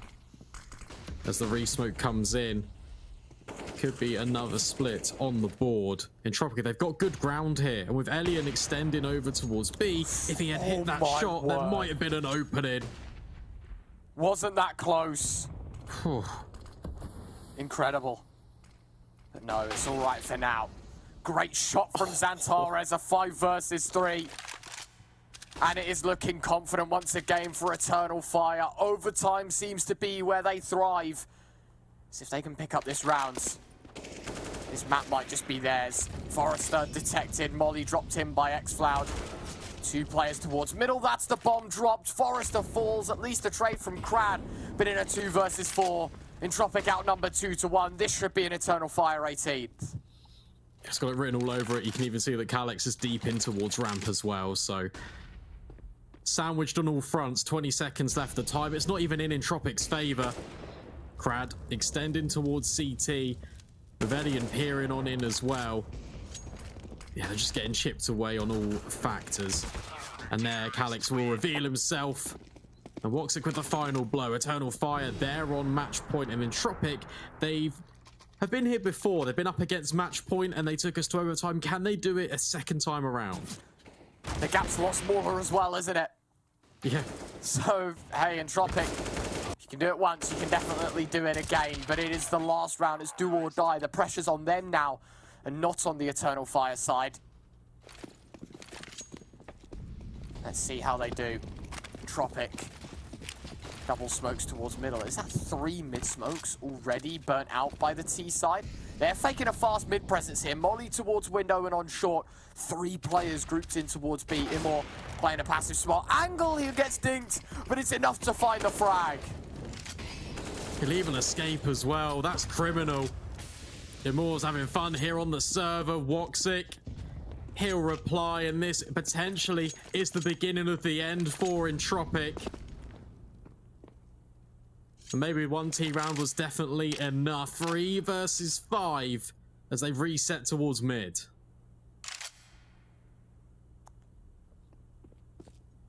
They've got a lot of work to do. And I mean a lot. Smoke towards top con. Does give a bit of possession to that all-important T side. But as you can see out towards A, Xantares in CT. Calix located towards under. And with 40 seconds left, the decision will be pulled. More or less that Elian will take face towards B and into the jaws of Immor. And in a 5 versus 2 scenario, Entropiq, they aren't looking too good right now. You may try all you want, and with a nice shot from Forrester, there's a chance, but a molly that could have been used towards underpass to deny Calix of life will only take it from the man that used it. As Nickel back in a 1 versus 4, and it will be Eternal Fire to pick up the first map of this series. Brandon, overtime. It should never have happened, but Eternal Fire get it done anyway. Yeah, and I'll tell you what, it's a good news. Well, it's a good news thing for Eternal Fire that they actually managed to close it out. And it's a scary prospect, and it can kind of cause a lot of complications, especially if Entropiq had fully fledged the comeback and took their map pick. Going into Nuke, that would be an incredibly difficult mental reset. For Entropiq, it's a lot less, I'd say. I'd say, look, you made it, you gave it your best effort, but it was a lot more highly contentious than it really should have ever begun. But that's us for now on Mirage. We're going to take a short break and then we'll be back with Nuke.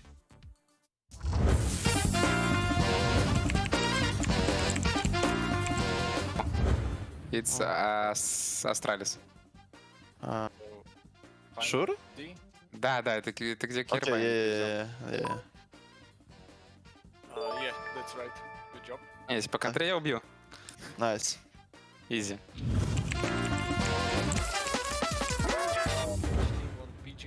Easy. Gambit. Adrian MVP.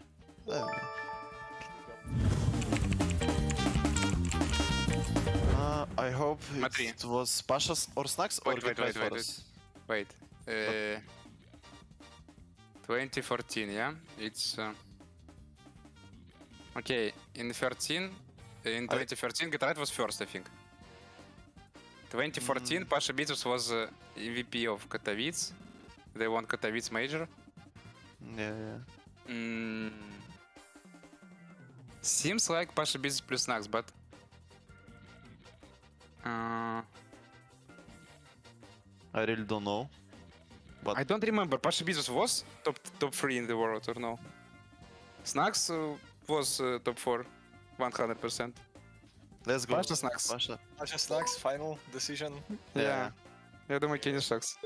Yes, nice, easy. Easy, крот, easy. Okay, I think it's really, как сказать, дорогой-то, забыл. Very expensive knife. It's not C, it's not B, I'm sure. It's unique knife. But is A or D? 100%. But D it's so much. I think I think A. Yeah, but because these numbers are not real. А если он full с двустороннего бой? Can you? Of knife? If other side full blue, I don't know. It's but 1.4 million. It's You know, maybe someone offered for him 1.4, but he didn't sell it. Sold it. So yeah. If I can jump in, someone offered him 1.4 million in Bitcoin, but he declined then. Oh, D. Thank you for D. Yeah.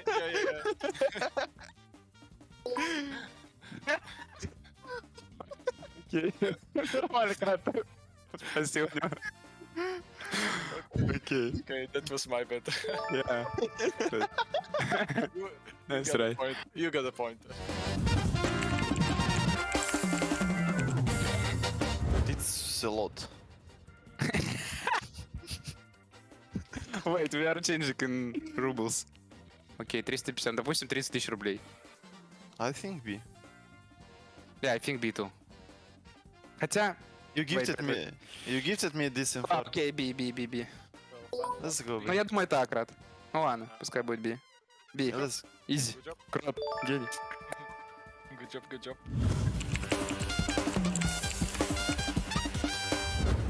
I think no one will buy these stickers from the beginning for 400. So it's more real. See, I don't know. Окей, CRD. Ну, давай C, пофигу. Let's go see, yeah. Let's see. Let's go see. Yeah, думаю, да. Good job. Да как вы успели? Why so easy, guys? I'm on fire, you know. Окей. I think he'll Ну, а raise it. Шер? Ну, а Stun Dragons, он не был в мажоре. Yeah. Not Navi, not Liquid, not Stun Dragons. How Razors? Yeah, I hope he'll raise it too. Final answer B. B, yeah. Yeah, good job. It was Hellraisers. It was pretty simple question.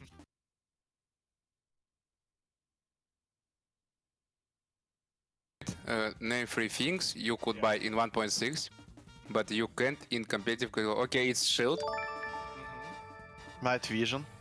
Yes. Night Vision, and блин, I played 1.6 like 5 years. Эти bullets. Yeah, bullets, ammo. Yes, ammunition. Блин, краб гений. Я забыл, он тоже покупается.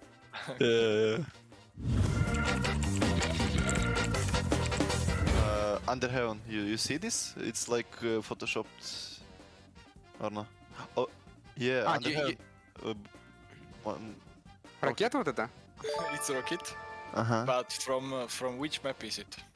No, looks like New Hell as well. No, не, подожди. Maybe Mirage from B side? Там ракета But I didn't see it. No, подожди, ладно. Dust 2, no. Inferno, Rocket, I think no. Probably. Inferno?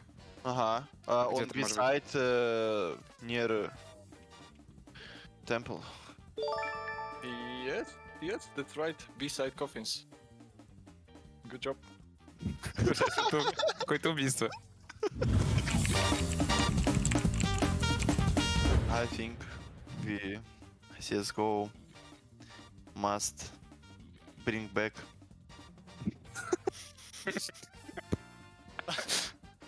like I don't like Mirage nowadays because it's so simple and everyone know everything on this map, and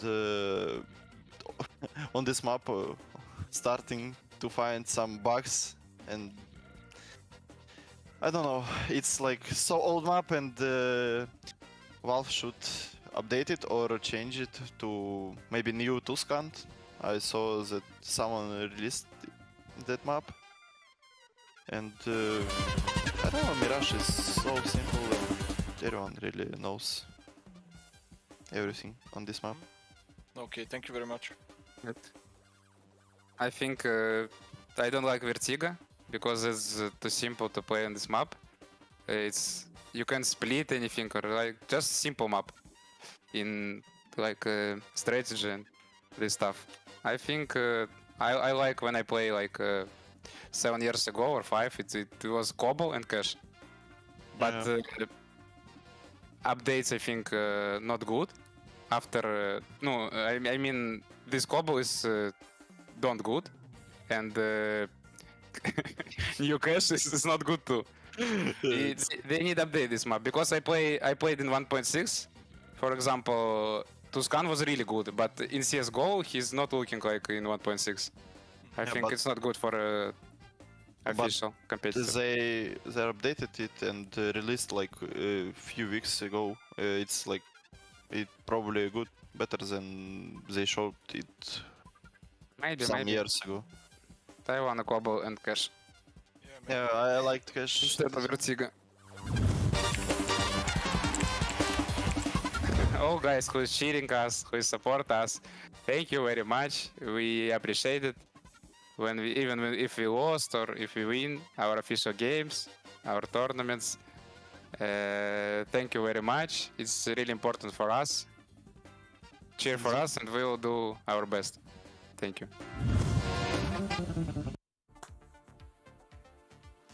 Well, Brandon, a very interesting map one. An overtime included, but Eternal Fire get it done anyway.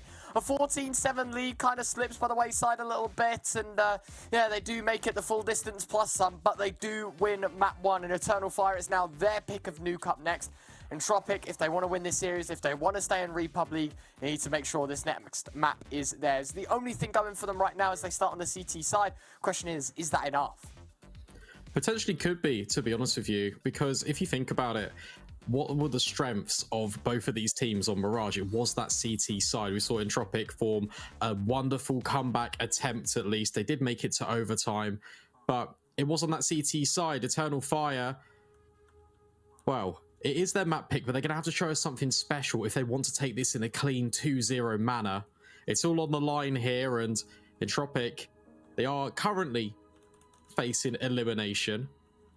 We'll need to secure this nuke map to bring it to a possibility of a third as we get some lovely cinematic angles coming in. That means the game is going to start very shortly. And yeah, but I think, well, look, we spoke about this before the series began, didn't we? We said that this is more of a almost like a home turf for Eternal Fire. If you remove Vertigo away from that, where do they find their most success? I'd argue it's Nuke as well. They do incredibly well. They've got explosive plays, and that can really be damaging to this Entropiq side. They need to get ahead in the game early. Yes, Eternal Fire, T-side of Nuke, volatile, I think is the word to explain how they play this map. They know what they're doing. They know how to set the record straight. And they listen to the music, man. It's so nice. I think on like Ancient and Mirage, we have more like Egyptian, like Greek music. In this, I don't know. This music doesn't sound very much like Nuke, but it does calm me, ready for the Counter-Strike we're about to watch. Yeah, calm before the storm, and it's nice. It just kind of, it builds it up a little bit. It's nice ambient noise. I feel like I should be on a massage table, you know? Or like, you know those rides at Disneyland, you know, where they go really slowly? As you see the camera, you can hear the music, you take a look around, you take it all in. You absorb the atmosphere. That's what we're doing right now. Yeah, we're just, it's a very atmospheric setting here on Nuke. And we are going to see outside and its importance. So many smoke walls can be lined up to take space, but that's enough of that. Let's get straight into the action here. Eternal Fire, as we mentioned, starting on this T side. A bit more of a faster play, perhaps. The utility, it's raining on out in, and Calix, he's already burst through. The dual Berettas won't find anything, but instead, from the heavens, crowd will begin to strike. Bomb, it's planted. Entropiq, they need a retake. And a great flashbang, but it does nothing to stop Xantares anymore. It's all down to Alien, and even he's only good for the one. A nice adjustment onto the low HP of X-Cloud, but 3 survive. Eternal Fire with the pistol. Lovely stuff. You're saying it's volatile, and that's exactly what we see here. Eternal Fire wasting no time at all. Dual Berettas, they are definitely a mainstay in CT pistols just because they are a little bit cheaper. But so often than not, they don't really find the mark. Prime example of it there. Entropiq, they will force back into this one. Alien immediately on the scout.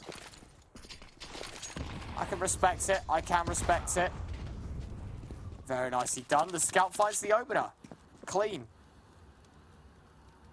Nothing too much to say other than a very nice shot. Still plenty of rifles to go around for this Eternal Fire side, though. They can't afford to let their guard down. They've got to be careful with Mir as well. He's gone currently unchecked. Elian's just firing out shots left and right. And because... Oh, Imor, he'd made it through. Mir, he strikes with a couple of kills, can retrieve the AK. But Imor's position is mostly unknown, so he can backstab Mir. He can even go for a knife potentially, but he won't. Trigger discipline in full effect. Eternal Fire reclaim outside, but it comes at a very heavy cost. Down to 2. Imor and Calyx are going to now need all of the kills between them. Having a little look. Scout tags onto Imor. It only worsens the odds as the Scout will find another. And just like that, Calyx 1 versus 4, and even he might walk into the guillotine of Elian as well. Peeking back and forth. Got to be careful of the device angle. Oh, yeah, fires off the shot. Calyx none the wiser maybe, but this is a very, very confident position to be in right now. Nickelback will get caught out, but the bomb's still in the Entropiq hands. This is it. This is a returning round. Entropiq will equalize.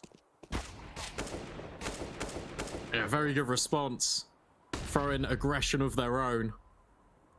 They catch Eternal Fire off guard. Calyx would love to hold on to this AK-47. Will drop some utility as a sunk cost to try and just hold on to it. He is currently being trapped. He's going to tuck himself away.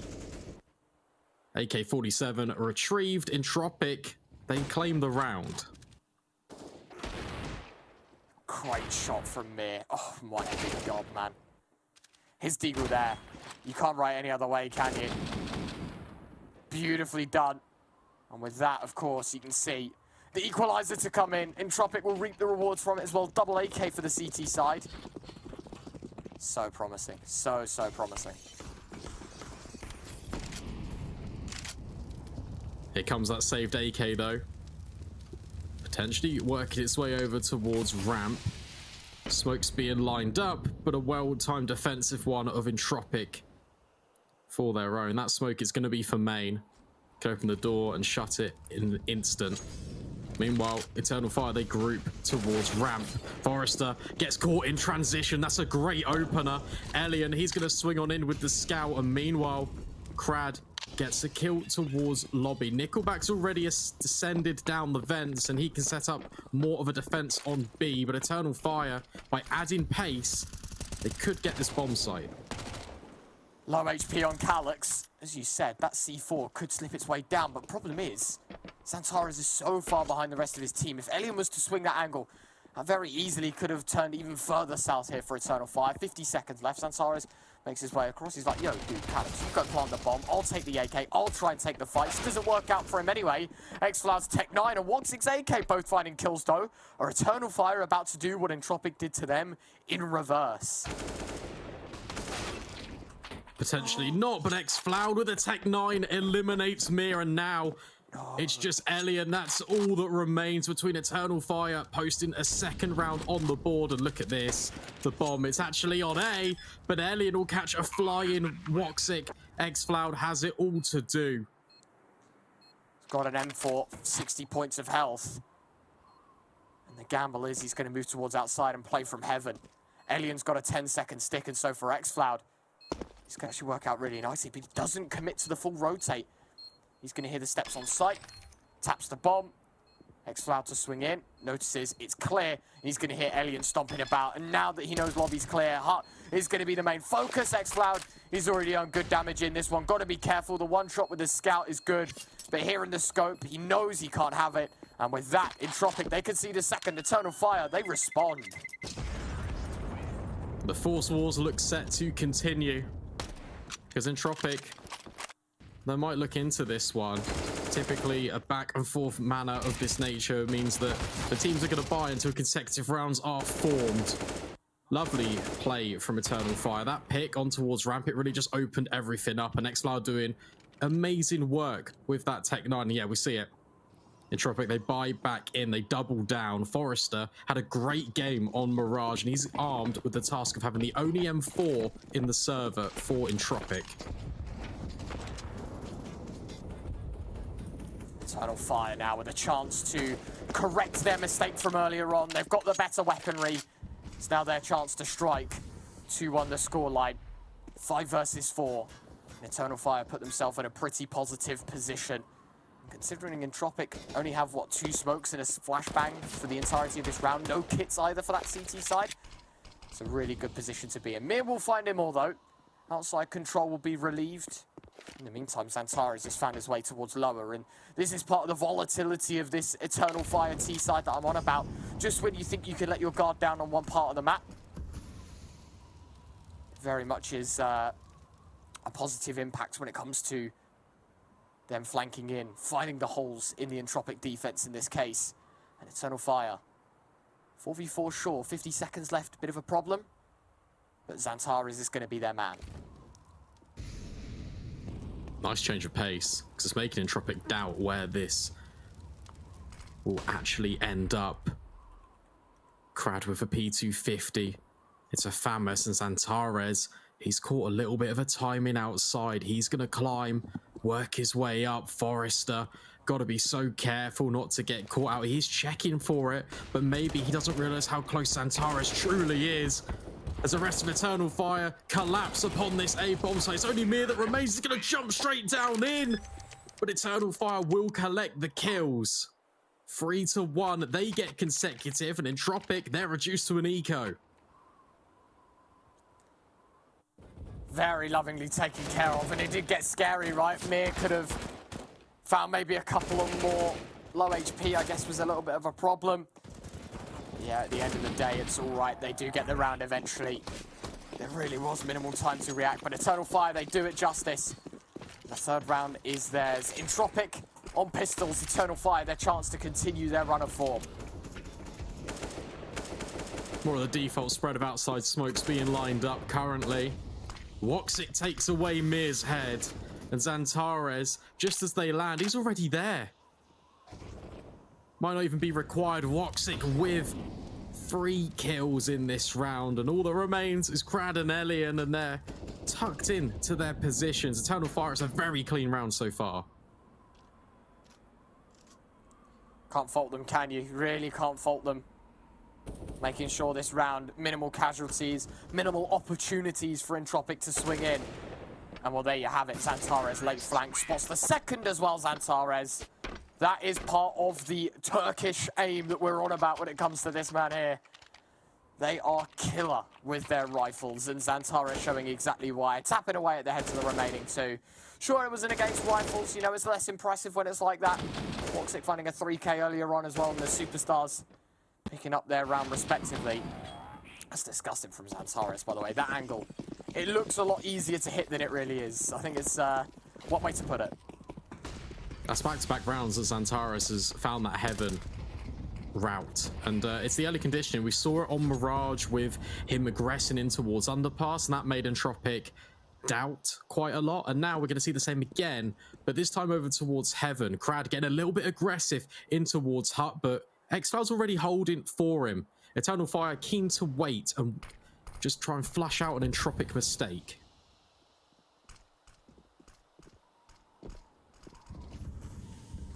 Aggressive. Thinking about the peaks, maybe, the opportunities that they could present themselves with. Elian, aggressive on ramp. They're going to go for the boost. Elian should read into this one, and he will. Crad finds the second as well. It just gets better here for Entropiq. On the full buy, the response is adequate as the AWP of Elian, an unconventional miss. But the information gathered as one further man will stand the test of time. 50 seconds left, Eternal Fire, 3v5. Excellent. Whilst he has got good ground, the rotations can come in. You can see that Mir, he's actually all the way in spawn, just holding. Elian's postured. Scoping in towards the ramp. That's potentially where Eternal Fire are going to end up. Scoping on in. There's 2 doorways to consider, so it's a bit of a tough clear for him, but he's already passed the first test. But how many more can he provide? Oh. Elian, great shot. Immor will respond with another Nickelback. May feel like his position under threat, and it will be, but it's a great double lineup for Nickelback. Both players walk into the crosshair, and with that, Entropiq, they have themselves a second. Perfect. Really lovely rotations, understanding that Eternal Fire can have ramp. Mir, his position, cuts off that heaven rotation for Eternal Fire, and it makes them go in towards B at the end of the day. And Ellie and a Nickelback, they're already there in the wings. Lovely shots coming out from the sniper of Entropiq. That's what you want to see. It's a good recovery back in. These rounds, they're very close.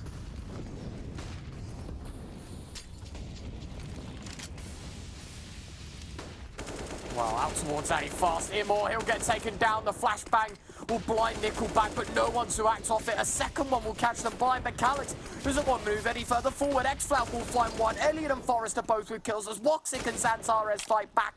And at the end of it all, it's a Xantares 1 versus 2. Gonna need 3 kills in the round as he adjusts perfectly to Elliot. And now it's just Mir. A 1 versus 1. A clash of 2 titans. The Russian versus the Turk. Who will bite the bullet? Who will win the round? Xantares to play passive, Mir to go aggressive. It's a game of chase, and Xantares with his knife out will only just be quicker. Mir's got to clear a lot more angles. Doesn't know when Xantares stands. And as he moves towards ramp, Xantares will slip right by, and he can find himself in hell. Let's follow the leader. Mir's doing the same thing. Oh my goodness me, they're reading each other so well. But surely, as Mir climbs the ladder, he's going to hear the bomb plant. He's right behind him, locked in.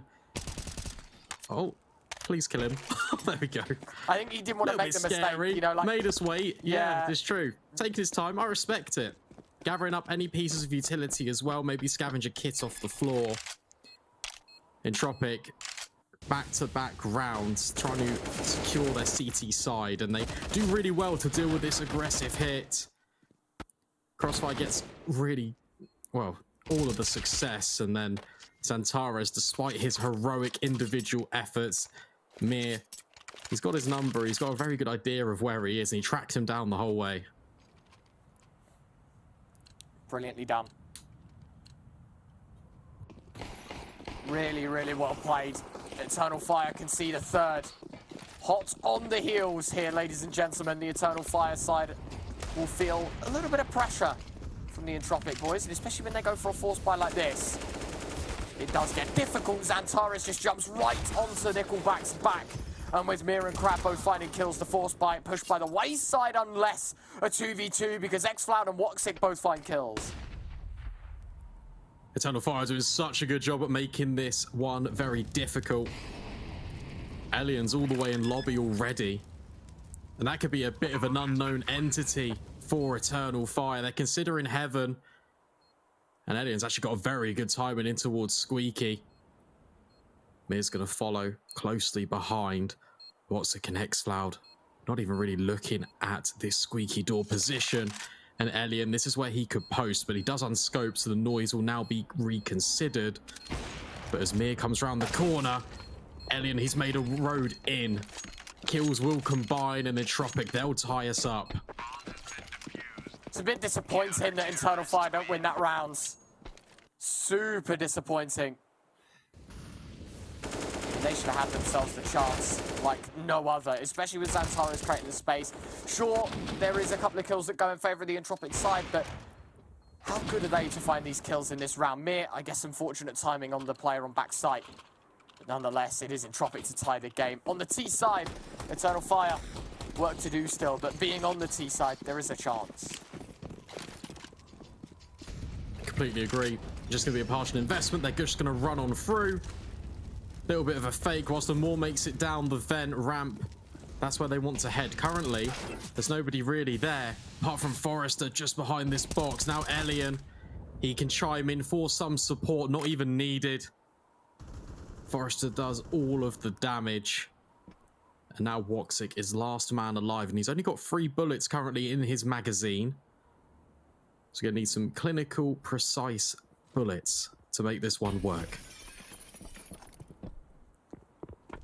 1 versus 5 would be one hell of a story to tell to the grandchildren if it happened, but no. Woxic will have to share his stories in a different game. Eternal Fire behind, Entropiq 1 round ahead. And they are looking very formidable here, this T side. racking up some serious pressure maybe. Entropiq starting to find their footing here on the CT side of Nuke. Don't let them get too complacent though, because they've still got a lot of work to do here, especially if they want to be winning this game. Very true, can't let it slip now. Full buy for Eternal Fire. Woxic on the AWP, and Mir, he's everywhere. Outside, ramp, you name it. Mir will flank it. Elian posting on towards Silo. And Xantaro's got to be careful, because as Elian takes contact, it's a lovely bait and switch that could potentially be on the cards.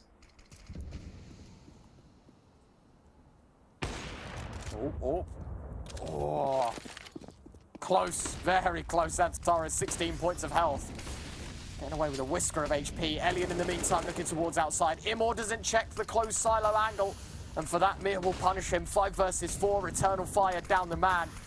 With the outside smokes being launched in, I think Entropiq, having dabbled so many players here, will quite quickly realise this is all just a fake. Floud and Calyx both with kills, and a 4 versus 3. Somehow Eternal Fire in front.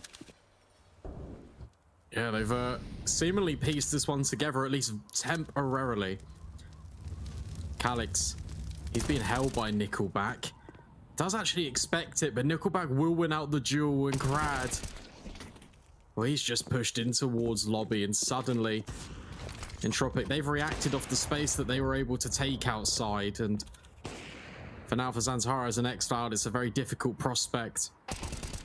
There's Nickelback, he's just repositioned to the perfect situation. Krad with the final killing blow, and Entropiq, it feels like they are a little bit more in control than they once were.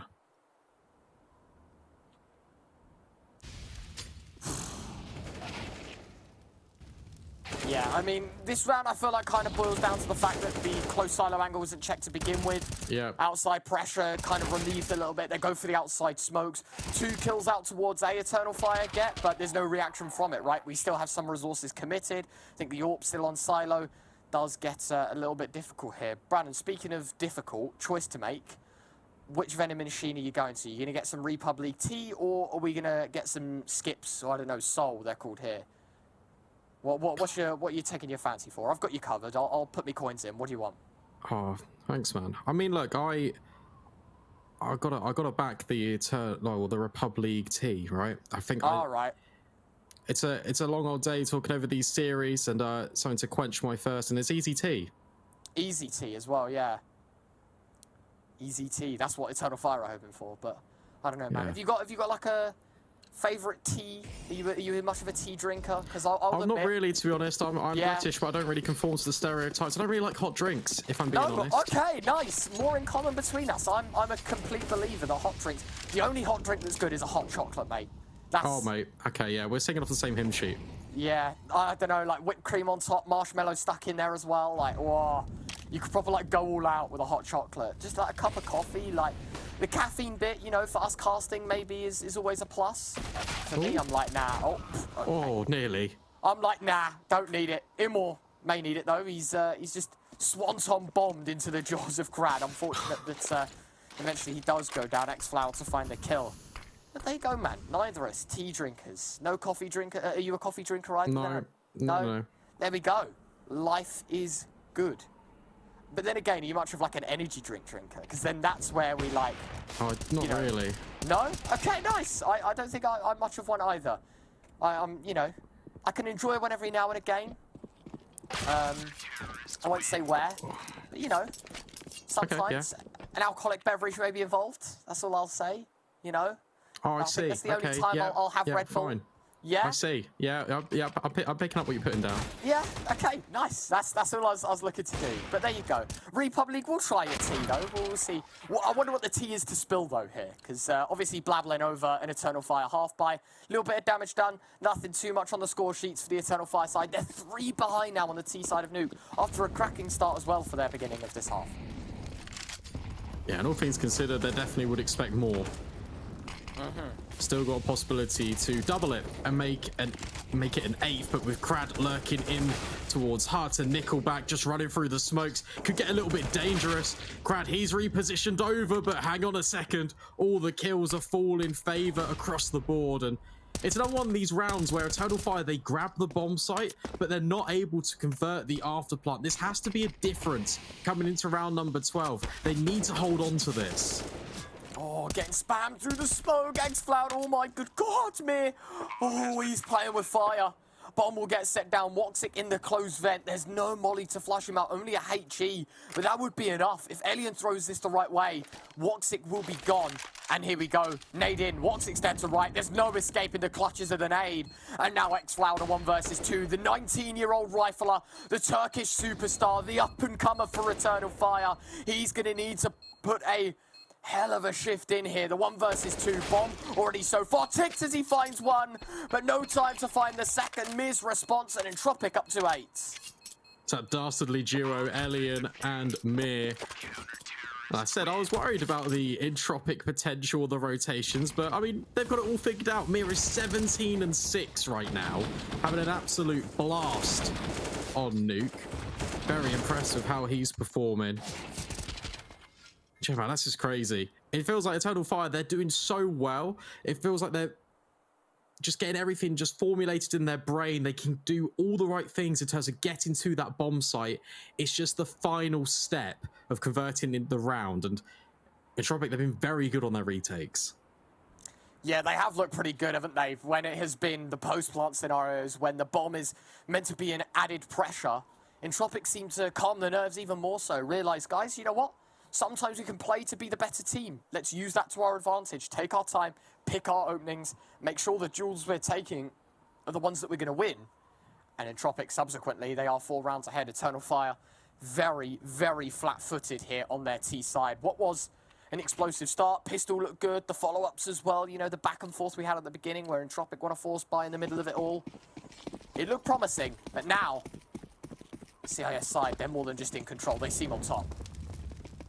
Had a stat as well, Mirage, that Immor had 5 opening kills, and that was pivotal to their success. And just having a look over here now, and actually, he's still on top in terms of that, but he's only got 2 of them. So, Eternal Fire, they need to get the gears going. Something's got to give. Another opening will present itself, but it looks like the rotations are here. Elian creeping up from Secret. Oh, he's scoped in. It's whack-a-mole potentially. Pixel's been spotted and more. Oh, it's very dangerous. The spam over towards ramp. That's not going to find anything. We look back at this sniper's perspective. Is he going to pull the trigger? It's like he knows he's there, but just like can't see him. It's like expecting. He's waiting. Immor, peek your damn head over the top of that silo. I dare you. Alien. Oh, that smoke actually will provide Immor a little bit of cover as he peeks in. Oh, there's his head. Can't see him, Alien. Low HP. Will dunk the nade through. He had no clue what just hit him. Yeah, it's a new set of outside smokes, and it's allowing them to cross shallower so they don't get spotted from heaven. Mir, he's taking a much more defensive line. He's over by CT spawn again, and in case Eternal Fire wrap on in, main's pretty much covered. That means that Nickelback can focus his attention towards Hut. Zantares potentially could eliminate Mir, and that is going to open up a world of opportunity for Eternal Fire, but they need to get going. There's only 20 seconds left. They're going to run straight into this. Immor will find Crad and Nickelback as well. Call his name and he shall answer. Bomb site and round Eternal Fires. Surely this is a post plant that they convert. Forrester finds the opener. Don't count them out of it just yet. The positioning of the AWP, though, so unconventional. They have to dive up the ladder onto site. And Eternal Fire, I don't think they'll be letting that one happen. Brilliantly done. Handled perfectly here. Entropiq.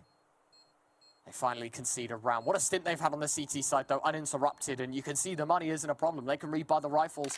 Eternal Fire, this is a multi-stage story in getting back into this game. Yeah, definitely not out of it yet. 5 rounds on the T side of Nuke. Pretty good fundamentally, but considering how much of a hot streak they were on early stages, it's probably not the best that they were hoping for, but it's nice for them to get around on the board despite Entropiq having such a dominant streak in the mid stages of this first half. I can certainly come in for Entropiq as we are only 2 rounds away from the sides swapping over. AKs across the board for this Turkish side. Yeah, it's looking confident, isn't it, here? Entropiq in a pretty good spot, shouldn't be conceding all too much, and even if this goes 8-7, I feel like Entropiq, this newly found form, the confidence that they've had, there is a real chance that they can just keep it going, right? Uphold this lead, the dominance that they've shown. But Entropiq, I don't think they'll settle for 8. I think they'll go for much more. Absolutely. Mir trying to be crafty with these smokes, spitting more. Cracks open his skull. Alien with the immediate trade. However, it is on towards Xantares, but that's the furthest advanced player for Eternal Fire, and Krad might be met with a little bit of a challenge if Imor elects to drop on top of him.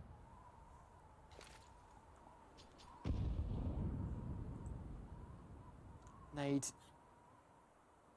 being heard by everyone because it is silence across the board. Everyone is just dead silent. In fact, it'll be broken by Eternal Fire's attempts towards A. Alien, low HP, X-Flower will pick him up, but only the one as Krad and Alien hold things down. It's Woxic 1v3. Entropiq, they'll have themselves a 9th.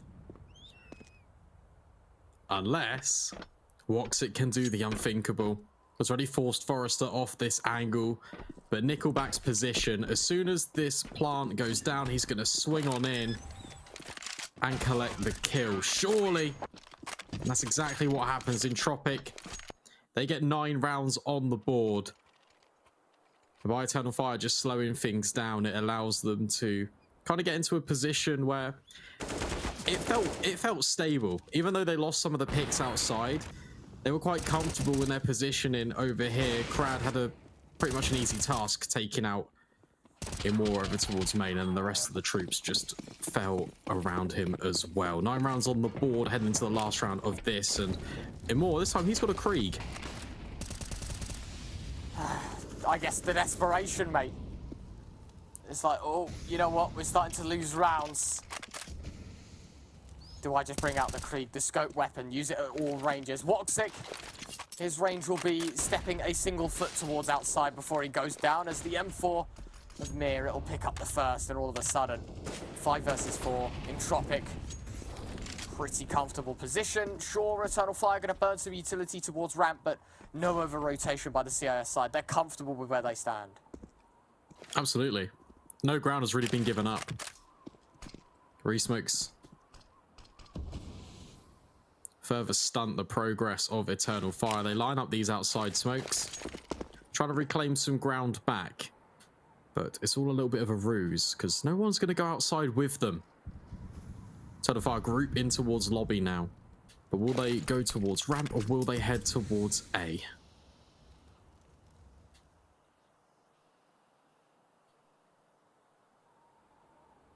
A seems to be the call here, Brandon. 35 seconds left, Eternal Fire. Got to make the move fast. Krad gone. Nickelback will find one. Big spam, but no bullets connect. And in a 3 versus 3, despite the man advantage being Entropiq's for nearly a minute, they will find themselves a decent opportunity, and a great kill comes in. Forrester responds on Forrester. Oh, and a dink onto X-Floud as well. Has Alien crashed? No. Looks like it. No, no, no, not like this, Alien. What happened? He's gone. That's so unfortunate. Unless he comes outside. But no, he's done. And there you have it. He's DC'd. 9-6 at the half. Technical problems to plague us, but Entropiq up at the half-time whistle. Can they continue to hold this? We'll find out after this.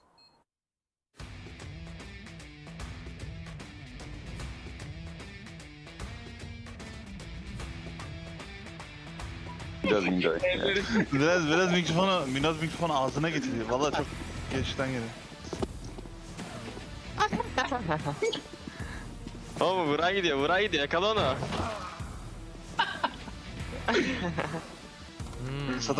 Neyse beyler, devam. Ömer'le odaklanıyor. Aa ben gittim ki. Aa beni unuttu. Beni unuttu. Niye açtın buraya? Geçtim. Aa onu koy. Zanti takladı bizim için. Canı tanıyorlar galiba. Ananız. Oğlum bu ne lan, tarot var. Eyvallah. What the fuck? Can oğlum sen ne yapıyorsun? Nereye gidiyorsun? Bir dur. Ben bitirmeye gidiyorum. Bitiriyor zaten, bitiriyor. No. Hadi lan düştüm aşağı. Space basmadı. Zanti bitirdi. No. Kaç kişi var arkamda? 2. Aha. Aha.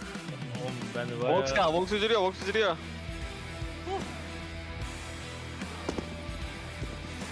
Özgür mü? Evet, patlatmayı bekliyorum. Canımız mı gitti? Ben görmedim canımın gittiğini. Yavaşladım sanki. Kanka ben bitireceğim evi, bana güven. Bu arada kaç stage var? 10 mu var? Yok, daha fazla var ya. Allah. Elendim ama. Elendik. Ya bunlar her yere yine geliyoruz. Abi sen Oy! Yap. Bir kişi atlayacak, öbürü atlayacak. Bir kişi atlayacak, öbürü atlayacak. Ben önden tanklayabilirim. Ben gidiyorum. Canımın diğeri... Aa, soldan gidiliyormuş lan. Ya yılan ol kardeşim benim, yılan. Geliyor, can geliyor, kaç. Geliyor. Geçemiyoruz. Oğlum onda da silah var mı?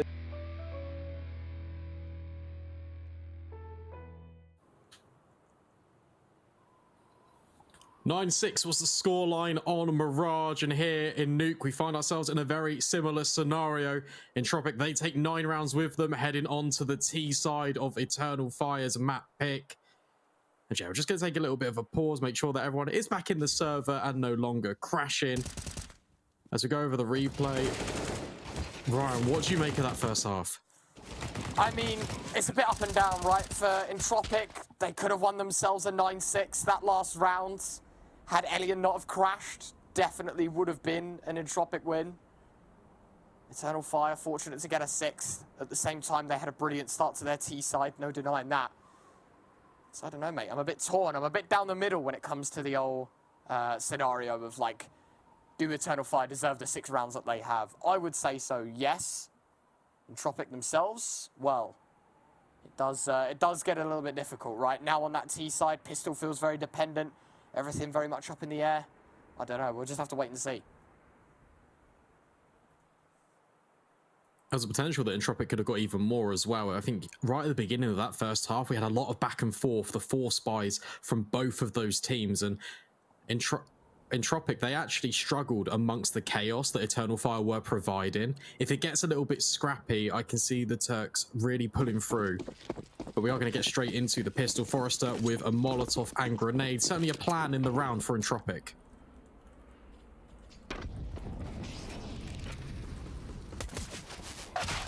USP looking for the first. Xantares gets dropped by Miz Glock. A beautiful open up. 5v4 and Entropiq off to a cracking start. Woxit getting dinked down as well. Not ideal, but Calyx, he'll find a couple as well. Nickelback responds. USP will eventually fall by the wayside. Man advantage here for Entropiq in a 3 versus 2. They have to get the bomb though, and it is isolated outside. And that's where Immor currently is with the dual Berettas. But this is actually a smart decision. Creeping on over towards Heaven. It's going to bait the shot on Woxic. He will now fall. But how much damage can these dual Berettas do? In fact, all of the members of Entropiq are actually dinked down quite a lot. There's a potential that Immor could clutch this up. I mean, low HP on a couple, right? So, entirely doable. Nickelback as well. Not exactly the most suitable of HP. Hearing all the noise, all the steps. He's got the bomb. I think Entropiq will realise quite quickly he's going to have to be on the headshot angle towards Secret, camping in and around that C4. First kill found, 2 more to go. Who's going to be next to face into him? Baiting the shot. Nickelback in more. Oh, good God. The dual Berettas, it seems to be the man from the west as he's able to take them all down. Eternal Fire up to 7. That is brilliant from Immor. It really is, but at the same time, it's the individual gunfights that let Entropiq down. Why don't they just all swing him at once? After that first kill was confirmed, they could just completely shut down him more, but no, they give him an opportunity back in, and he will grasp it with both hands. Really well played by Imor, and suddenly, Eternal Fire, they take the pistol, and they look in prime position to convert the follow-up.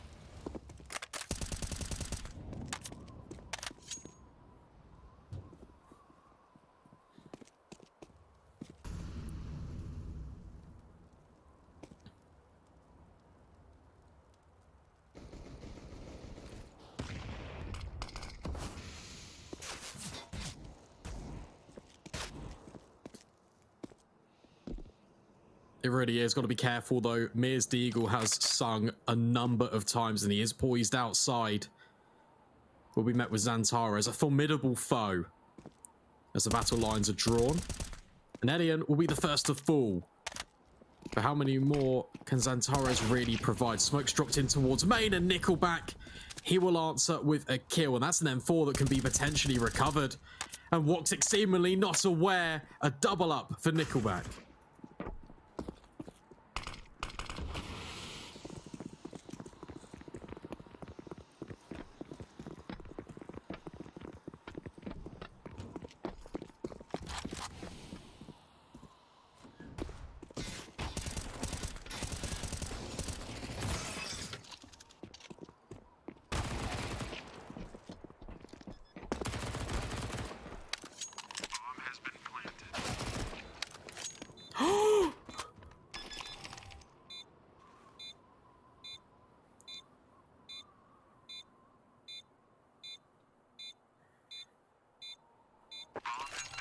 It's the same old story. It's similar to the pistol in Entropiq.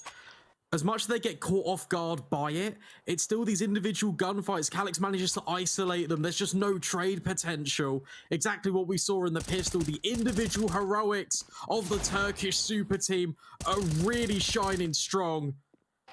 Bomb plant, that's the only saving grace, but honestly, that had Entropiq written all over it. Oh, Calix. It's a shame because apparently you couldn't hear me. That's so annoying. Another 1v3. How does he get away with that? Oh, my word. Brandon. No. Oh, Calix. Imor in the pistol. Calix in the second. Yeah, who's next? Yeah, That's like also got Xantares, a new entry, yeah. X-Floud, or Woxic. Put your money who's on the 1 versus 3? Put your money on who's the next 1v3 contestant. Do they pass, in fact? A bit of a tech pause, nothing too much. Do we see any more clutches in this game? It feels like we've already exhausted all of that. Eternal Fire. There's more. Using their golden coins in the beginning of the half, rather than saving them for the end. Entropiq just holding the chips instead. They've used their finances to fully invest. Woxic with the AWP. It's going to miss the shot. And Forrester, he's made it down the vent. Are Eternal Fire aware of this? I'm not too sure. But he could go on a walk and find a lot of impact. Does get scary still, doesn't it? Oh, Xantares. Got to be careful. And he will find the opener, though. Eventually hits the mark. Well, just like that, 5-on-4, Eternal Fire right back to their winning ways, especially when Entropiq invest as well. This is looking very promising for them. It really is. Grouping up towards the lobby. Entropiq, they make their move. Clearing all these angles. Tight skirmishes on the horizon and more, with the MP9 just holding firm above top hut. As soon as Calix hears anything, he can drop an incendiary. It's never comfortable for Entropiq. The MP9 spam, it's not going to get the kill, but it's going to do heavy damages. It's a smattering of damage across the board, and then more, he'll double up with a headshot. It sends Entropiq barreling towards this ramp position, but X-Cloud, he's already here and waiting, and as Calix, he takes the map control further back, Elian will respond. That's brilliant, absolutely brilliant. The safe call has to come in. Eternal Fire, it's a tight game. Things are only just amping up here on Nuke. I am so excited for the remaining few rounds that we have here on this second map. This is it. Entropiq, should they lose this map, they're out of this event. And for Eternal Fire, winning this pushes them one step closer to that third place spot and a chance once again to push through to a REPUBLEAGUE playoff. Second place in the entire event in the last event. And to think they are one best of 3 from being eliminated. Scary, scary times. But Eternal Fire showing their mettle, showing their value. That, though, for it more. How do you even explain that in, like, you know... Fade away. Yeah, it's just brilliant. Can't write any other way. Eternal Fire, they tie up. Another pause being called as well. I mean, I don't want to lose either of these teams. They're really putting on a show. We're going to have to, though. One of them's got to go. And right now, Eternal Fire, they are trying to prove to everyone why they should remain here at REPUBLEAGUE. The economy graph on your screen, it's showing it's definitely in favor of the CTs. Man, 143 ADR for Elian, and it's still not enough on the T side so far. That's disgusting, is it? 143 ADR. That's nuts. 102 on Mir. I mean, none of the Eternal Fires even break 90 ADR. How are they winning this game? No one's hit 90 ADR. What's going on? I don't know. Sharing the wealth? It's these clutches. Yeah, maybe. But now, Entropiq, they have reinvested yet again. Xantara is getting aggressive outside Mir. He's gone the other way. They pass each other, but the headshot will prevail. And now in more, he's in a tricky position. Doesn't know if it's the right decision to stay or to swing in and help his fallen teammate. I can tell you now, it definitely was the smarter decision to play for the life, because Calyx, he's found a kill in the meantime and put things in even hotter contention here, even more choppy waters. With a minute and 10 to go, a 4 versus 4. The Galil trying to make air towards ramp. Nickelback going to allow his teammates to come in as well. A tap away from the Tech 9, but it's ramp. That's where the focus seems to be here for Entropiq. It's a gap. It has been found. Woxic hearing his BDI in, but he misses the shot. Mir's going to capitalize upon it. Very heavy investment, but Calyx with the immediate rebuttal. 3 on 3. Space still can be taken, but Xfloud, he's plugged the gap temporarily. Lets Nickelback run down. And Elliot will trade out his teammate. 2 versus 2. Eternal Fire with it all to do. Immor getting caught out with the Molotov. Elian secures the kill, but he burns alive. It's just Calyx versus Nickelback. 1 versus 1, and Nickelback has the stamina. The dink on the M4, it's just not going to be enough. Nickelback gets away with it. A ridiculous, and I mean ridiculous, end to this round. Mir finding the opener. Calyx, nice adjustment on the ramp player. Only things spiral from there. And it was just back and forth Counter-Strike. 1-for-1s. The trade so good for both teams. Ultimately in the 1 versus 2 though, Calyx, he finds 91 damage, but Nickelback stood at 100. And unfortunately for Eternal Fire, back to the chalkboard. And another timeout called. Second time in 2 rounds. More importantly though, for Entropiq, a chance to run away with this game entirely. A chance to give us an idea of a 3-map affair. We thought that Entropiq would be the players that would be saving. Instead, Eternal's finances have run dry. Buying to around $2,000 a player signifies the intentions that this will be a save round. Xantara is with a Deagle. Well, we know what he can do. He's absolutely incredible. And then more with a Zeus. I want to see that get a kill. Didn't see it on Mirage. Do you know what? Who's surprisingly good at using the Zeus? Dweg. I know, seems a bit weird. I've played Counter-Strike many a times with that man, and when he buys a Zeus, every single time he buys one, he gets a kill. So maybe Immor's been watching the old Aussie VODs of level 4 Dweg. And, you know... I have to out his face at level, man. Hey, man, I'm level 7, you know? I'll take it on the chin. I'm a terrible player. Well, I'm not terrible.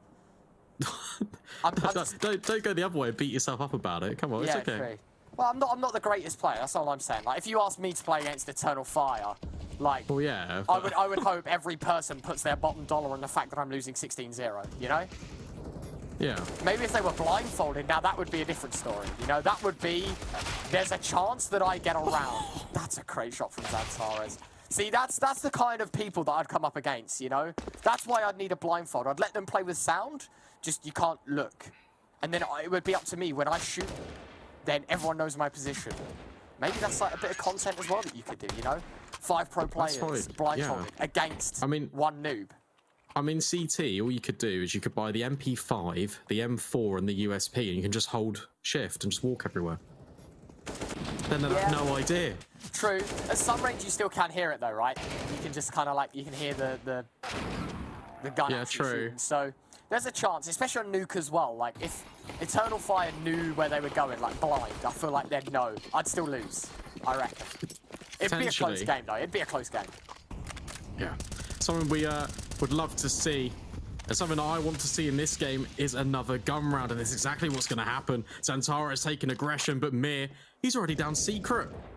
Already a lovely job for Entropiq, creating a lot of space. The Eternal Fire, they're going to have to rotate on down, but the spam is perfect, and that's the bomb drop, more importantly. Nickelback will run over and collect it.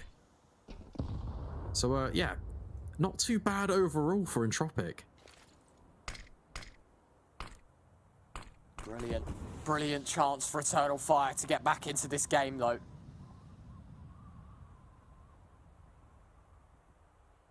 Minute and 5 on the clock. Where do Entropiq want to end up with? Do they go towards lower? Nickelback's committed the bomb here. Mir's going to join him as well. So I can only guess that this is a B play, Brandon. How bad does it get for Eternal Fire? Can Entropiq siege the site and force a post plant? Oh, the whole B too strong. They've got players here already. Woxic, that's an absolutely filthy kill. Nickelback deploying a piece of utility, but he's going to second guess himself. Xantares eliminates Elliot, and now Entropiq, where can they really go?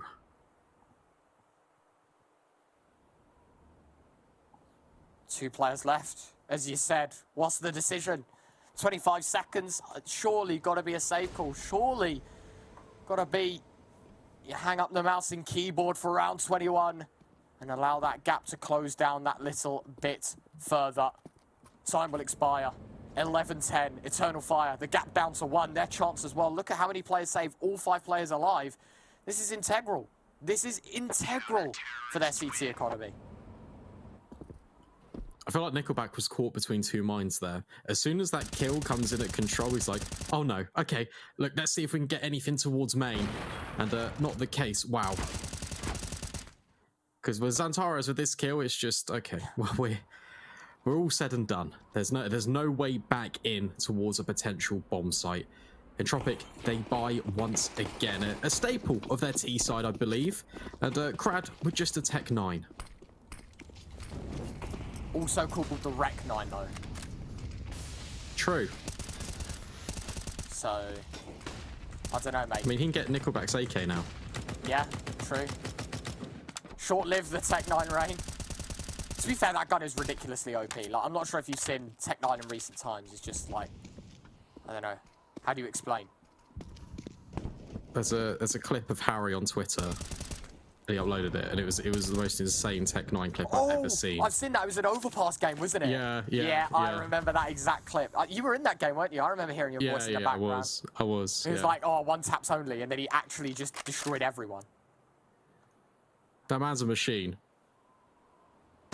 And Calix, God, he's absolutely shutting down Entropiq. There's only 2 players left in this partial by Eternal Fire. They're in such a, well, amazing position to tie up the scoreline. The windows are broken, and Crad, that Tech 9, it is a little bit short-lived, but Elliot on the Galil, he doubles up. Will have to be a full house of frags if he wants to eliminate Eternal Fire from this one. Dropping an incendiary, getting a little bit closer, but fully blind. Actually won't be the ramp player. Calix from Decon cleans it up. Brilliant. A tie game heading into round 23. If you wanted a match to watch this evening, I mean, sure, there's some Tier 1 Counter-Strike going on right now in the Pinnacle Cup, and, you know, maybe there's a couple of other games going on. This is as close as it could get. This is the game you should feast your eyes on right now. Astralis Heroic? Nah, not fun, mate. Mouse Nip? Nah, not where you want to be. This is Tier 2 Counter-Strike. This is the next step into Tier 1. And Entropiq and Eternal Fire, blow for blow, to keep their spot in this event. Never mind to win, never mind a playoff spot guaranteed. This is only to remain in this event. They've still got another day of Counter-Strike to play if they even want to see themselves to top 8. Absolute madness. Eternal Fire, they tie up the scoreline on their CT side, and down in the dumps are Entropiq. Their money, it does not accommodate a buy in round number 23, so finally a little bit of breathing room for Eternal Fire. They won't come up against anything except a couple of upgraded pistols. Yeah, this is a good spot for Eternal Fire. They've bounced back after what seemingly looked like an Entropiq map through and through. Xantares, he doesn't care at all, and Mir, they passed each other like ships in the night. Spam coming out. Immor will find the open up pistols. Not going to happen. Very much not going to happen in this round. Xantares. Oh. That is an enemy, mate. You know, the thing that you just saw shoot at you. You meant to shoot back a little bit. Now it's an M4 given up to Mir as well, who is 25 and 15. I'm going to start calling him a map 2 merchant. Last time we saw Entropiq play, it was Dust 2, the middle map of the 3 that Mir popped off, went 32 and 9. Map 2, nuke here. Merchant. Yeah, literally, man, 25 and 15. He's popping off. What would you label it then? I'm going with map 2 merchant, and it's his 26th kill. He's just taken down the AWP of Woxic. Yeah, we can let that catch on. I like it. I thought it was really funny. Map 2 merchant. He's actually he's gonna throw the rifle over as well. Nickelback, he's gonna have armor behind it. And I said Eternal Fire, they got some breathing room, but now they're going to be breathing very heavily. A lot of adrenaline riding on this one, 3 versus 4. And Entropiq, they've reset all the way over. Xcloud, he could be the thorn in their side. Very much, but the Xcloud goes forward. 1 kill, but it's Mir and Crad. All with kills, a 3k for Mir. And Calyx now in a 1 versus 3. We've seen this one before, though. Alien, can he put a stop to it? No. Damage done. Calyx.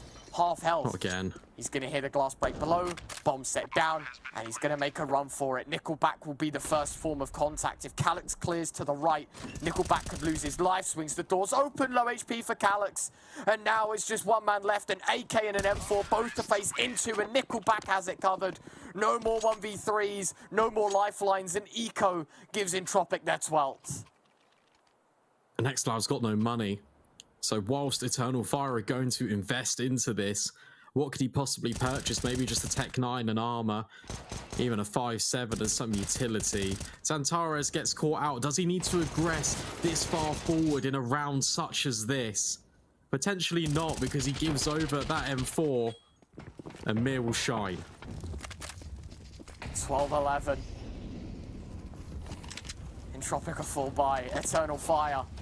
Scraps of what's left of their economy invested into this round. MP9s, 5.7s.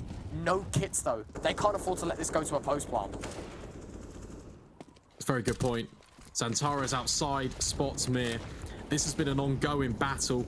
The control for outside and Woxic. He'll be the supporting fire, providing overwatch in the heavens. Outside smoke's now being lined up for Entropiq. Forrester making a move potentially. Xantares, though, he's still outside. 5 versus 4. This is something that you can afford to run with. Xantares has got to be careful of the bullet count. He's only got 2 magazines left, and he's going to expend the first one trying to spam away. Xantares, he's going to run out of ammunition in his primary gun. He's got 26 bullets left. Not the most ideal position to be in. Entropiq, though, made their way towards lower, seemingly undetected by the Eternal Fire side. They knew the smokes were dropped. There is a real chance, and I mean a real chance, that Entropiq can catch Eternal Fire by surprise in this round. They really can. Creeping their way down. As soon as that door swings open, though, Eternal Fire, they're going to have all the information. Woxic, he can be on a quick retreat down the vents. Nickelback's going to molly that one off. It's a safe plant, and 9 players alive. It is going to go to this post plant, and Eternal Fire, are they even going to go for it? It doesn't look like it. They're just going to run away. I mean, I can kind of respect it. You've got to have some give and take, right? When you're going to be on an eco in the next round anyway, what's the point of risking all this weaponry? That's an AK picked up now. And look at this buy heading into the next round for Eternal Fire. It doesn't even have to be a buy. It could be an eco, you know? They don't have to risk anything. Entropiq, on the other hand, well, Forrester's got no money. Alien's got no money. People are going to have to start dropping weapons. And Entropiq themselves, their money's going to be on a nice edge. They've got to be careful for the next steps as well. Eternal Fire down by 2, but this game is far from over. Yeah, it's actually a very smart decision. Just for the longevity of the entire game. It's almost like deja vu. They come out the round and they just go back into it with exactly the same. The only change being that Entropiq won the previous. Another scope weapon being purchased. The SG is being primed into Alien's hands. And xCloud, not 5-7 this time, it's a Deagle.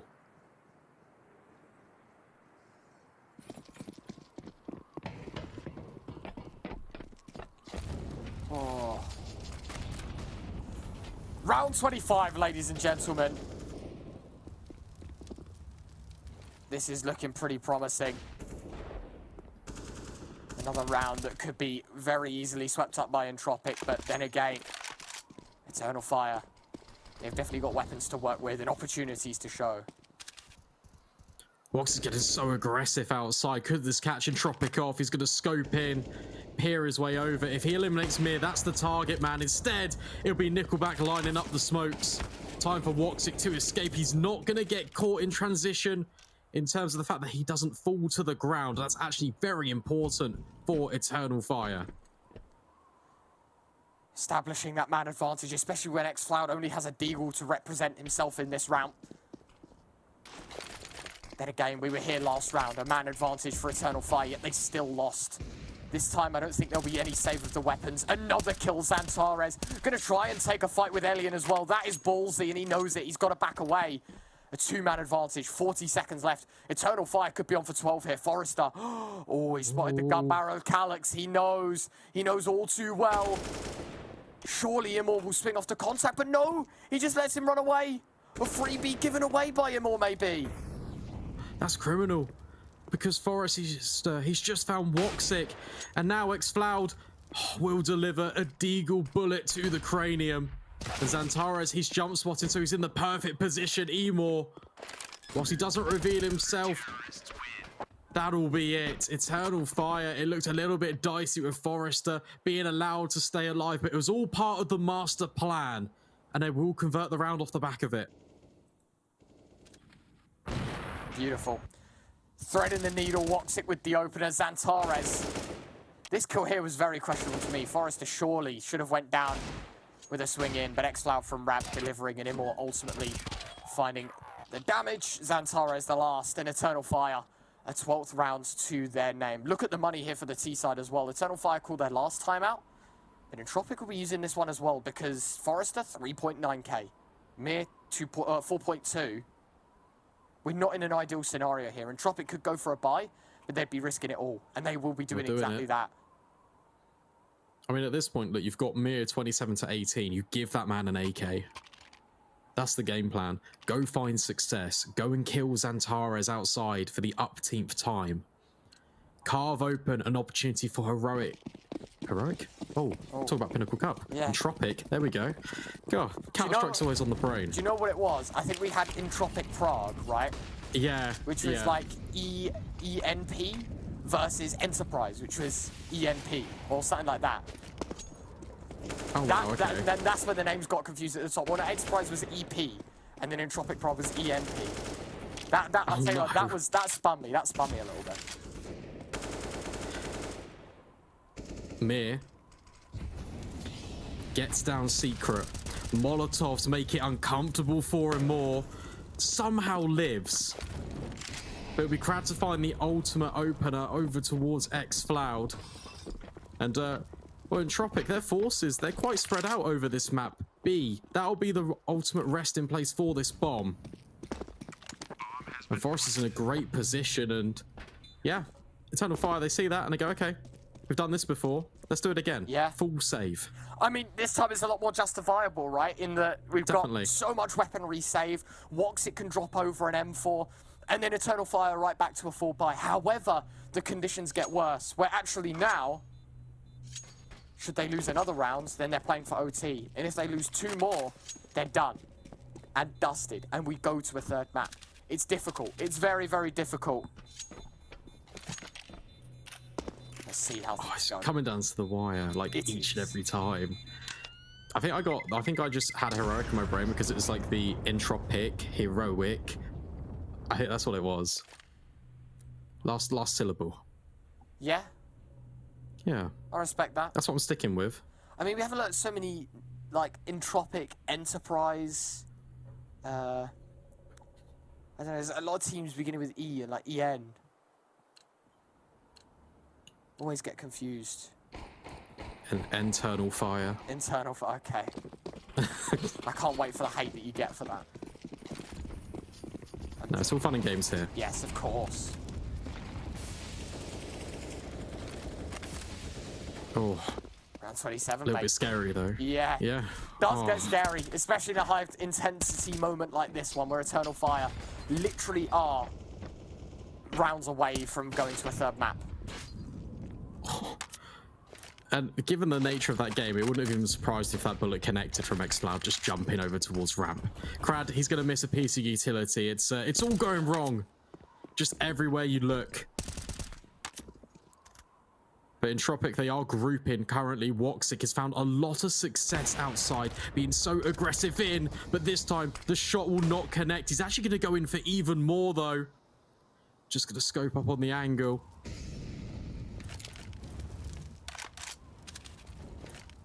He's not going to find anything. Slow, methodical. Having a good look into outside here. Xantara is going to be caught blind. Woxic drawn out the P2000 in that engagement. And the T's will swarm, but Woxic alongside Xantares. They're going to do it all solo. The double down of it. Nickelback will trade. And Xantara is still kicking. He's looking for a way in. Tapping away with the M4A1S. Eternal Fire know how much this man advantage means to them. They cannot afford to lose. They really can't. As Xantares, he's just going to swing off the contact. xCloud. Oh, he picks up the pieces, but Forrester lines them up. It's a 1 versus 1. It's all going on, but xCloud at the hat trick. Eternal Fire, they save off the back of the plant in the last round, and they do it back to back. They keep this one extremely close. And Entropiq, they can buy into it, but they're in a very similar position to before. Very nicely done. xCloud's double. That lineup from Forrester's sickening. But the young gun, 19 years of age. And he just pulled off a 3K against Entropiq to give his team a chance in this entire series to win it 2-0, to avoid overpass. Let's see if they can do so. Xantares, he'll find Mir. A great way to start this round. It's perfect. That's been Entropiq's point man. And he's just been stripped away from them. And more, he'll just push the issue. And Forrester, he's next to full 2-man advantage for this CT side.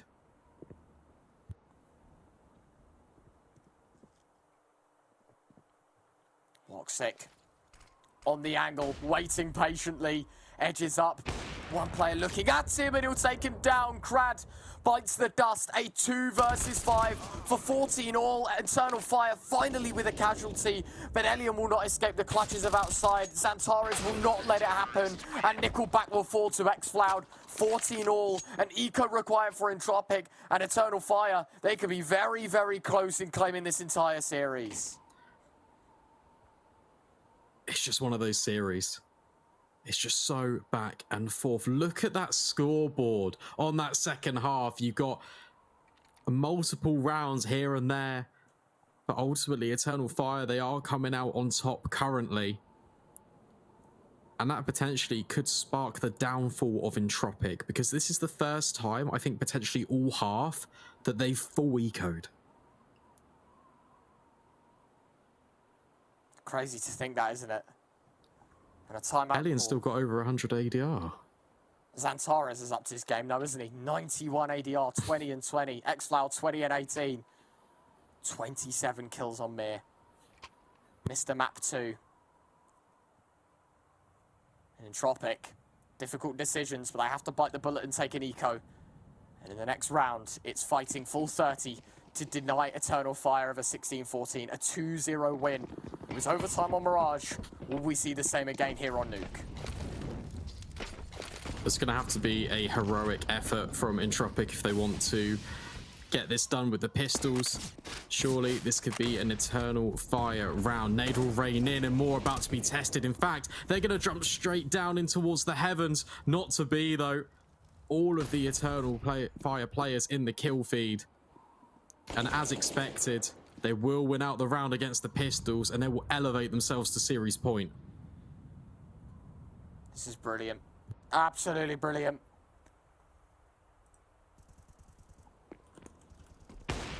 Looking confident, Woxic will miss the last shot, but surely this is a flawless way to end round 29. Woxic, please don't get overzealous with these peaks. Elian, oh, he's running out. Oh, the Zeus today dropped in behind. Clock won't do anything either. Immortal will save his teammate's life. Eternal Fire, map point, series point, and more importantly, to knock Entropiq out. This last round means everything. It really does. Look at the buy. Entropiq, they save, so that means they can have the utility. It's so important to them. They just need to do it one more time. They got us to overtime in Mirage. They need to replicate it here on Nuke. 5 kills away, though, are this Turkish side for further progressing for a shot for playoffs.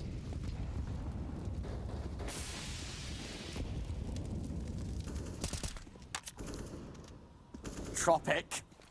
5 kills away from pushing the boat out to overtime, though. Calyx goes aggressive. A great flash that will find the first. And Calyx attempts at a second. Crad half health. And he'll try and move towards ramp. Xflow patiently waits for his chance to strike. In the meantime, Woxic, he's having a look deep towards outside. Advanced positions taken here. The T side fortunate to only be level at this point in time. I thought Woxic was going to be able to find another one. It seemingly looked that way. Smoke's being juggled. Everyone's lining them up. And Woxic, he will find Mir. That's such an important scalp to take. And in fact, Entropiq, they're going to reset off the back of it. They're going to head towards lobby. It's looking dire for them right now. Oh, it's not looking good, is it, mate? It really isn't looking good. 3 versus 4. 35 seconds left. Woxic will find the third, and it is the beginning of the end. And while the CIS team falls, the start of the Turkish era is here. Eternal Fire 16, Entropiq 14, and with that, Entropiq out of Republic Season 3, and Eternal Fire live to tell the tale, and they survive another day. Commiserations to them, but for Entropiq, it's just so unfortunate. They've really dug their heels in. They showed good mental resilience, but equally, so did Eternal Fire. They bounced back from Entropiq forcing it to overtime, but this time they were like, no, guys, it's not happening here. We'll let it go the distance, but we will close it out in regulation. They are your winners, and they go through to the lower final. Yeah, really well played for the Eternal Fire boys. I think Mirage, you can be proud of. Even though you did choke a massive lead, that was Entropiq's map pick. You never had the expectation to win heading into that matchup. So the surprise, definitely there. Caught them out, played well, good counter-strike. They were rewarded with a win. On Nuke, did get a little bit close. And, well, at the end of the day, they made it work anyway, didn't they? And they've got themselves the win. It doesn't matter how it happens. Sometimes it gets close like that. But against one of the best teams we have in Tier 2, I think Eternal Fire can be very, very proud of that result. And hopefully we'll have an interview with Woxic in just a moment. Yeah, sounds very good indeed. And so that actually sets the stage as well for that lower final. Eternal Fire, they make it there, and so will X-Mad Lions. So that's a scary prospect, and that's a very explosive best of 3. Yeah, 2 teams that will give it all, right? And then obviously later on that day we have Ecstatic Bad News Eagles for the upper final game as well, right? To determine the seedings there. So we've got some amazing Counter-Strike to watch, no doubt about it. But of course, Eternal Fire, they need this next best of 3 as well. You can't allow the penny to drop. If you lose this next best of 3, you don't make the playoff stage. It's as simple as that. And for X-Mad Lions, same thing can be said for them. So in this lower final, it is do or die. It's another elimination matchup, but the winner rewarded with slightly more. You get a chance in playoffs, you play in that top 6, 1 best of 3, and you make it into the prize money. Yeah, really good. And reputational align for Eternal Fire because obviously they've got tenure and history in REPUBLEAGUE because they came second, fell short to Fnatic, and they're hoping that they can go one step further this time and potentially win the whole thing. That's what they'd be hoping for, wouldn't they? And I think it's entirely doable that the lads can definitely pick it up and you know, find the mark and what have you. A great showing, an absolutely great showing from the lads over at Eternal Fire. For Entropiq, it's bittersweet, right? I think you could have won that very easily, could have lost that as well. Mirage could have been a little more definitive, and what would that have been mentally heading into map 2, right? And so, yeah. We do have a interview with Mr. xFloud instead of Woxic. I think they've switched things out, so we get to talk to the young gun of Eternal Fire, which I'm always excited about. I do hear him in our ears, so I do believe we'll be ready for it in just a moment here. But yeah, Eternal Fire set the stage very well. The lower final is theirs. And we'll have a chat now to Mr. xFloud to see how things get on. We'll welcome him in, of course. Mr. xFloud, congratulations first and foremost. Smiles, I can see. 2-0 victory, very close over Entropiq. Tell me more, how does it feel? It's feeling very good because Entropiq is very strong team for us, and it's good to beat some good teams here. And we were very prepared for them on Mirage and Nuke, and it worked. Nice, nice. Yeah, really well done. It's lovely to see. We get Centaurus in the background as well. How did it feel going between Mirage and Nuke? Because obviously Entropiq, they formed that amazing comeback. They forced you guys into overtime. And now you're here in between you and Nuke. Yeah, we were it's not like their side in this game. We were if we win some pistol round or key rounds, we will come back easily because we were believing ourselves, each other as a team. So it was feeling very good for us. We didn't feel like we are losing on Mirage when it is 6-9. I mean 6-6, 9-6. And same as Nuke, I think we got 6th round on T side, but we didn't feel like we are losing. Our mentality was full high every time, even we are losing some critical rounds, key rounds, but we managed to win both maps on overtime and 6th on the voting. Nice, nice. Obviously, for the future of you guys as well, you play ex-Mad Lions tomorrow to see if you guys can obviously make the lower final. Being a team with reputation in REPUBLEAGUE and taking 2nd place last season, do you guys think you have it done tomorrow so you can make playoffs once more? Actually, here is our home. We were used to playing out here, so probably we will be champion of this tournament. Nice. Nice. That's very bold and very confident. Love to see it. Is that the feeling just in the camp overall? You guys are playing some incredible CS right now. You're becoming a lot more consistent. Is that what the mentality is? You're just going to go forward in every single tournament and just try and get some victories and the titles under your belt? Actually, we are working hard here. We are on gaming house right now, and we are watching all the current games, which is playing on like EM Dallas or other tournaments. We are watching all tournaments together. We are watching our recent games.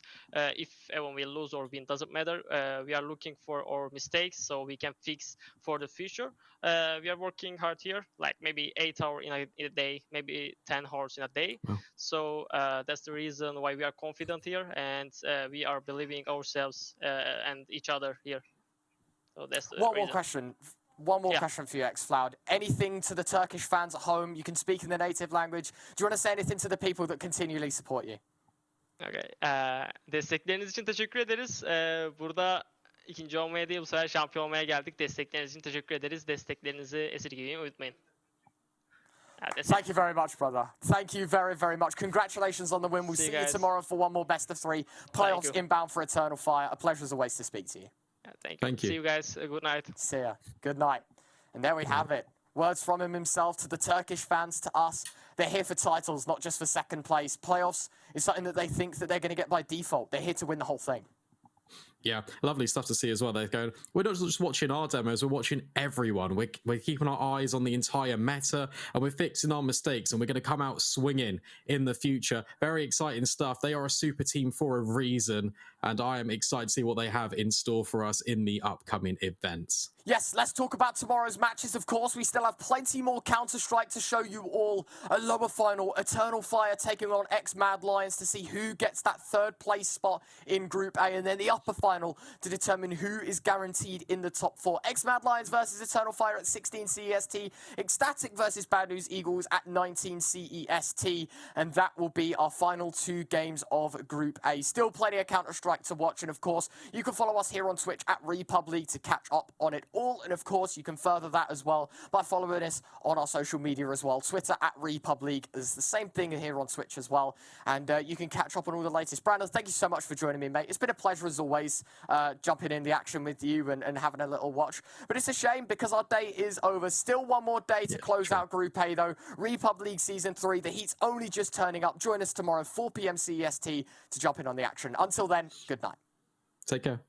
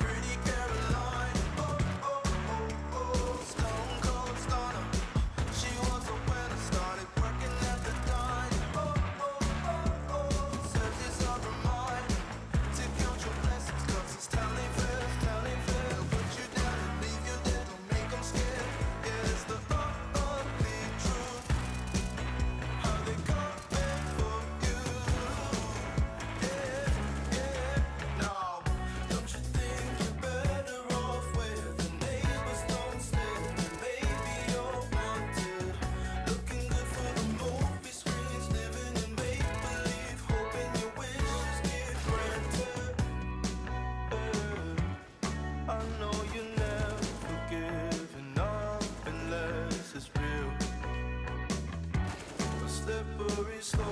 It's not enough to please you. Pretty Caroline, stone cold stunner.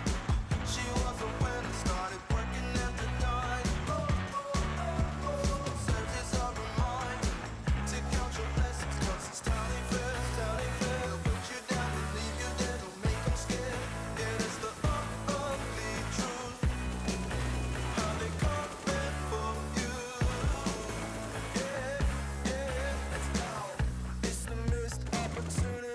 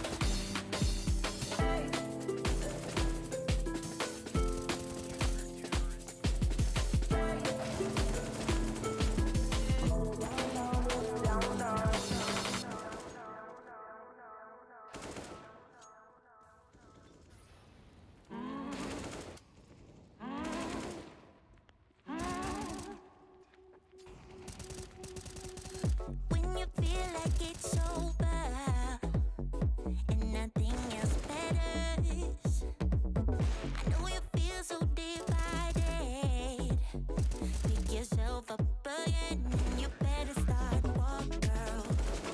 Open up, just let me hear you talk, girl. You have come too far to give it up now, even though it seems there's no way out.